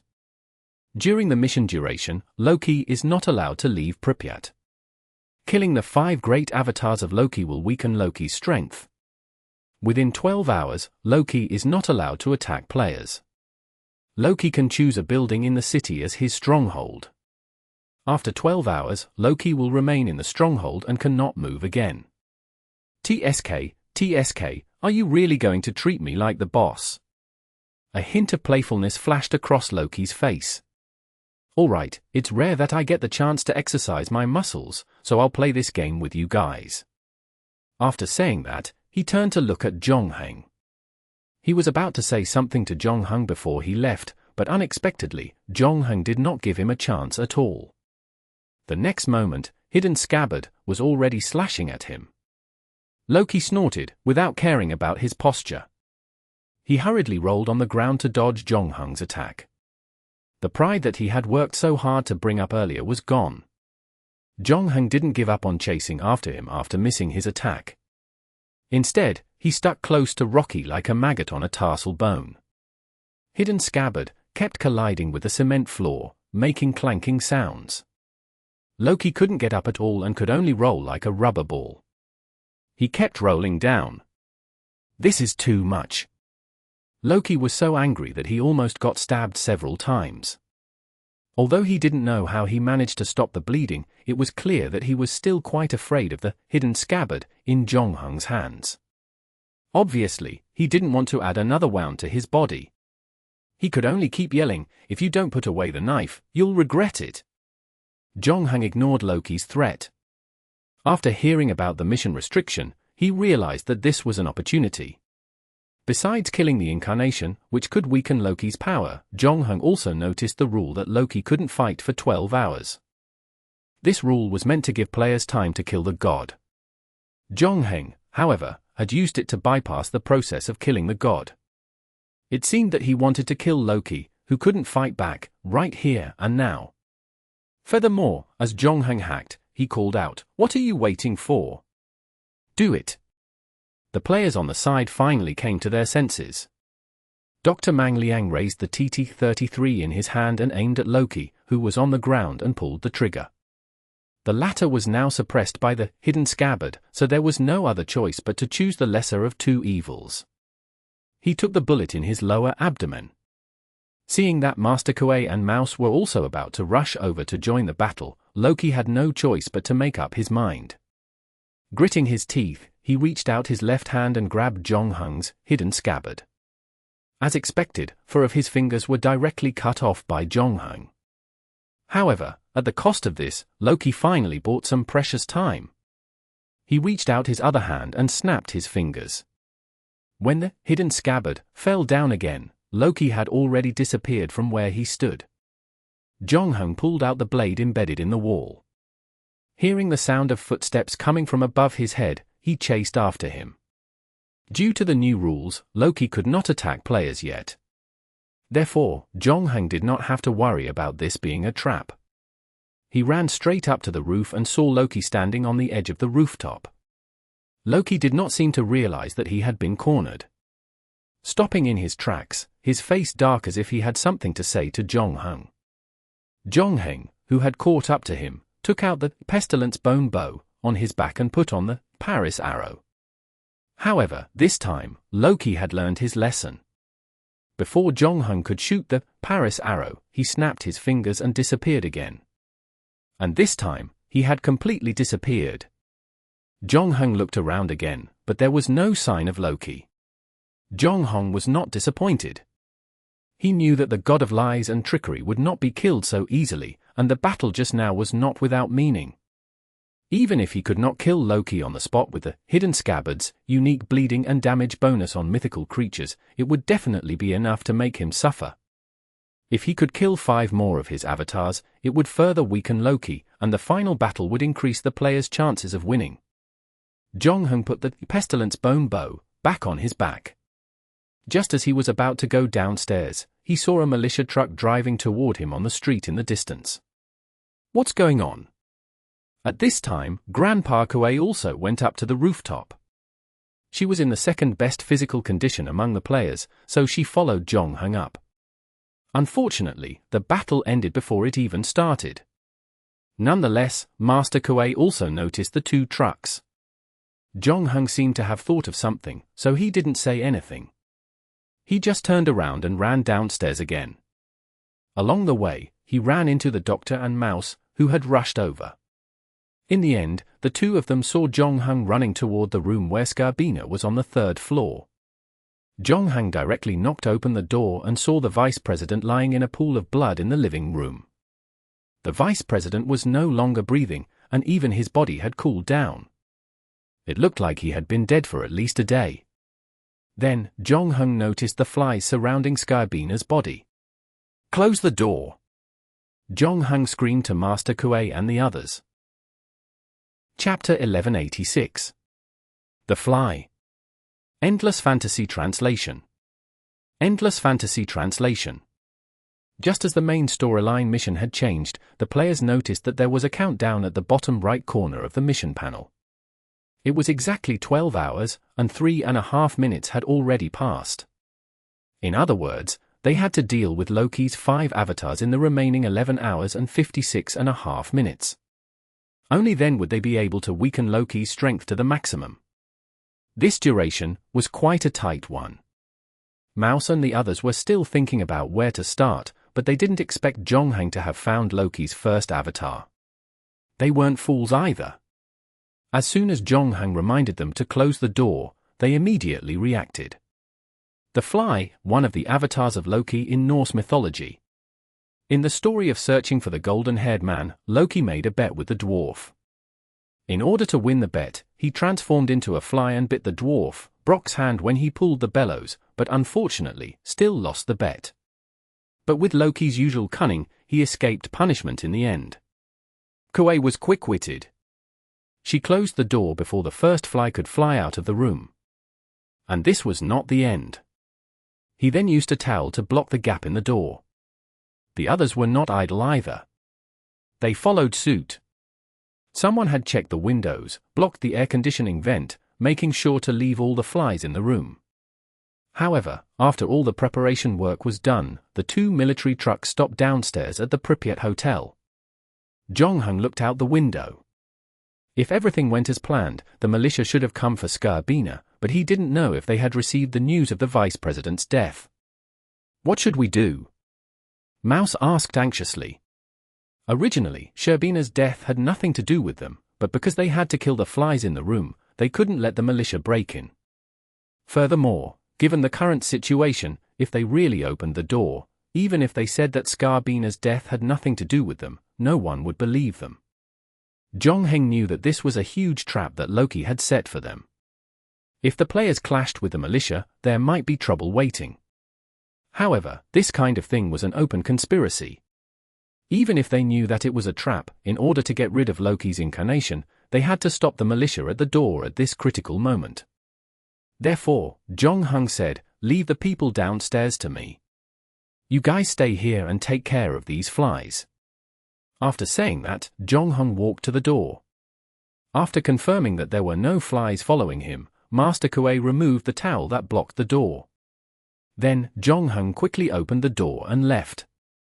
It was useless to reason at a time like this.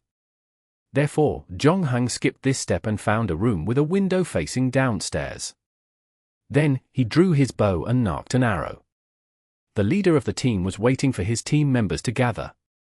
However, in the next moment, an arrow flew out of nowhere and shot him in the right chest.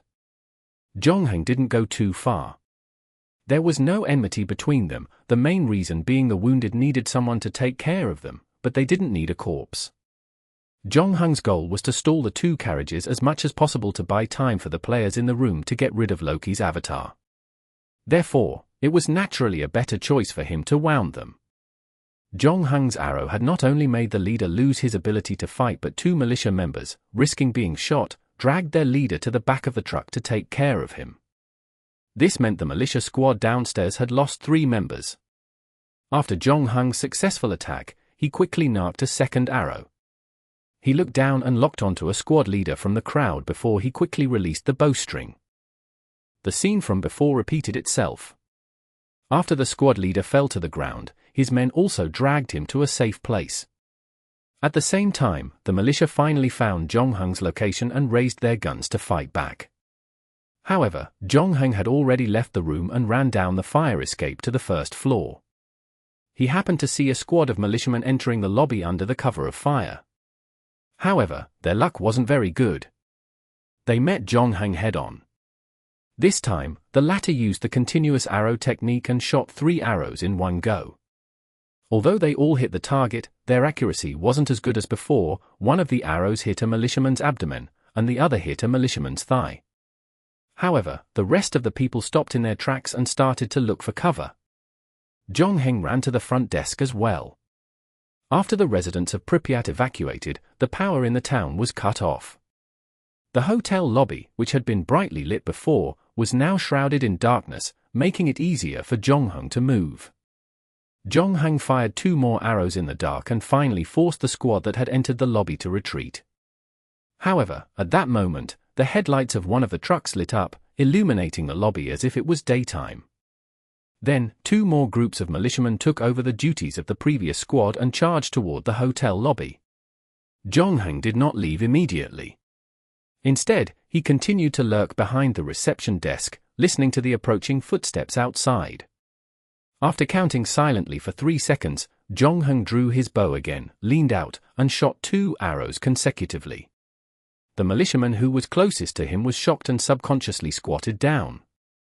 In the end, the enemy who had never missed before actually missed this time, the 2 arrows failing to hit him in a row, leaving the militiaman's heart to be instantly filled with joy.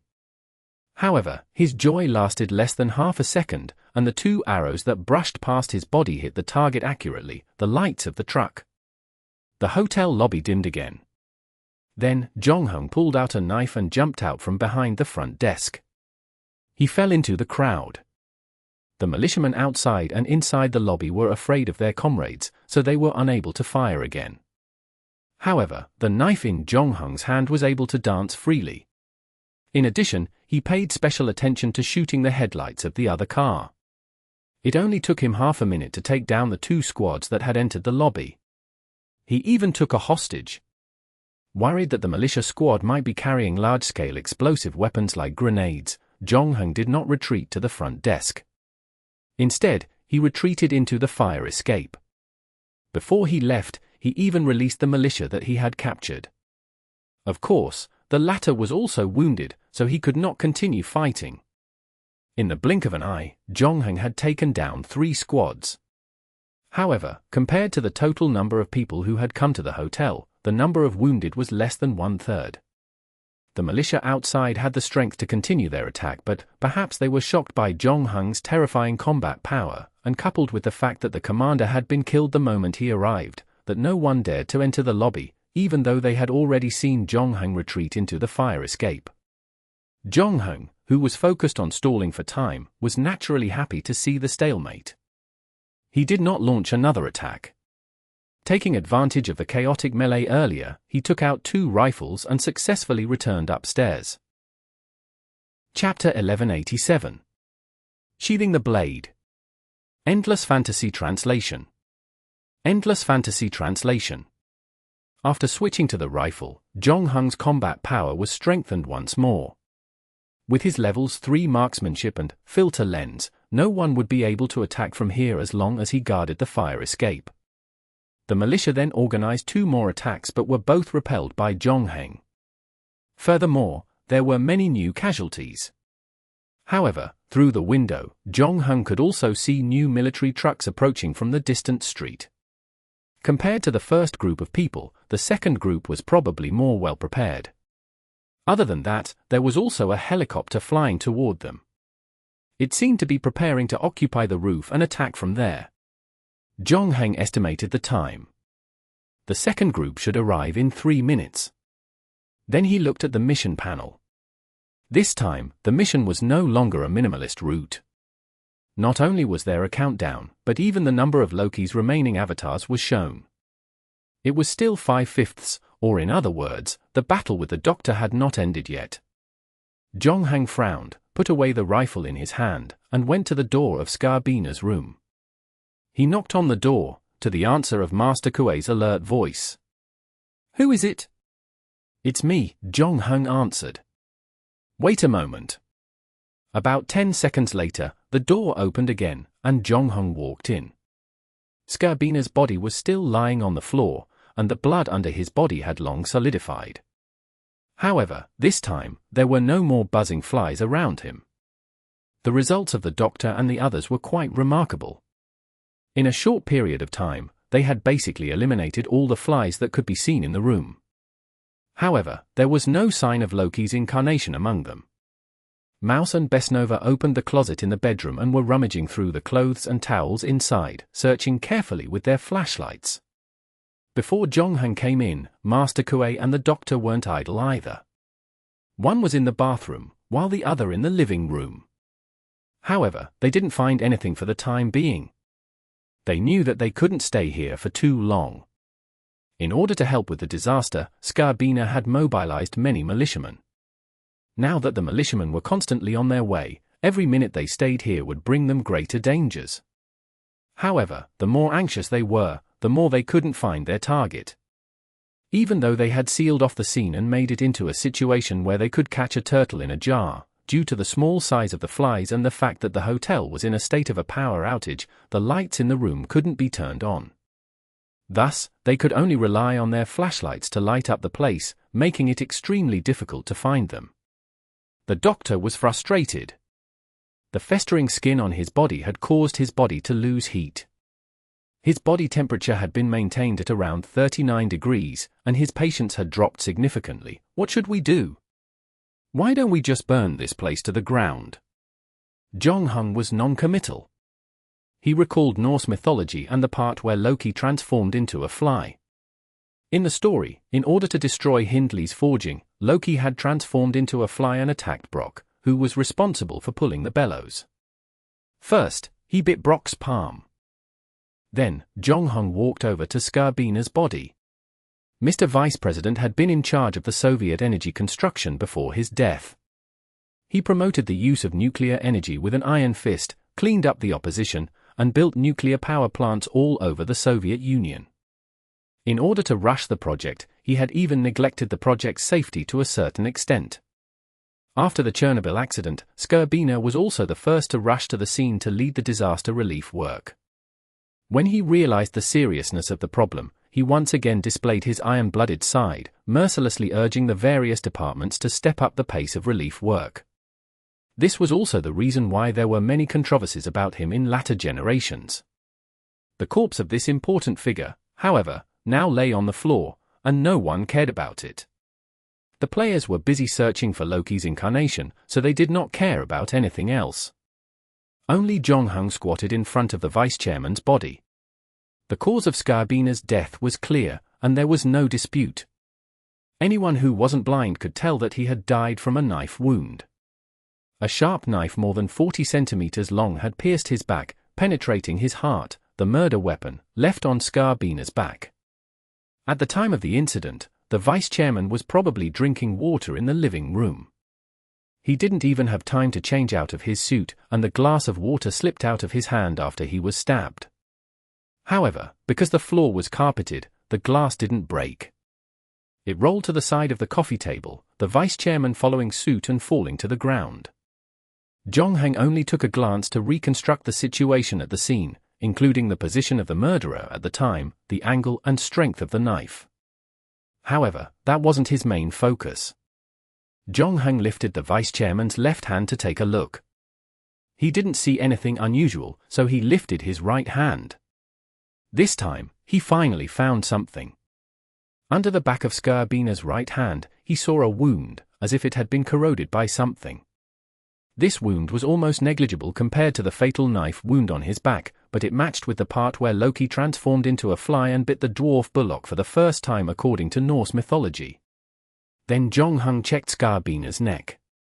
This was where Loki transformed into a fly and bit Bullock for the second time. Sure enough, he found the same wound, and the third time was when Loki finally succeeded. He had bitten the spot between Bullock's eyes and eyebrows.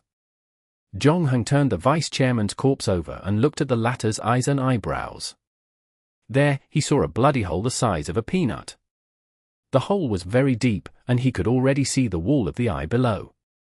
And in the mass of flesh lay a black figure. It was a fly, but several times larger than an ordinary fly. It looked as if it had been mutated by radiation. Just as the players wanted to take a closer look, the fly suddenly spread its wings and flew up from the corpse. Its speed was incredibly fast. Like a bullet, it shot up into the sky with a whoosh, then flapped its wings and kept changing directions. Master Kuei and the others hurriedly adjusted their flashlights, trying to keep up with the fly's movements. However, the fly's flight path was too strange. After a few arcs, they lost track of it. However, just as the fly was about to leave after playing around with the players, they saw a flash of light. The next moment, Jong-hung had already returned the hidden scabbard to its sheath. A system notification sounded in everyone's ears. Successfully killed one Loki avatar. For avatars remain. Loki's strength has been reduced by 10%. Obtain 20 points. Head the character interface to check the relevant information. Chapter 1188. The Second Incarnation. Endless Fantasy Translation. Endless Fantasy Translation. It got solved just like that? After hearing the system notification, Master Kuei and the others were in a daze. They couldn't believe their eyes. It wasn't until they found the fly's corpse on the ground that they finally realized that Loki's first incarnation had really been killed. They hadn't expected that the fly, which seemed to move swiftly and elegantly, would send them to the spring so quickly after a series of tiger-like maneuvers. Jong-hung, who had killed it, didn't even turn on his flashlight. He simply slashed into the darkness, ending the not-so-intense battle. In addition, he had previously forced Loki to roll on the ground with a single slash. Although there was a reason for this, the others believed that they could not do it. Regardless of their strength, they did not even have the courage to attack Loki, who was in his best condition. One had to know that the latter was the famous god of lies and trickery. Ordinary players would unconsciously lower their imposing manner when facing Loki, doubting whether they would unknowingly step into the latter's trap. How would they dare to plot against Loki himself? So was it the strength of the first place on the proxy war rankings then? Master Kuei, the Doctor, and Mouse were in a daze for a moment. The previous step-by-step investigation was not apparent. They even felt that Simon's strength was not as strong as the rumors had said.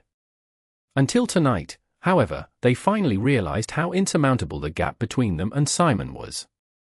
However, they did not spend too much time lamenting. Besnova had already pointed out the window to remind them. In just a short while, 4 more military trucks stopped outside the hotel entrance. Not only were militia on the trucks, but also regular soldiers. And this time, they brought heavy weapons with them. Zhongheng only took one look before deciding that it would be difficult to break out of the encirclement. "Let's go upstairs," he said. After what happened earlier, the players didn't even ask where they should go after going upstairs. They all followed Zhongheng. Ever since Zhongheng returned to Skarbina's room, it had been a long time since he had appeared downstairs. Fortunately, the threat he had left behind was still there. When the second group of people arrived, they didn't immediately attack but instead thought of sealing the hotel and preventing the people inside from escaping. This also bought time for the players to move. The 5 of them did not stop. They ran straight up to the rooftop. Coincidentally, the helicopter landed on the rooftop. However, just as the pilot stopped the helicopter, he heard a gunshot. Then, he felt a pain in his chest and slumped to the side of the seat. The remaining 10 players quickly took out their weapons. However, at this time, the second wave of attacks from the players had already arrived. Zhongheng gave the rifle that he had snatched to Mouse. Together with the TT-33 in the Doctor's hand, they had some firepower. However, the shooting skills of the 2 of them were basically still at level 0, or at most were level 1 beginners. They could only aim and fire. As for whether they could hit the target would depend on the distance and luck of the 2 parties. In the end, other than Mouse, who was slightly luckier and hit a militia soldier in the calf, the bullets that followed the 2 of them either flew away or hit the door of the helicopter. However, even so, the enemy continued to fall. Zhongheng used the water tank on the rooftop as a cover to continuously hit the target. Although Mouse and the Doctor did not hit the enemy much, they helped Zhongheng divert a lot of attention, helping his battle be more relaxed. On the other side, Master Kuei finally performed to her standards. During the gunfight between Zhongheng and the people in the helicopter, she lived up to her code name, sneaking to the aircraft side from another path. Master Kuei had never practiced marksmanship, but as a female, her close combat skills were exemplary. Her attacks were ruthless, and she wasn't at a disadvantage in terms of strength. She launched an attack from behind and broke the neck of one of the militiamen. Then, she used a dagger to slash at the comrade next to the militiaman. She was only discovered after killing 2 people, but only 3 enemies were left in the cabin, including a wounded soldier who had lost his fighting ability. Master Kuei was quick-witted. She kicked away the gun in one of the men's hands, then fell into the arm of another man. By the time Zhongheng and the others arrived, the battle inside had already ended. Master Kuei climbed into the helicopter's pilot seat. When she had introduced herself, she admitted that she had helicopter flying skills and naturally took over the position of the pilot. In addition to the battle just now, she was relieved. She felt that they were finally no longer just accessories around Simon. "Where are we going?" Master Kuei asked as he grabbed the steering wheel. "We fly east, about 120 kilometers from here. There's a small village. Loki has an avatar there," Zhongheng said. He didn't fight for the pilot seat with Master Kuei, sitting at the back with the Doctor, Mouse, and Besnova. The person he was directing Master Kuei to look for was that old woman called Sork. She was also Loki's avatar that he had met when he and the hostess had returned to the countryside in the parallel dungeon. If it was at the beginning of the dungeon, the Doctor, Master Kuei, and the others would have probably asked Zhongheng how he knew where Loki's avatar was. This was because, other than the doctors and maintenance workers who had left, the rest of the people had been working in groups during this period of time. Apart from the Chernobyl nuclear power plant, they had not been to any other place outside of Pripyat, not to mention the small village 120 kilometers away. How would Jong-hung be sure where Loki's avatar was? Despite all that, no one questioned Jong-hung's judgment. Previously, Jong-hung had driven for about 2 hours to reach the small village. This time, he was taking a helicopter, and because he did not need to take a detour, it took him less than 40 minutes to reach the destination. From the air, he could already see the half-collapsed dilapidated house, standing alone on the slope. It was no different from the first time Jong-hung saw it. At this time, the villages near Pripyat had also begun to evacuate. However, the village where Svetlana's grandfather lived, 100 kilometers away, was not included. The people were still living as usual, but most residents had already fallen asleep at this time. The lights in Sork's room, however, were still on. Master Kuei maneuvered the helicopter and landed on the ridge next to them. But the next moment, loud gunshots suddenly rang out without warning. A tall and slightly hunched old woman was lying on the hay behind her house. She pointed her gun at the helicopter in the sky and seemed to be cursing. Kuei felt a pain in his right arm, and she subconsciously pulled the control stick. The helicopter, which was still flying well, began to spin around its tail like a cat. It even dove downwards, and it looked like it was about to crash. At this critical moment, a hand reached out from behind Master Kuei and grabbed the control stick, stabilizing the out-of-control helicopter. Chapter 1189. Murals. Endless Fantasy Translation. Endless Fantasy Translation. It only took a few seconds for the helicopter to recover from the loss of control. However, the people on the aircraft felt like they had been through a century. Seeing Master Kuei, the only pilot, shot, many people felt like they were going to die this time. However, other than searching for support to stabilize their bodies, there was nothing else they could do, and they could only watch the halo fall from the sky. Unexpectedly, at the critical moment, it was Simon who took over the helicopter's controls and stabilized the fuselage. At the same time, Jong-hung and the wounded Master Kuei switched seats and took the pilot's seat. However, the old woman named Sork also cursed and reloaded the shotgun. This time, she took aim at Jong-hung. Sork was clearly not as crazy as she appeared to be. She knew very well that as long as she killed the pilot, none would be able to escape the helicopter. However, this time, she encountered an opponent. Although they could fly the helicopter, Master Kuei and Jong-hung's piloting skills were completely different. Master Kuei's piloting skills were learned from a dungeon, but due to the limited time in the game, she had only learned the basics. She spent half a month learning how to fly from point A to point B, but that was all. Jong-hung, on the other hand, had spent half a year training with the ace pilot Armstrong in the flight dynamics lab under NASA. Jong-hung's shooting skills were also at level 3. With just a glance at Master Kuei's injuries, Jong-hung could roughly estimate Sork's shooting skills. She should be at the peak of level 2, so as long as he could land steadily, Jong-hung was confident that he could kill Loki's second incarnation. Thus, when Jong-hung took over the helicopter, he first pulled the joystick to the left and tilted the aircraft to block Sork's shooting angle. At the same time, he pulled down first and then raised the throttle main lever. The helicopter nodded downward, but it was only a ruse to fool Sork.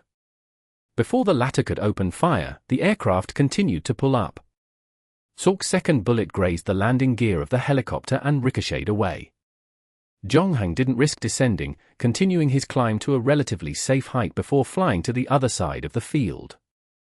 It was not until he was out of the shooting range of the hunting rifle that he finally found a suitable place to land. After the 3 minutes of shock, many people were still unable to catch their breath. They were dazed by a certain someone's extreme maneuvers, but they now looked at Jong-hung in an even more admirable way. Although they were not Simon's fans, they had seen several posts related to Jong-hung on the forums during this period. There had been rumors that Simon might have no weaknesses in his skills, a rare all-rounder. That had to be the only explanation for why he had been single-tasking all this time. However, most people were skeptical of this theory because it was well known that their time and energy were limited. It was hard to believe that someone could do something that a team would usually do. It was ridiculous, of course, but they all believed it after personally arranging a dungeon with Simon. Jong-hung first took a look at Kuei's injury. The latter had been shot in the right arm by Sork.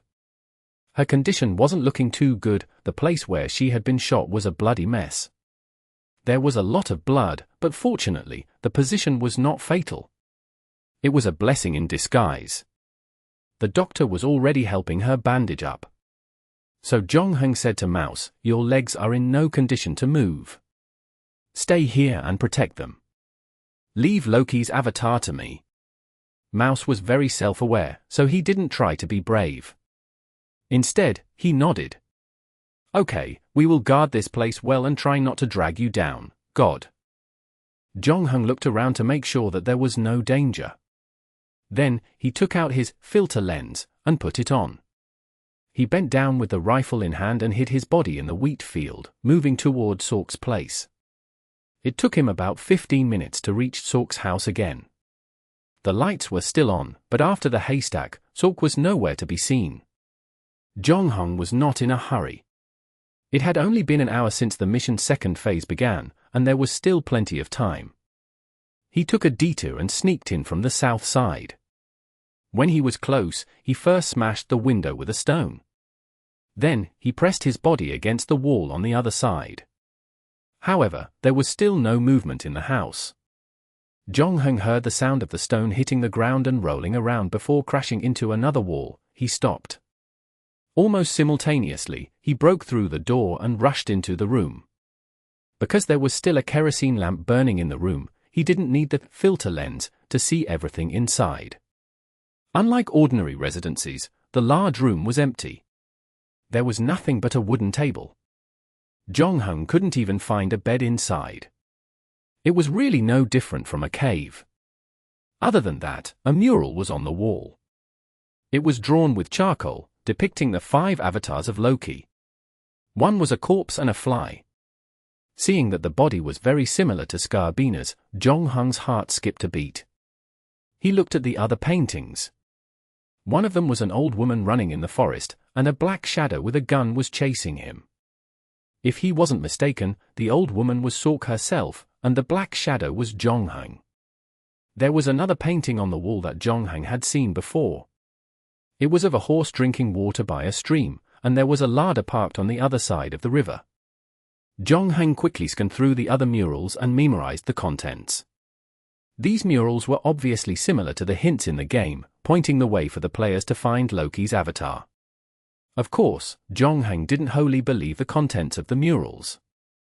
Based on his understanding of Loki, he didn't think that the guy would be so kind and considerate of the players. In fact, it was bizarre that these murals would appear here, especially the one about the white mare. It was a scene that happened in a parallel dungeon. The larder that appeared in the murals wasn't a coincidence. The person who painted it had obviously seen this scene with his own eyes, but this also meant that Loki had entered the parallel dungeon with him. Jong-heng recalled what had happened in the parallel dungeon and realized that other than Loki's 2 other avatars that appeared in the middle of the dungeon, he didn't believe that the other people he had come into contact with were Loki's disguises. Furthermore, looking at the young man in the uniform, it was evident that he was also engrossed in killing the werewolves.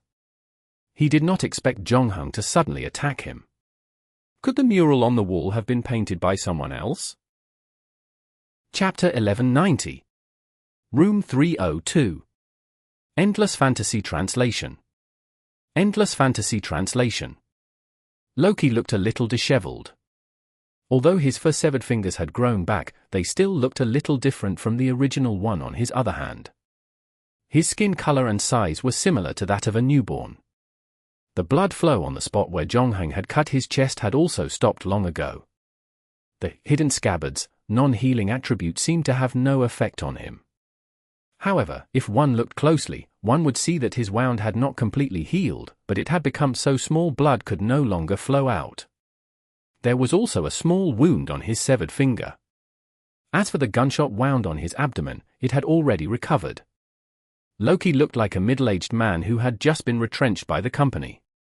He was walking home with a sad face, sighing, and seemed to be having a headache about how to face his wife and children who were waiting for him to get off work. He deliberately slowed down and dawdled for a while, stopping in front of a clothing store for a moment. After changing into a new coat, he continued on his way. During this time, he heard the sound of a helicopter flying over his head. He looked up at the plane flying out of the city and made a shooting gesture. After entertaining himself for a while, his mood seemed to have improved. He regained his brisk pace, hummed a little tune, and hopped forward. Finally, he arrived in front of an apartment building. Like the other apartments in the city, there was nothing special about this one. Because of the evacuation, it also looked deserted. Loki also met a cat downstairs. Unlike the stray cats that the players had encountered before, which had been exposed to radiation and had become deformed and skinny due to lack of food, this one looked very beautiful and leisurely. Its fur was shiny, its body round. It licked its paws as it squatted beside the flower bed. Loki walked to the cat's side. He squatted down and scratched the cat's chin. The cat also showed a comfortable expression. At the same time, its body began to change. It was as if it was made up of cubes. If a player nearby saw this scene, they would probably gasp in shock, because this cat looked exactly like the one in Minecraft. Loki also clicked his tongue. He left a can of fish for the cat that had become a cube, then got up and continued walking forward. At the gate, he met another man dressed like a mercenary. He was not the kind of mercenary who was active in local wars to make money for the warlords, but instead, a mercenary dressed in medieval attire in the world of swords and magic. He wore a set of chainmail and carried 2 swords on his back. One was made of steel and the other was made of silver. The long scar on his left eye showed that he had rich combat experience, but none of those were as eye-catching as his golden pupils and white hair. When Loki saw the white-haired man, he sighed. He said, "I didn't follow the rules." Didn't he go even further? He even made wizard. The white-haired man across from him also spoke, his deep, husky voice full of masculinity. "You look terrible. Your day didn't go well." "Why? Did you quarrel with your girlfriend?" Typical Gerald humor. Loki shrugged. "But I have a good relationship with my wife and lover. Thanks to your boss, I was almost killed." "So you came here to get back at me," the white-haired man said as he placed his hand on the hilt of the silver sword behind him. "Relax, Demon Hunter," Loki said. "I just came here to greet the creator of this world and offer my humble respects. I can smell conspiracy and intrigue from you from 10 miles away. You'd better be as honest as you say, evil god. Otherwise, the sword in my hand is for you," the white-haired man said coldly, but after staring at Loki for half a second, he still moved away. "Thank you so much," Loki said politely. As he passed by the white-haired man, he whispered into the man's ear, "If you ever get tired of all this and the feeling of being controlled by someone, you can come to me if you want to change your job. Stop your devil's whispers. I've been through the trials of the grass, and my will is firm," the white-haired man replied. Loki did not mind. He glanced behind him again. There seemed to be a hooded figure hiding in the shadows. Loki waved at the man, but seeing that the man did not respond, he was not angry. He strode forward, he continued to walk upstairs. He climbed up to the 3rd floor and finally stopped in front of room 302. He knocked on the door, but there was no response. "I'm coming in," Loki said with a smile, then pushed open the unlocked door. After all the residents of the city had left by car, no one had expected that there would be a 10-year-old boy in room 302. His parents should have left with the convoy, and there were also traces of them rummaging around the house before they left. However, the careless couple had forgotten to take their child with them, leaving the latter alone in the abandoned city. God knew how he had come here all this way by himself. However, when he was discovered by Loki, he did not cry. He was much quieter than the average child, sitting on the floor with his back facing the door. Loki seemed to be worried that he would scare the little boy. He quietly walked behind him and saw the little boy playing Go with him. One hand was holding a white chess piece while the other was holding a black chess piece. They were having a great time killing each other on the chessboard. The abandoned little boy seemed to have completely immersed himself in the game of Go. Even when Rocky walked behind him, he did not notice it until Rocky coughed twice and said, "I'm just curious. If you win in the end, do you lose or win? To me, winning or losing is far less enjoyable than playing chess." The little boy looked at the bottom right corner of the chessboard, where the black and white chess fight was most intense. He answered casually when he heard Loki's question, his voice filled with childlike innocence. It seems we still have some similarities. Loki licked his face to get closer to him. Unexpectedly, the little boy shook his head and said, "No, you and I are two different kinds of people. I respect the rules of the game, because in most cases, you can only have the most fun playing under the rules. This is also the reason why rules exist. They are not only a constraint, but also a source of fun." Chapter 1191. What a pity. Endless Fantasy Translation. Endless Fantasy Translation. I admit that I'm not naturally interested in rules. I only care about getting the results I want. As for the methods and the trouble it will bring, that has never been my focus. Loki spread his hands. It's my fault for always having the power to ignore the rules. The little boy nodded. God of pranks and lies, you'll be a good character to play Texas Hold'em. Let's play when you're free. I don't lay eggs like to a hen, and even if I win, you'll suspect me of cheating, right? Loki said as he opened the fridge and found a bottle of beer. But because the power had been out in the city for a while, the beer had long warmed to room temperature. The little boy reached out and Loki handed him the beer. When he took it back, the beer was already emitting cold air, and a layer of fine water droplets had even formed on the glass bottle. Cool. Loki whistled. Did you change the code of this beer bottle in the background just now? When will I learn this trick of yours? I don't have to show my face in the dungeon, and you set it as a gatekeeper boss. I'm not targeting you. It's just that your power is too strong for this dungeon.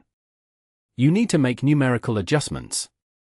Only in this way can the game be balanced, the little boy said expressionlessly. Balanced. Loki's face showed a half smile. I'm not the only one in this dungeon with a data overflow, right? You're ignoring the guy with the cheating device, and you're still talking about balance. Don't tell me you don't know anything about the underhanded tricks of Kronos. We reached an agreement at the beginning of the game. Every god will bestow an ability on the agent they value. All the actions of Kronos and his agent up to now are within the rules of the game, the little boy said with a serious expression. Rubbish. Loki looked disdainful. He opened his beer and took a sip. In the words of the white-haired man downstairs, I can smell the PY from 10 miles away. You turned a blind eye to it because Kronos helped you build the game's time system. The little boy didn't deny it. Not only Kronos, but many other people contributed to the process. That's why we set up the organizing committee to manage these game worlds. Without their help, I wouldn't have been able to create so many realistic and charming worlds. Speaking of which, I once invited you to help design the main storyline mission, but you didn't accept it. I'm a busy man, so I don't have the time. And aren't you worried that I'll mess up your beloved game world? Loki pretended. I can give you a certain amount of free space to unleash your creativity. In the end, I'll handle it. I'm confident that nothing will go wrong, the little boy said. I know what you're worried about. I can also persuade the other members of the organizing committee to try to accept you. Of course, in view of your unpleasant past, it will be difficult to wipe your slate clean. But at least it's not a problem to maintain a cooperative state in this matter. You can also use this as an opportunity to repair your relationship with them. Loki was angered by the boy's words. However, the boy's final promise lit his eyes up. He seemed tempted. Just as he was about to agree, however, his expression changed and he grinned. I refuse. Do you really think I care about what other gods think of me? The little boy was not surprised. What a pity, he simply said. No, it's not. Loki scratched his chin. If you hadn't appeared here tonight, I wouldn't have known that you had your eyes on him. I only appeared here because I received a major error report. TSK, TSK, TSK. What did I just say? Don't compare eggs with hens. I won't compare Texas Hold'em with you, so you'd better not lie in front of the god of lies. Loki grinned, but his smile stopped halfway through. Damn it, how long has it been? My second incarnation was killed too. Zhonghang silently memorized a few murals on the wall, turned to leave, but he stopped the next moment. He walked to the only furniture in the room and reached out to pick up the kerosene lamp. Almost at the same time, a system notification sounded in his ear. Discovered game item, old kerosene lamp, unappraised. Zhonghang felt that the kerosene lamp was placed too deliberately. It happened to be at the golden dividing point of the entire room. Of course, if it wasn't for his keen observation and sense of space, he would probably only have noticed it after measuring it step by step with a ruler. However, Zhonghang was able to observe the lamp's position with his naked eye. Thus, on his way back, he picked up a game item, the kerosene lamp, and examined it. However, he couldn't find anything special about it. The item was still in its unappraised state, and Zhonghang hadn't seen it used before, so he couldn't figure out its use. Thus, he had no choice but to put it into his backpack. Then, he left the hut and went to the haystack. It was then that he noticed the footprints on the ground. Because of Sork's weird personality, she had almost no contact with the people in the village. She lived alone in a corner of the village, so the footprints on the ground were all left by her alone. It was very convenient to chase after her, where Zhonghang could tell from a glance which of them were fresh. The footprints that had just been left stretched all the way to the forest behind them, also the direction of Sork's escape. Zhonghang chased after them with his rifle. The forest at night was quiet. Only the scattered moonlight fell on the ground. The huge shadows of the trees covered most of the area, making the view very bad. However, this didn't affect Zhonghang. He was wearing the filter lens, thus he could see everything around him. With this D-grade item, he did not have to worry about being ambushed by Sork. In addition to the time he had spent in the hut, Zhonghang did not slow down. He ran to the two pine trees that were about to stick together. However, Zhonghang suddenly stopped in his tracks. At this moment, Sork was holding her hunting rifle and hiding behind a rock 50 meters away. He pricked up his ears as if he was waiting for something. Chapter 1192. The Spectator. Endless Fantasy Translation. Endless Fantasy Translation. Sork tried her best to suppress the sound of her breathing. There was a reason why she had chosen to escape to this place. 50 meters away, she had personally dug the bear trap. The pit was 4 meters deep, 6 meters long, and 3 meters wide, and there was also a sharpened wooden stake at the bottom. Only a thin wooden board in the middle could be used to walk. Sork had attached soil to the board so that it couldn't be seen from the outside. If Zhonghang followed her footsteps, he would be doomed if he made the wrong step, and even if he didn't, it would be useless to traverse the thin wooden board. Since the wooden board had been carefully selected by Sork, it could bear her weight. With Zhonghang's weight, however, it would definitely break, which meant that Zhonghang would still fall into the trap, and he would end up gutted. As if to prove Sork's hypothesis, the next moment, she really heard the sound of the wooden board breaking. Something had fallen into the trap. A hint of excitement flashed across Sork's cold, vicious eyes.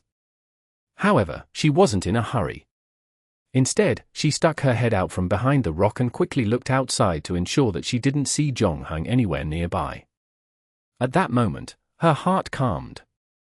Holding her shotgun, she approached the trap one step at a time. She checked her harvest, but all she saw was a rock. Sork's face filled with shock. At the same time, a bad feeling rose in her heart. However, it was already too late. A figure silently jumped down from the tree behind her. Zhonghang didn't even shoot. He merely kicked the hawk into the trap that it had dug herself. The latter's chest, arms, and neck were pierced by the sharp wooden stakes. She died a miserable death. The next moment, the other players in the wheat field received a system notification. Successfully killed 1 Loki avatar. Remaining avatars, 3, Loki's strength has been reduced by 20%. Obtain 20 points. Please check the relevant information on the character interface. Up until now, Zhonghang had already killed 2 Loki avatars. Each time he lost one, Loki's strength would be reduced by 10%. In other words, once he killed 5 of Loki's avatars, his opponent would only have 50% of his strength left.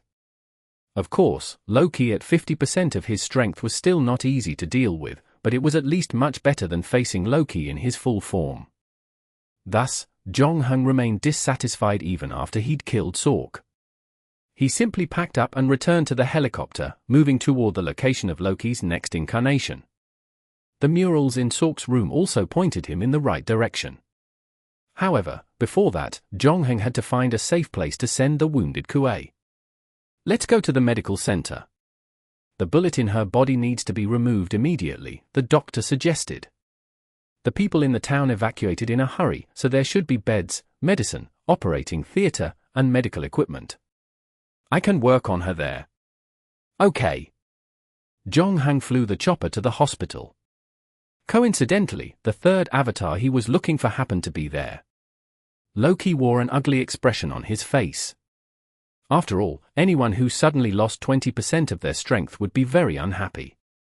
Even in the game, he could not help but complain, "What kind of stupid rule is this?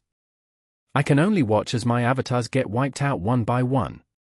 And then it's my turn." The boy shook his head. "It was you who changed the main storyline mission to killing you halfway. The organizing committee once warned the gods of the dungeons not to go down on their own, especially to participate in the main storyline mission. You see, this is the meaning of the existence of the rules. TSK. Your long speech sounds like an excuse to protect the player with the number 07958. Interesting. Even you are interested in him." Loki wasn't angry, rubbing his hands in excitement instead. "Then the next thing will be even more interesting.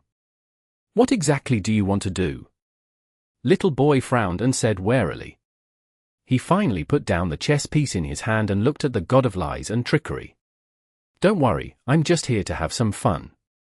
You know me, I just can't stay idle. When I saw that old bastard Kronos being so sneaky, I couldn't help but want to deal some damage. Well, I can't consider it damage. Maybe one day, that Jong-Hung will thank me. Besides, didn't you spend so much effort to gather all the agents together just to see who is more powerful? To resolve the dispute among the gods and to get a cut of the cake of the new market? What a cliché method. You have no intention at all.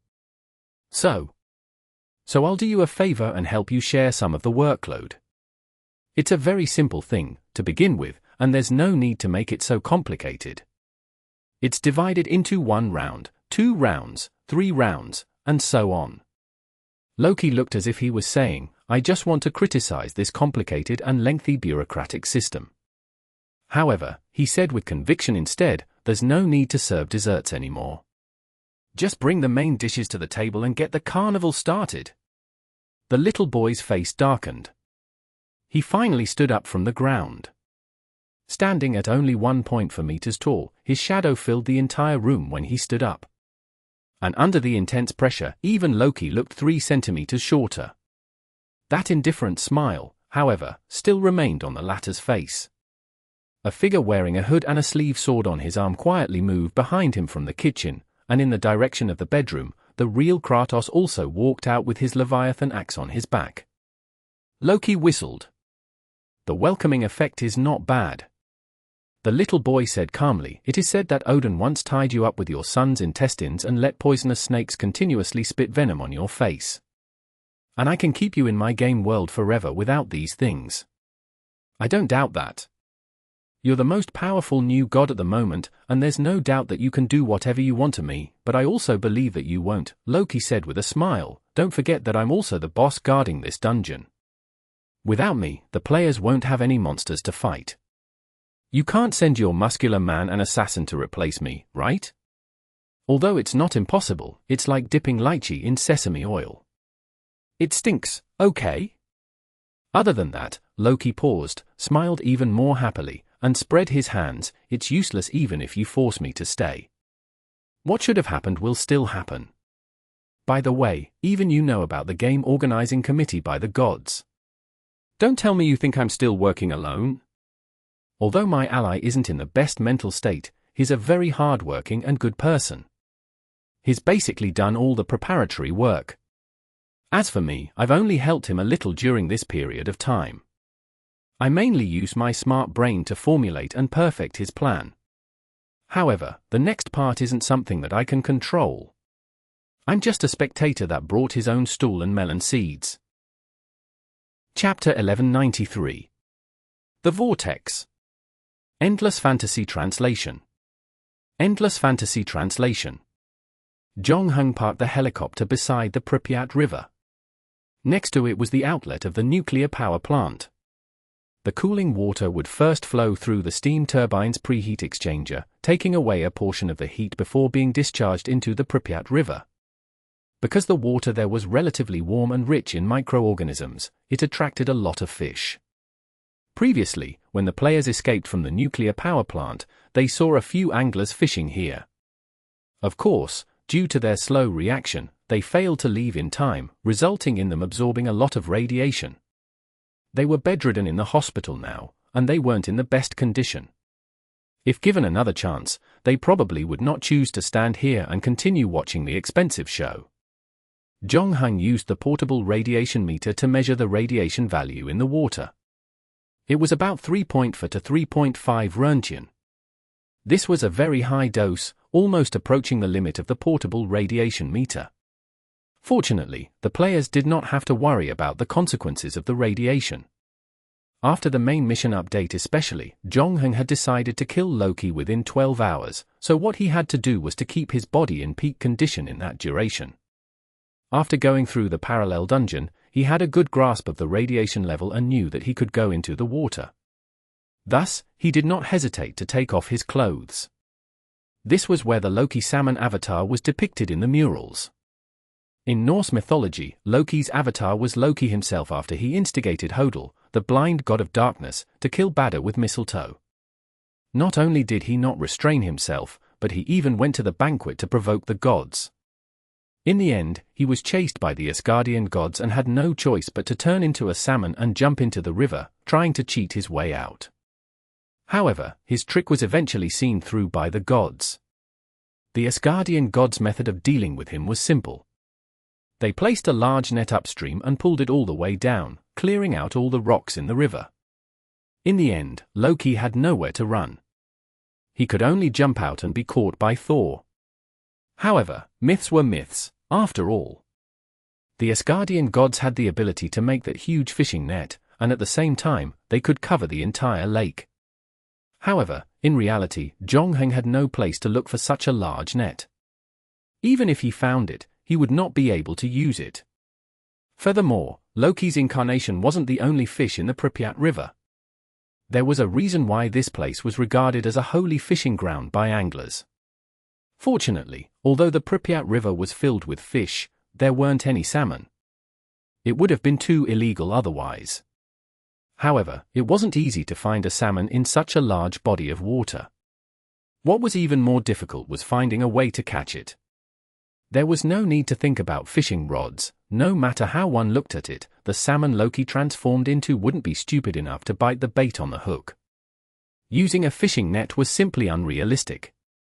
Even using electric fish sounded a little more reliable. However, putting aside how Jong-Hung was going to find electric fish, the Pripyat River was very deep in this part. If the salmon Loki had transformed into was hiding at the bottom, there was an 80% chance that they would not be able to electrify it even if there were tools. Most players would have given up by now, but since Jong-Hung had flown the helicopter over, he had already thought about how to find Loki's avatar in the river. After taking off his clothes, he jumped into the river without taking anything with him. There was no cooling water discharged into the river, probably because reactor number 4 had exploded. The river wasn't as warm as he had imagined, but the fatty acids in it were still abundantly rich. The water was light brown, meaning these fatty acids were now highly effective coagulants, transporting radioactive particles and fission fragments further away. Jong-Hung put on his filter lens and continually submerged himself until he finally stopped about 5 meters from the bottom of the river. Returning to the water made him feel extremely relaxed, like he was lying on his own couch in his living room. However, Jong-Hung did not allow himself to be immersed in the comfortable atmosphere. He did not forget his purpose in coming down, especially since the Pripyat River was still filled with radioactive particles and danger was everywhere. Having that in mind, Jong-hung decided to finish up as quickly as possible. The next moment, he closed his eyes and stretched out his hands, one on the left and the other on the right. Slowly but firmly, he clenched his fists. Following his movement, the speed of the surrounding water started to increase. At the same time, about 10 meters away from Jong-hung, the swirling water formed two vortexes. These were the things that Jong-hung used to deal with the Loki salmon Incarnation. A natural automatic fishing machine, the faster the vortex spun, the more it stirred up the originally calm Pripyat River. The suction force caused by the vortex began to pull on the surrounding aquatic creatures, and as the whirlpool grew larger, the nearby fish were sucked into it. It was like riding a roller coaster, to which this was an endless version. They were being tossed around until they were dizzy. Jong-hung did not stop until the two whirlpools were more than 7 meters in diameter. This was almost his limit. He started to feel that the whirlpool was getting harder and harder to control, and the surrounding water was crazily pulling on his body. The whirlpools were now 7 meters in diameter, and the area of attraction became even larger. Even Jong-hung did not dare to remove one of the whirlpools, lest he be sucked into the other one. Carefully maintaining his balance, Jong-hung started to move in the river. This time, the aquatic animals in the nearby waters were all in trouble, whether foraging for food or staying put. Even those hidden in the corners and crevices of the rocks were mercilessly sucked into the vortex, forcing the magic of love to circle around them. As Jong-hung moved, he observed the nearby movements, and not long after, he saw a large fish with a blue head but a red body. It had sensed the danger before the whirlpool had even approached and tried to leave in advance, and it had almost succeeded. However, because the area covered by the two whirlpools was too large, it could not escape with all its might. Its movement slowed down under the pull of the current. That said, it was indeed one of the few underwater creatures that could contend with the whirlpool, actually managing to pull away from it slowly. Unfortunately, it was immediately targeted by Jong-hung. As Jong-hung began to move toward it, it was eventually unable to escape from the powerful suction force of the vortex. It was mercilessly sucked into the vortex and spun around with the other fishes in it. It spun faster and faster, but the process did not last long. Soon, the water around it disappeared. Chapter 1194. David and Goliath. Endless Fantasy Translation. Endless Fantasy Translation. The red salmon perked up again, realizing that it had finally escaped. It wanted to continue running for its life, but when it moved its fins and tail, it found its body out of its control as though it was drunk. At first, the red salmon thought it had been running in circles for too long and that its sense of balance had been lost. However, it soon discovered that it wasn't the case. The other fish around it that hadn't been completely knocked out were all running for their lives in a panic. It was the only one that remained where it was. The real reason for that was the turbulence that had bound it there. Then, a hand grabbed onto its body. The red salmon struggled desperately because it saw that the human had actually no intention of bringing it to shore. Instead, he held onto it with one hand, and with the other, directly untied the small knife that he was wearing on his calf. In the next moment, the doctors and others at Pripyat Medical Center received another system notification. Successfully killed one Loki avatar. Remaining avatars, 1. Loki's strength has been reduced by 40%. Obtain 20 points. You can check the relevant information on the character interface. The doctor, Master Kuei, and the others looked at each other. After a long while, it was Mouse who spoke first. Sighing, he said, "This is too fast. Only half of the 12 hours have passed. Loki only has one avatar left. Could this be the strength of the number 1 player?" It hadn't been long since Master Kuei's surgery, and the anesthetic hadn't worn off completely. She still looked a little tired. "I've also experienced many dungeons, but none of them are like this one. From the beginning to end, it's been like a pendant. It should be said that fortunately, we met Simon in this dungeon, or else we would have been in trouble." Mouse's heart was still filled with fear. "You have to know that the god behind this instant's dungeon is Loki. Although we can't beat the Avengers, it should be more than enough to deal with us." After he finished speaking, he realized that Master Kuei and the Doctor did not agree. They looked at each other instead. "What?" Mouse couldn't understand. "Did you notice it too?" The Doctor smiled bitterly. "The difficulty of this dungeon is obviously abnormal, and everyone should have received a system notification before. If nothing went wrong, Loki must have secretly changed the difficulty of the dungeon, which is why the subsequent restrictions appeared. Although Loki's reputation among the gods has never been good, I still have self-awareness. To be honest, I don't think I'm worth to be played by him like this." "Me too," Master Kuei nodded. I hid something from you guys when I first entered the dungeon. In fact, I'm also an agent, and the god behind me and Loki had some small conflicts. When I first saw Loki, I did suspect that he was coming for me, but when his identity was exposed by Simon, he didn't even look at me. I could feel that all his attention was focused on Simon." "You mean Loki was actually coming for Simon?" Mouse was not stupid. After Master Kuei and the Doctor spoke, he quickly realized something. "So this time, we got unlucky and got caught in the middle of a fight between gods." "It seems so," the Doctor said helplessly. "Who do you think will win in the end? Simon or Loki?" "Of course, we hope Simon will win. After all, whether we can leave this dungeon alive depends on him," Master Kuei reminded. "But this time, the famous Loki is on the other side." Mouse's face still showed some worry.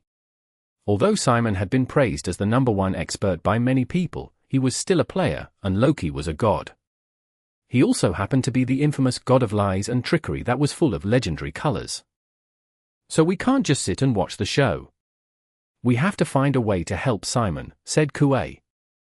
Although she was severely wounded, had just undergone surgery, and her body extremely weak, she didn't seem to feel that her dungeon trip was over just like that. Instead, something seemed to be burning in her eyes. "I'm not against helping. After all, this is our dungeon, but can ordinary players like us really help in this kind of celestial game?" Mao said hesitantly, "Don't drag Simon down instead.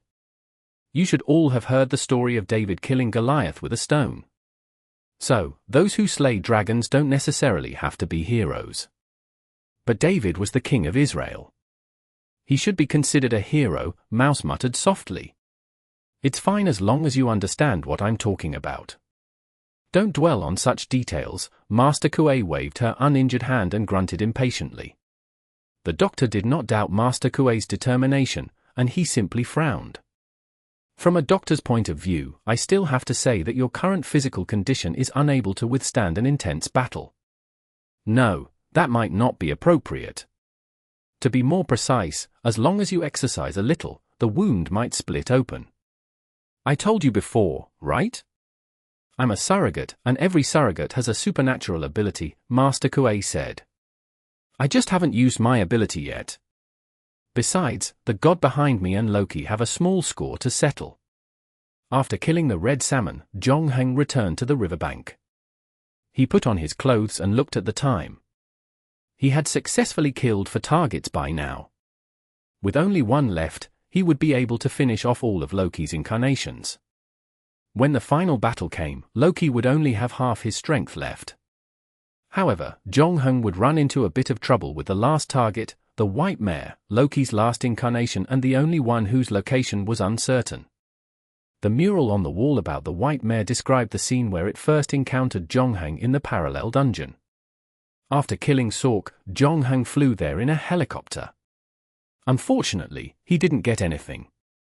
Earlier, in the town of Pripyat, Zhongheng drove the Doctor, Master Kuei, and the others Pripyat Hotel and encountered the White Mare again. In Norse mythology, the story of the White Mare was also very interesting. Legend had it that during a battle, the city wall of Asgard was razed to the ground. The gods were unable to resist the attack of the old enemy giants, and just as they suspected, a craftsman came to the outside of the city and offered them a deal. He said that he could repair the city wall in 6 months at the cost of the god's sun and moon, and the goddess Freya as his wife. The gods thought that it was impossible for the craftsman to repair the city wall within this period, and they wanted to pay for the fruits of his labor. So they agreed to the deal at Loki's instigation. But they didn't expect the craftsman to find a stallion to help, and the progress of the construction was very fast. Seeing that the restoration work was about to be completed within the construction period, the gods began to complain about Loki. But Loki wasn't in a hurry. He turned into a white mare before the city wall was repaired and lured the workman's stallion away. After that, he got pregnant and was left with a pony, which was later Odin's mount, Sleipnir. Chapter 1195. The Final Incarnation. Endless Fantasy Translation.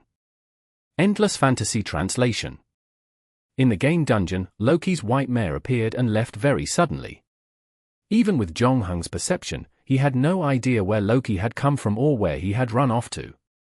Thus, he had given up on catching up to the white mare a long time ago. Furthermore, it was different from the situation when he was dealing with the red salmon. On land, Jonghung couldn't control the water flow, so he could only try to use his gun and bow to deal with the white mare. However, with the white mare's mysterious and unpredictable movements, Jonghung had to maintain his bow or shooting posture. The white mare would have disappeared from his sight otherwise. Of course, this didn't mean that Jonghung was utterly helpless against the white mare. He simply hadn't found the key to deal with it yet. Jonghung now regretted not bringing the White Horse's crown into the dungeon. With that item, he could summon the White Horse Knight's mount. Perhaps it could compete with Loki's white mare, but he could only bring a limited number of items each time, so he had to choose from among them. The White Horse's crown was not that adaptable, and being a C-grade item, it could only be used 3 times. With Jonghung's current strength, it was almost impossible for the normal dungeon to force him to use the White Horse's crown. That was why he did not bring this item with him. There was no point in dwelling on this matter anymore, so Jonghung shifted his attention back to the present. He recalled the story between Loki and the blacksmith, especially the details. The mare that Loki had transformed into finally led the blacksmith stallion, Swaddle Farley, into the forest. This was also in line with the scene when the two first met. Jonghung had seen the white mare by the stream in the woods. So the question now was, why did the white mare come to town when the two had recently met? What did the two encounters have in common? Jonghung's expression changed when he thought of this. In Norse mythology, the white mare Loki transformed into was equivalent to a seducer. It suddenly appeared at the critical period of the construction and lured the artisan stallion, Svaldil Farley, away. Of course, there was no stallion in this dungeon. In fact, according to what the hostess had said, not many families in Pripyat and the surrounding area had horses. Then, the white mare's appearance was obviously not to attract the stallion. Jonghung had met the white mare twice. The time, place, and people around him were all different. The only similarity was that he had driven a car. Considering that the stallion, Svaldil Farley's role in the myth was to carry the stones used to build the city for the craftsman, it was a function that had indeed been replaced by a car in modern society. So was a car the key to attracting the white mare? And it was not just a car. Jonghung had driven a car more than once in the dungeon. However, the number of times he had seen the white mare could be counted in one hand.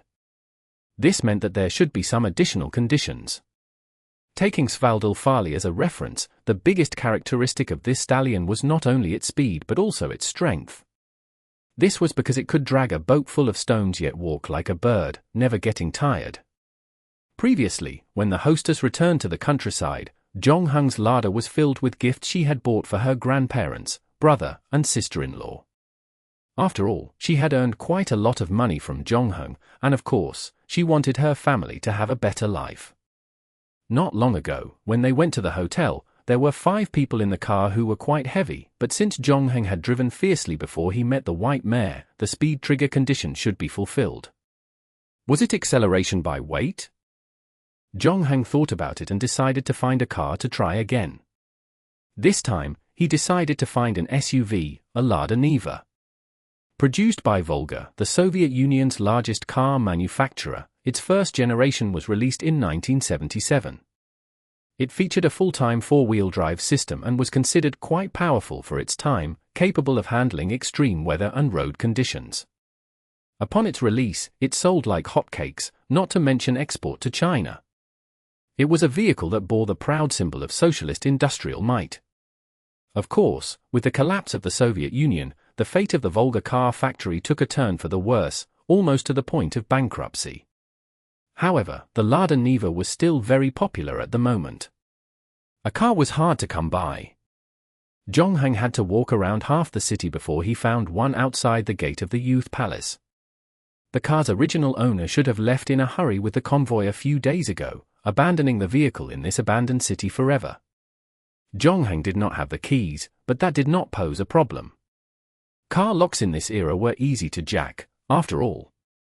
Of course, in order to save time, Zhongheng eventually chose a simpler and more violent method. He directly smashed the car window with a stone, reached into the car, and opened the door. Then, he started the engine by connecting the wires. Zhongheng drove the newly acquired Lada Niva all the way to the October Hotel. This was the second hotel under construction in the town. The rapid development of Pripyat attracted increasing numbers of tourists, and the Pripyat Grand Hotel that had been built previously was already unable to meet demand. Thus, the Pripyat city government decided to build a second hotel. However, after the explosion of reactor number 4, the hotel was destined never to be completed. Fortunately, Zhongheng did not come here to stay. He parked the SUV beside a pile of bricks at the construction site and loaded them into the car to increase its weight. He didn't carry too much, roughly estimating the weight of the bricks he had used to drive to the countryside and drive the players to the hotel. He chose a middle value and placed bricks of the same weight at the back of the car. After doing all this, the body of the Lada Niva slightly sank. He returned to the driver's seat and restarted the car. The engine roared to life, seemingly showing off the muscles of the steel beast. Zhongheng drove the SUV to the main road of Pripyat city center. Because Soviet city leaders believed that the city would develop rapidly and be filled with cars soon, they had planned the streets to be very spacious at the beginning of the construction. In addition, few people were in the city now, so it was very suitable for racing. Zhongheng removed the annoying door on the left side of the car. He held the steering wheel with one hand and the pestilence bone bow with the other. As for the Paris arrow, he bit it in his mouth with his teeth. After making all the preparations, Zhongheng stepped on the accelerator. Chapter 1196. Death by Collision. Endless Fantasy Translation. Endless Fantasy Translation. The Lada Niva sped forward. As Zhongheng cycled through the gears, the SUV's wheel spun ever faster. The wind blew into the doorless driver's seat. Zhongheng looked at the numbers on the dashboard. He was doing about 100 km per hour, and he had already engaged fifth gear, but since the white mare still didn't appear, he continued stepping on the gas until it got to 120 km per hour. This was also the highest speed Zhongheng reached when he drove the Doctor, Mouse, and the others to the Pripyat Hotel not long ago. However, this time, the white mare was still nowhere to be found. With the help of the filter lens, Zhongheng could clearly see his surroundings. There would be occasional eyes peeking at the road in the isolated buildings, but before the SUV could reach them, they would scatter in all directions. Zhongheng had no other choice but to continue speeding up. Fortunately, this car was in better condition than the other cars he had driven before. He could feel that the engine had not reached its limit, even though the needle was already close to the far right of the speedometer. 140 km per hour. Considering the additional load on the car, the Lada had basically nothing left to hold back. As a driver, Zhongheng could also feel that it wasn't impossible if he continued to speed up, but he would face the risk of a cylinder explosion. Therefore, Zhongheng chose to maintain this relatively safe speed. Compared to the previous two speeds, he should have reached the speed limit this time. Next, it was time to test whether his previous deduction was accurate. The Niva sped down the main road in front of the Youth Palace. At this time, the sky was already turning white, and the darkness was receding like the tide. This seemed to prove that the Earth would still spin normally the next day no matter what happened. Even though Pripyat was now empty, that did not stop the sun from spreading its rays over the vast and lonely land 149.6 million kilometers away. The first ray of sunlight broke the clouds. At the end of the horizon, a white mare had started its hooves and charged toward Zhongheng. It ran at an unbelievable speed, arriving in front of Zhongheng in the blink of an eye. Furthermore, it did not show any signs of slowing down. It seemed like it was planning to use its body of flesh and blood to ram a sterile creation of a human. The combined speed of both parties was conservatively estimated to be over 400 kilometers per hour. If they were to collide at this speed, the white mare would almost certainly die.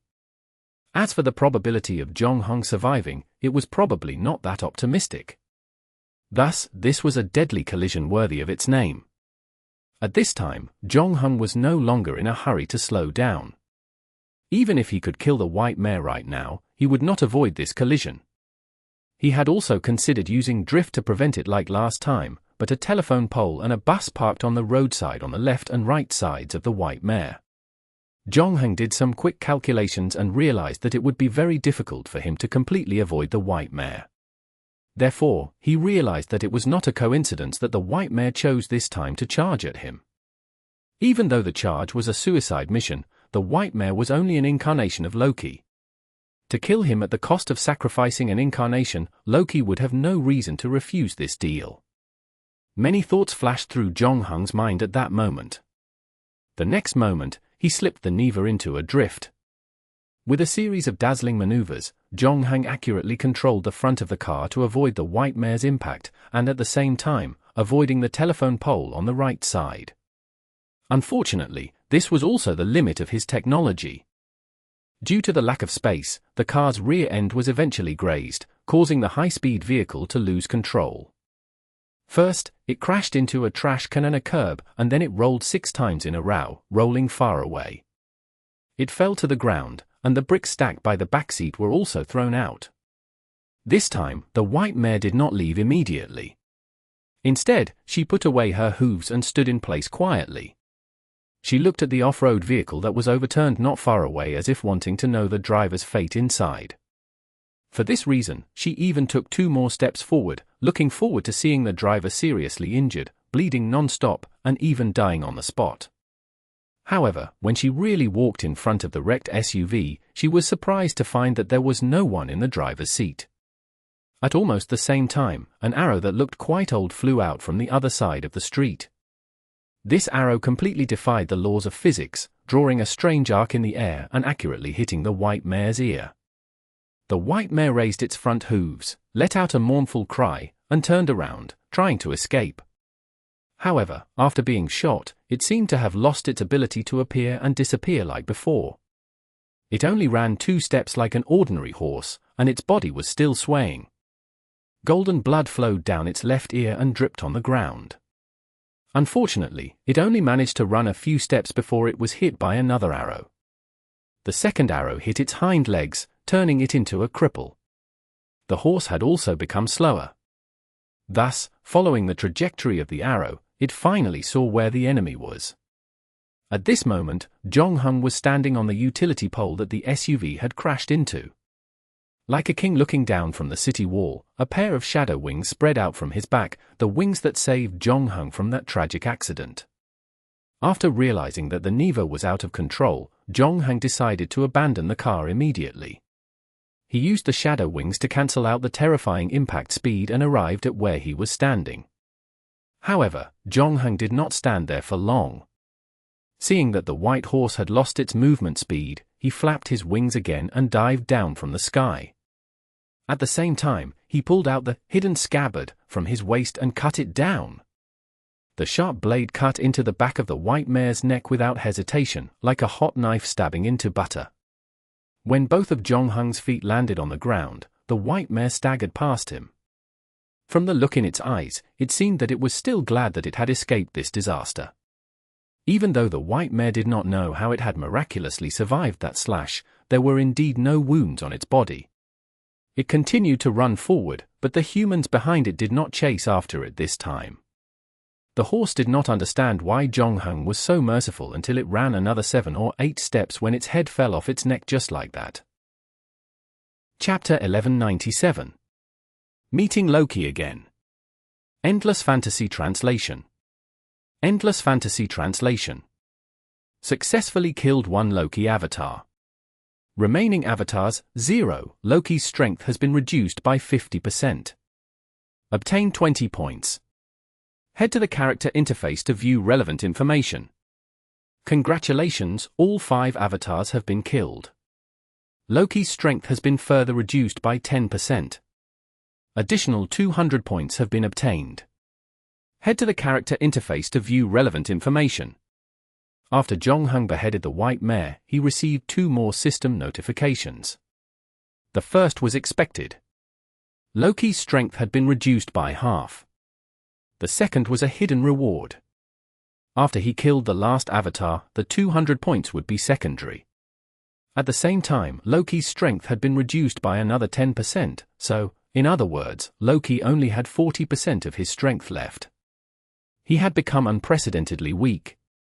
On the other hand, Jonghung's body had been affected by the radiation he had absorbed over the past few days, but his condition was not serious at the moment. He still maintained about 90% of his combat strength, and since his shadow wings had been used against the White Mare, it would take 24 hours to be used again. In other words, there was no hope for him in the battle after that. Other than that, Jonghung was in fair physical and mental condition. Even though he had gone through a few battles earlier, he wasn't injured. Having only used up some of his energy, it took him 2 hours to recover, and he also replenished himself with food and water. After he was fully prepared, Jonghung began his final battle journey. Less than 3 hours were left in the 12-hour countdown, but Jonghung did not go to the medical center to meet up with the doctor, Master Kuei, and the others. Because the 3 of them were not in good health and Master Kuei had been shot and injured, he could do little to help. In addition, this dungeon was an undeserved disaster for them, and since he inadvertently caught up in Loki's arrangements for Jonghung, he did not plan to ask them to join the final battle. Alone, he drove a newly found car on the quiet roads of Pripyat. The system had modified the main mission to restrict Loki's movements to the city. In other words, the god of lies and pranks could not leave Pripyat, and after the 12-hour countdown ended, Loki would be forced to stay in a building in the city. However, Jonghung did not want to wait until the 12-hour period was over before looking for Loki. This gave Loki time to choose a location for the final battle and then make arrangements. Although the name of the god of lies and pranks had always been well known, and when Mouse and the others heard that the god behind this dungeon was Loki, their expressions changed drastically. In reality, Loki's battle record was as deceiving as his own. Sure, he could gain an advantage when facing most of his enemies. There was almost no positive description of Loki's battles in the entire Nordic mythology. When facing a powerful opponent, Loki usually lied to deceive the opponent or used tricks to defeat the target. There was only one enemy who indeed died at his hands, and that was his brother, who bore a famous name, Heimdall. Those who had watched Marvel's Thor series should have some impression of this name. Heimdall was the guard of the Rainbow Bridge, the god of dawn, son of the 9 mothers, and the guardian of the gods. His gaze could pierce through the darkness, and whether day or night, he could see everything within 300 miles. Jonghung even suspected that the filter lens in his hand was the work of Heimdall. Other than that, Heimdall could also hear the sound of vegetation and hair growing. Completely tireless, and with him guarding the Rainbow Bridge, he would immediately blow his horn and summon the gods once he found traces of giants. Heimdall was Loki's mortal enemy. The two had already formed a grudge before the twilight of the gods, and they had perished together during the twilight of the gods. It seemed that Loki's combat strength was on the same level as Heimdall, the guardian of the gods. But people who knew the process of the battle didn't think so. Not long after the two exchanged blows, Heimdall seized an opening and chopped off Loki's head, but it unexpectedly bounced back up after falling to the ground. He bit the dagger and stabbed Heimdall in the stomach before both of them died. Although the ending was the same, Loki still relied on his little tricks and risked his life to kill Heimdall. Thus, Jonghung estimated that Loki's powers shouldn't be too strong in Nordic mythology. He should be in the lower echelon. In addition, the system had cut the god's strength by 60%, so Jonghung wasn't worried about Loki confronting him head-on. On the contrary, he really needed to be wary of the small movements behind Loki's back. If it was not a last resort, Jonghung did not want to wait until 12 hours had passed before fighting Loki. This was his plan from the beginning. Therefore, as soon as he recovered his strength, he began to search for Loki's whereabouts. Jonghung searched in the direction where Loki had escaped for the last time. Fortunately, although Pripyat was a city recognized by Ukraine, it only had 50,000 people, and it wasn't too large. In addition, after the evacuation, the place was basically deserted, making it more convenient for Jonghung to search. However, Jonghung still didn't expect to find Loki in less than half an hour. The latter wasn't hiding at all. He brought a sofa out of nowhere and sat in the middle of the road as though waiting for Jonghung to arrive.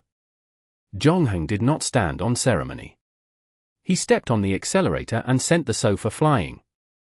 Unfortunately, Loki, who was on the sofa, snapped his fingers before he was hit and appeared on the other side of the road, his face filled with helplessness.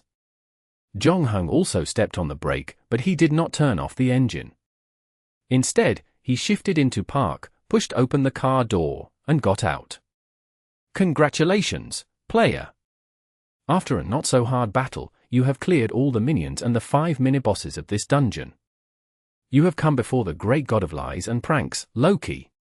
Tremble, mortal, for points have been increased by 100,000. You can check the relevant information on the character panel. Loki imitated the voice of the system, isn't that how you put it? You like this game, don't you, Jonghung? It was these rounds that turned you into the current you. Oh, by the way, I forgot to congratulate you on winning first place in the proxy war dungeon. I hope it's not too late to send my blessings. Chapter 1198. Why me? Endless Fantasy Translation. Endless Fantasy Translation. Jonghung ignored Loki's blessings and frowned. What did you do to me? How did you get me into your dungeon? Hey, don't you have a better question? I'm the god of lies and pranks. These things are a piece of cake for me, Loki said proudly while puffing out his chest. Unfortunately for him, Jonghung ignored his nonsense and took the pestilence bone bow from his back. Seeing that Jonghung was ready to attack again, Loki could only say helplessly, "Stop, stop, stop.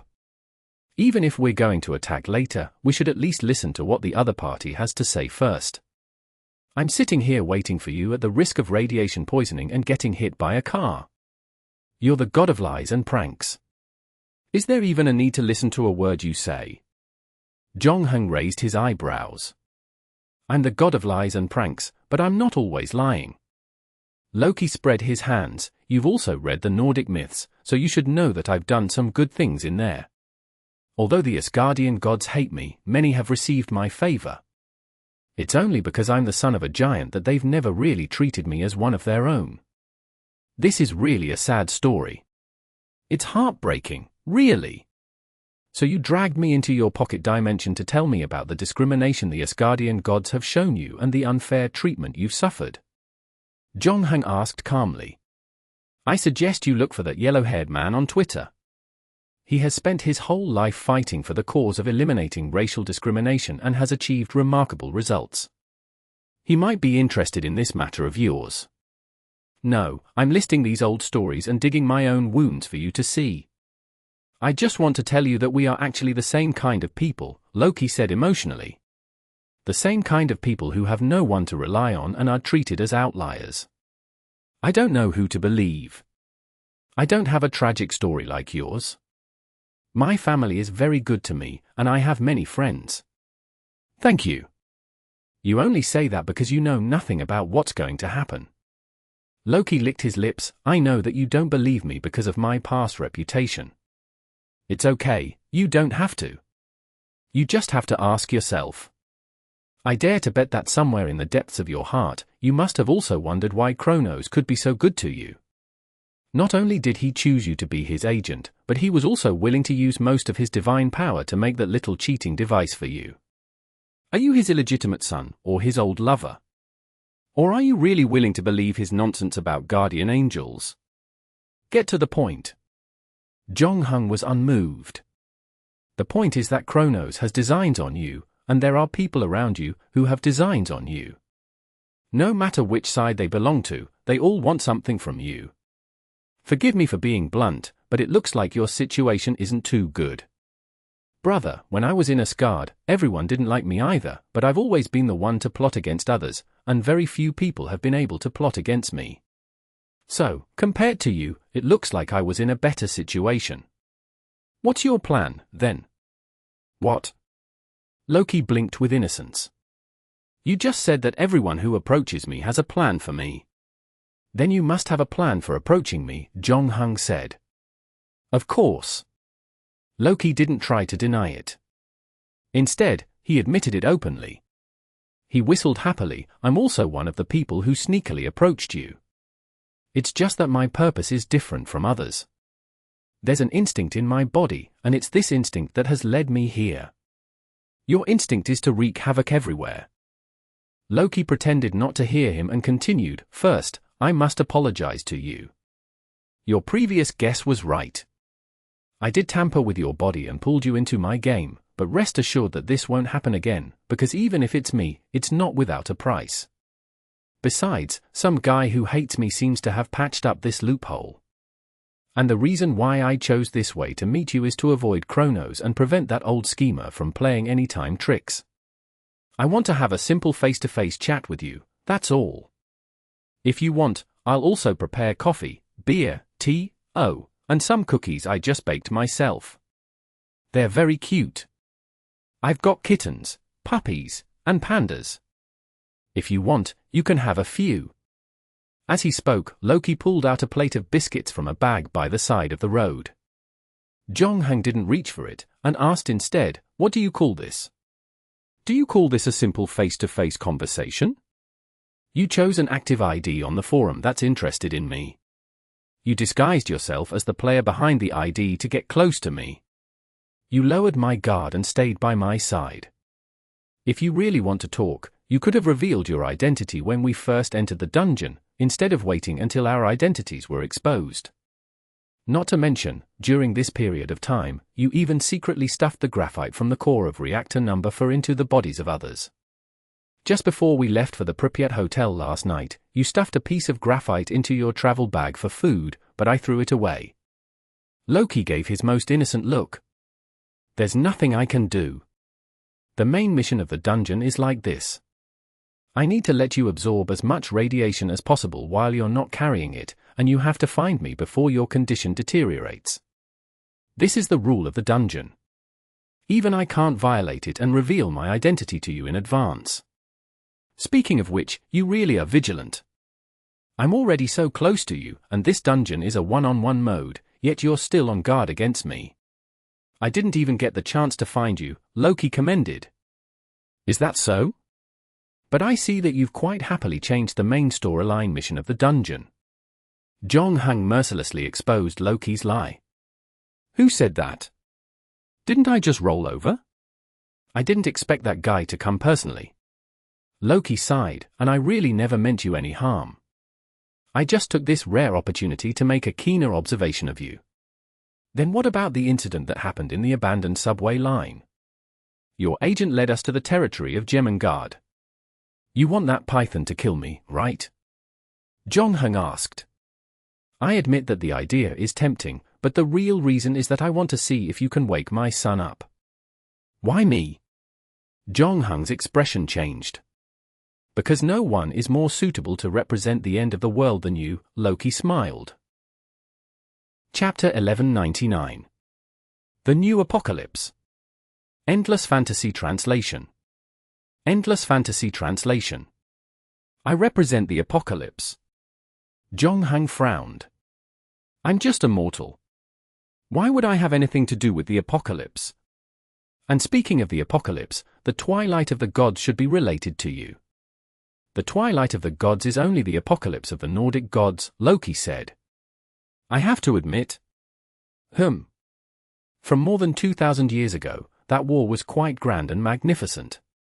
The bard sang about it, and many famous people wrote many beautiful poems to mourn the fall of the gods. They sang about Thor and Odin's battle heroism, the Asgardian god's valor, an indomitable spirit, blah, blah, blah. You can blame me for that, but unfortunately, they're too old. What do you mean? I'm not targeting those older brothers. Really, I quite like some of them. I even collected some of their bones and made some furniture out of them as souvenirs. But with the productivity of that era, the craziest thing you could imagine was a red-haired, bearded, muscular drunkard who hammered from east to west with a big hammer. And what was his mount? 2 goat-drawn chariots, 2 ridiculous and comical goats. Loki repeated, "Do you understand what I mean?" This was the limit of the imagination of the people at that time, and now, you can pick any person, and he can say 100 cooler and more awesome things than this. You have Ferraris, Long March 5th, and not to mention the Sky Carriers. But we can't blame them, their material conditions limit their imagination, and those poor guys have done their best. Whether it's the twilight of the gods or the judgment of the apocalypse, all these doomsday stories, these elegant poems, how should I put it? They're like a peerless beauty, unable to resist the erosion of time. They're no longer in line with their once mighty reputation, just like us old things. As Loki spoke, he took out another bottle of champagne from God knew where, uncorked it, and said to Jong-hung, "Want a glass?" Jong-hung shook his head. "I need to stay sober before I kill you. I don't plan on drinking." "All right, then I'll drink a small glass myself. Leave the rest here. I'll drink it after you kill me." Loki was very reasonable. He poured himself a glass and drank it in one gulp. Then, he raised the glass. "Here's to the good old days." Jong-hung was unmoved. Speaking of which, some of us should thank television, comics, online novels, or more specifically, Marvel, Netflix, Sony. After the reprocessing by modern creators, some of the old stories have come back to life. I happen to be also one of the beneficiaries. Although I want nothing to do with that idiot with the hammer, and by the way, in Nordic mythology, I'm actually Odin's brother, not Thor's, but I guess no one cares about that kind of thing. All in all, I've recovered quite a bit of my strength. It is a good thing. It means that humans are still unable to escape lies and deceit, said Loki, but most of the old gods didn't have a good life. It's not too much to describe them as struggling to survive. In order to recruit a believer, they had to use all their strength. But as I said, few people nowadays would think that a guy riding 2 goats is more handsome than a guy waving money, driving a Lamborghini. In contrast, a group of new gods had risen. They were young and powerful. The god of media, the god of luxury, the god of the second dimension, the god of air conditioning. Sometimes I don't understand humans either. Some of them believe that air conditioning is mankind's greatest invention for summer, and air conditioning saved their lives. Compared to us, the new gods have a more flexible way of absorbing faith. They don't have to pray, they don't have to sacrifice, and they don't even care if their believers have respect for them. This was unimaginable in the past. Those old antiques would punish those blasphemers for some trivial matter, but now, who the F***ck would think of the god of air conditioning in the winter, and at the same time, simplify the ceremony? A lot of old guys have complained to me that the threshold has been lowered. Some time ago, I met a guy on the road. He owns a few websites that everyone likes. One of them is called P Station. His believers are all over the world, they have all kinds of people. He also gains believers in a very crude and violent way. The old gods cannot imagine it at all. All you need to do is to post one of those small videos that he provides online and complete the ritual. He is simply the Einstein of the gods, a complete genius. From the day he was born, his followers have been growing rapidly. Moreover, they are incredibly sticky. Basically, as long as you log on to his website and become his follower, you will never be able to leave him. You will only provide him with endless faith. This thing is even more effective than the most stringent blood oath. However, new gods have their own troubles as well. Most have powerful divine power, but they lost the killing and fighting instinct of the old gods. Take the gods of Asgard as an example. When we were born, we faced all kinds of enemies. We had a mortal enemy, the giant tribe. There was also a civil war between the god tribes. At one point, we were on the verge of extinction. Later, at the dusk of the gods, we really died in battle, we basically never had peace. Every period of time was filled with blood. We fought against strong enemies or each other. If you couldn't fight, you would be killed. However, the new gods in modern society are not like this. Other than a few who have the ability to fight, most of them are the younger brothers that I mentioned above who open websites. They are very good at collecting beliefs, but they do not know how to fight at all. In addition, many old gods think that they only have faith in their eyes and have abandoned the dignity and honor that a god should have. Moreover, their various actions have seriously disrupted the market, so many old gods view them as a cancer in the industry. But just as I said before, there are some unusual creatures among the new gods. I have to say that humans have never let me down on the road of courting death. This time, they have actually played a new trick on me, our fear. It has always been the most primitive and purest human instinct. They have also developed many forms of entertainment to deal with fear, but most of them are just small things until they set their sights on the apocalypse. As I have said, whether it is the apocalypse or the twilight of the gods, they are all antiques that cannot keep up with the trend of the times. Humans have long lost their fear of the inferno painted by the pathetic imagination of their predecessors. They want to create new fears, thus, the exciting and magnificent new apocalypse of the 21st century. Chapter 1200. Good news. Endless Fantasy Translation. Endless Fantasy Translation. Have you noticed the problem? Loki asked. Let's summarize all we know so far. The old gods were competitive and brave, and their combat techniques were outstanding, but they were too old. Even the god of time himself could not resist the erosion of time. The new gods were very powerful, and their methods of gaining faith were flexible and varied. But deep down, they were like a group of hippies from the new era. Don't expect them to go to the battlefield. Then, with a pat on the head, the humans created another guy, giving him something that other new gods didn't have. Not only did he have the genes to kill, but also the seeds to destroy. Imagine this new guy feeding on fear, spreading crazily through the new media and the internet, like a virus replicating itself. His way of collecting beliefs was as flexible as a new god. He didn't even need to show up, and you didn't even need to know his name. He was just lurking in the movies and novels you saw, playing games. When you felt fear, congratulations, you had become his follower, providing him with endless nourishment. His original creator even considered that as time passed, his creation might return to the old ways of the old gods and fall behind the times, so he used a lot of white space in his depiction.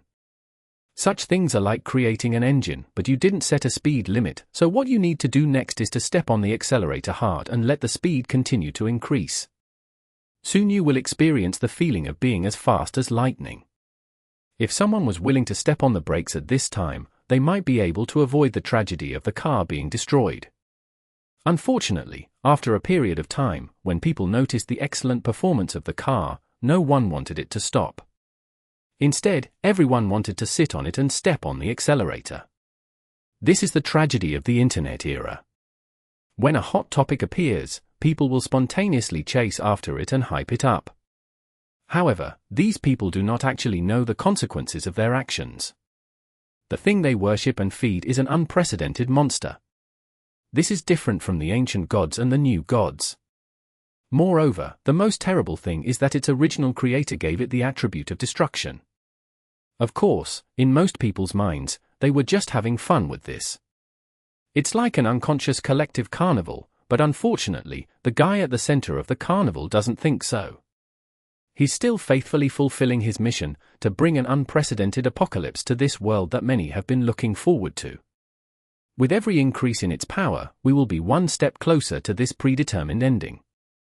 After saying that, Loki took another sip of champagne, a hint of tipsiness materializing on his face. Unfortunately, Jong-hong, who sat across him, did not react much after hearing that.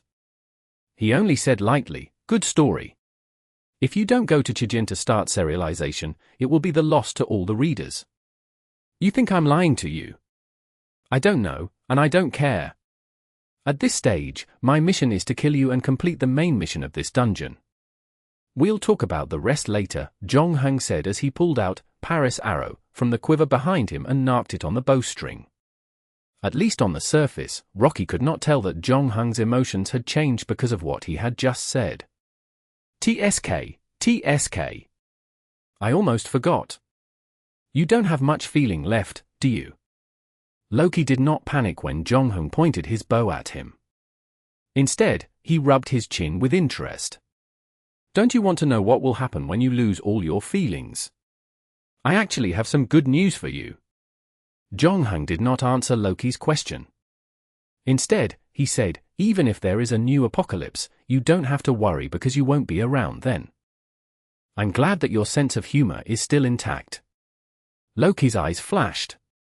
Otherwise, I might not like you as much as I do.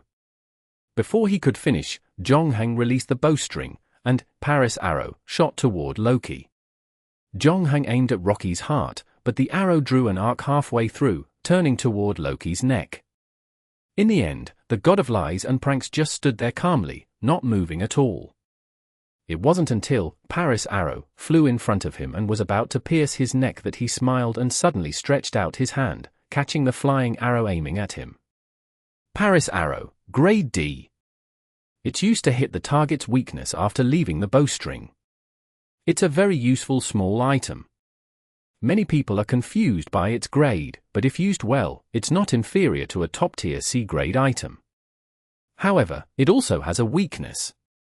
Although it has its own weakness to aim at, its lethality is no different from an ordinary arrow, Loki said unhurriedly.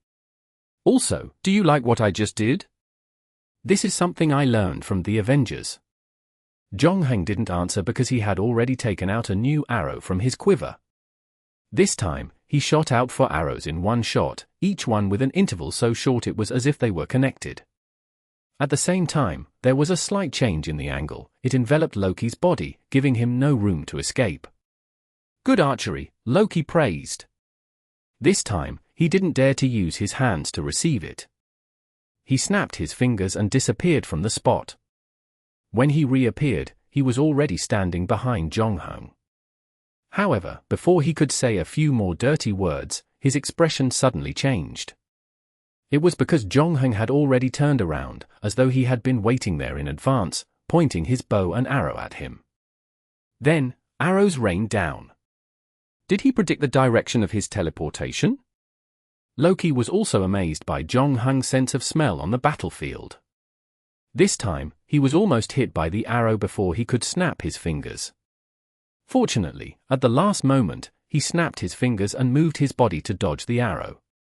However, the embarrassing scene reminded him of some bad memories. Previously at the Pripyat hotel, he was forced to roll around like a marble after Zhongheng exposed his identity. This time, he finally gained some face. However, even if he grabbed Paris arrow with one hand, he still did not dare to be careless, even if Zhongheng only shot him with the ordinary arrows he got from the shop.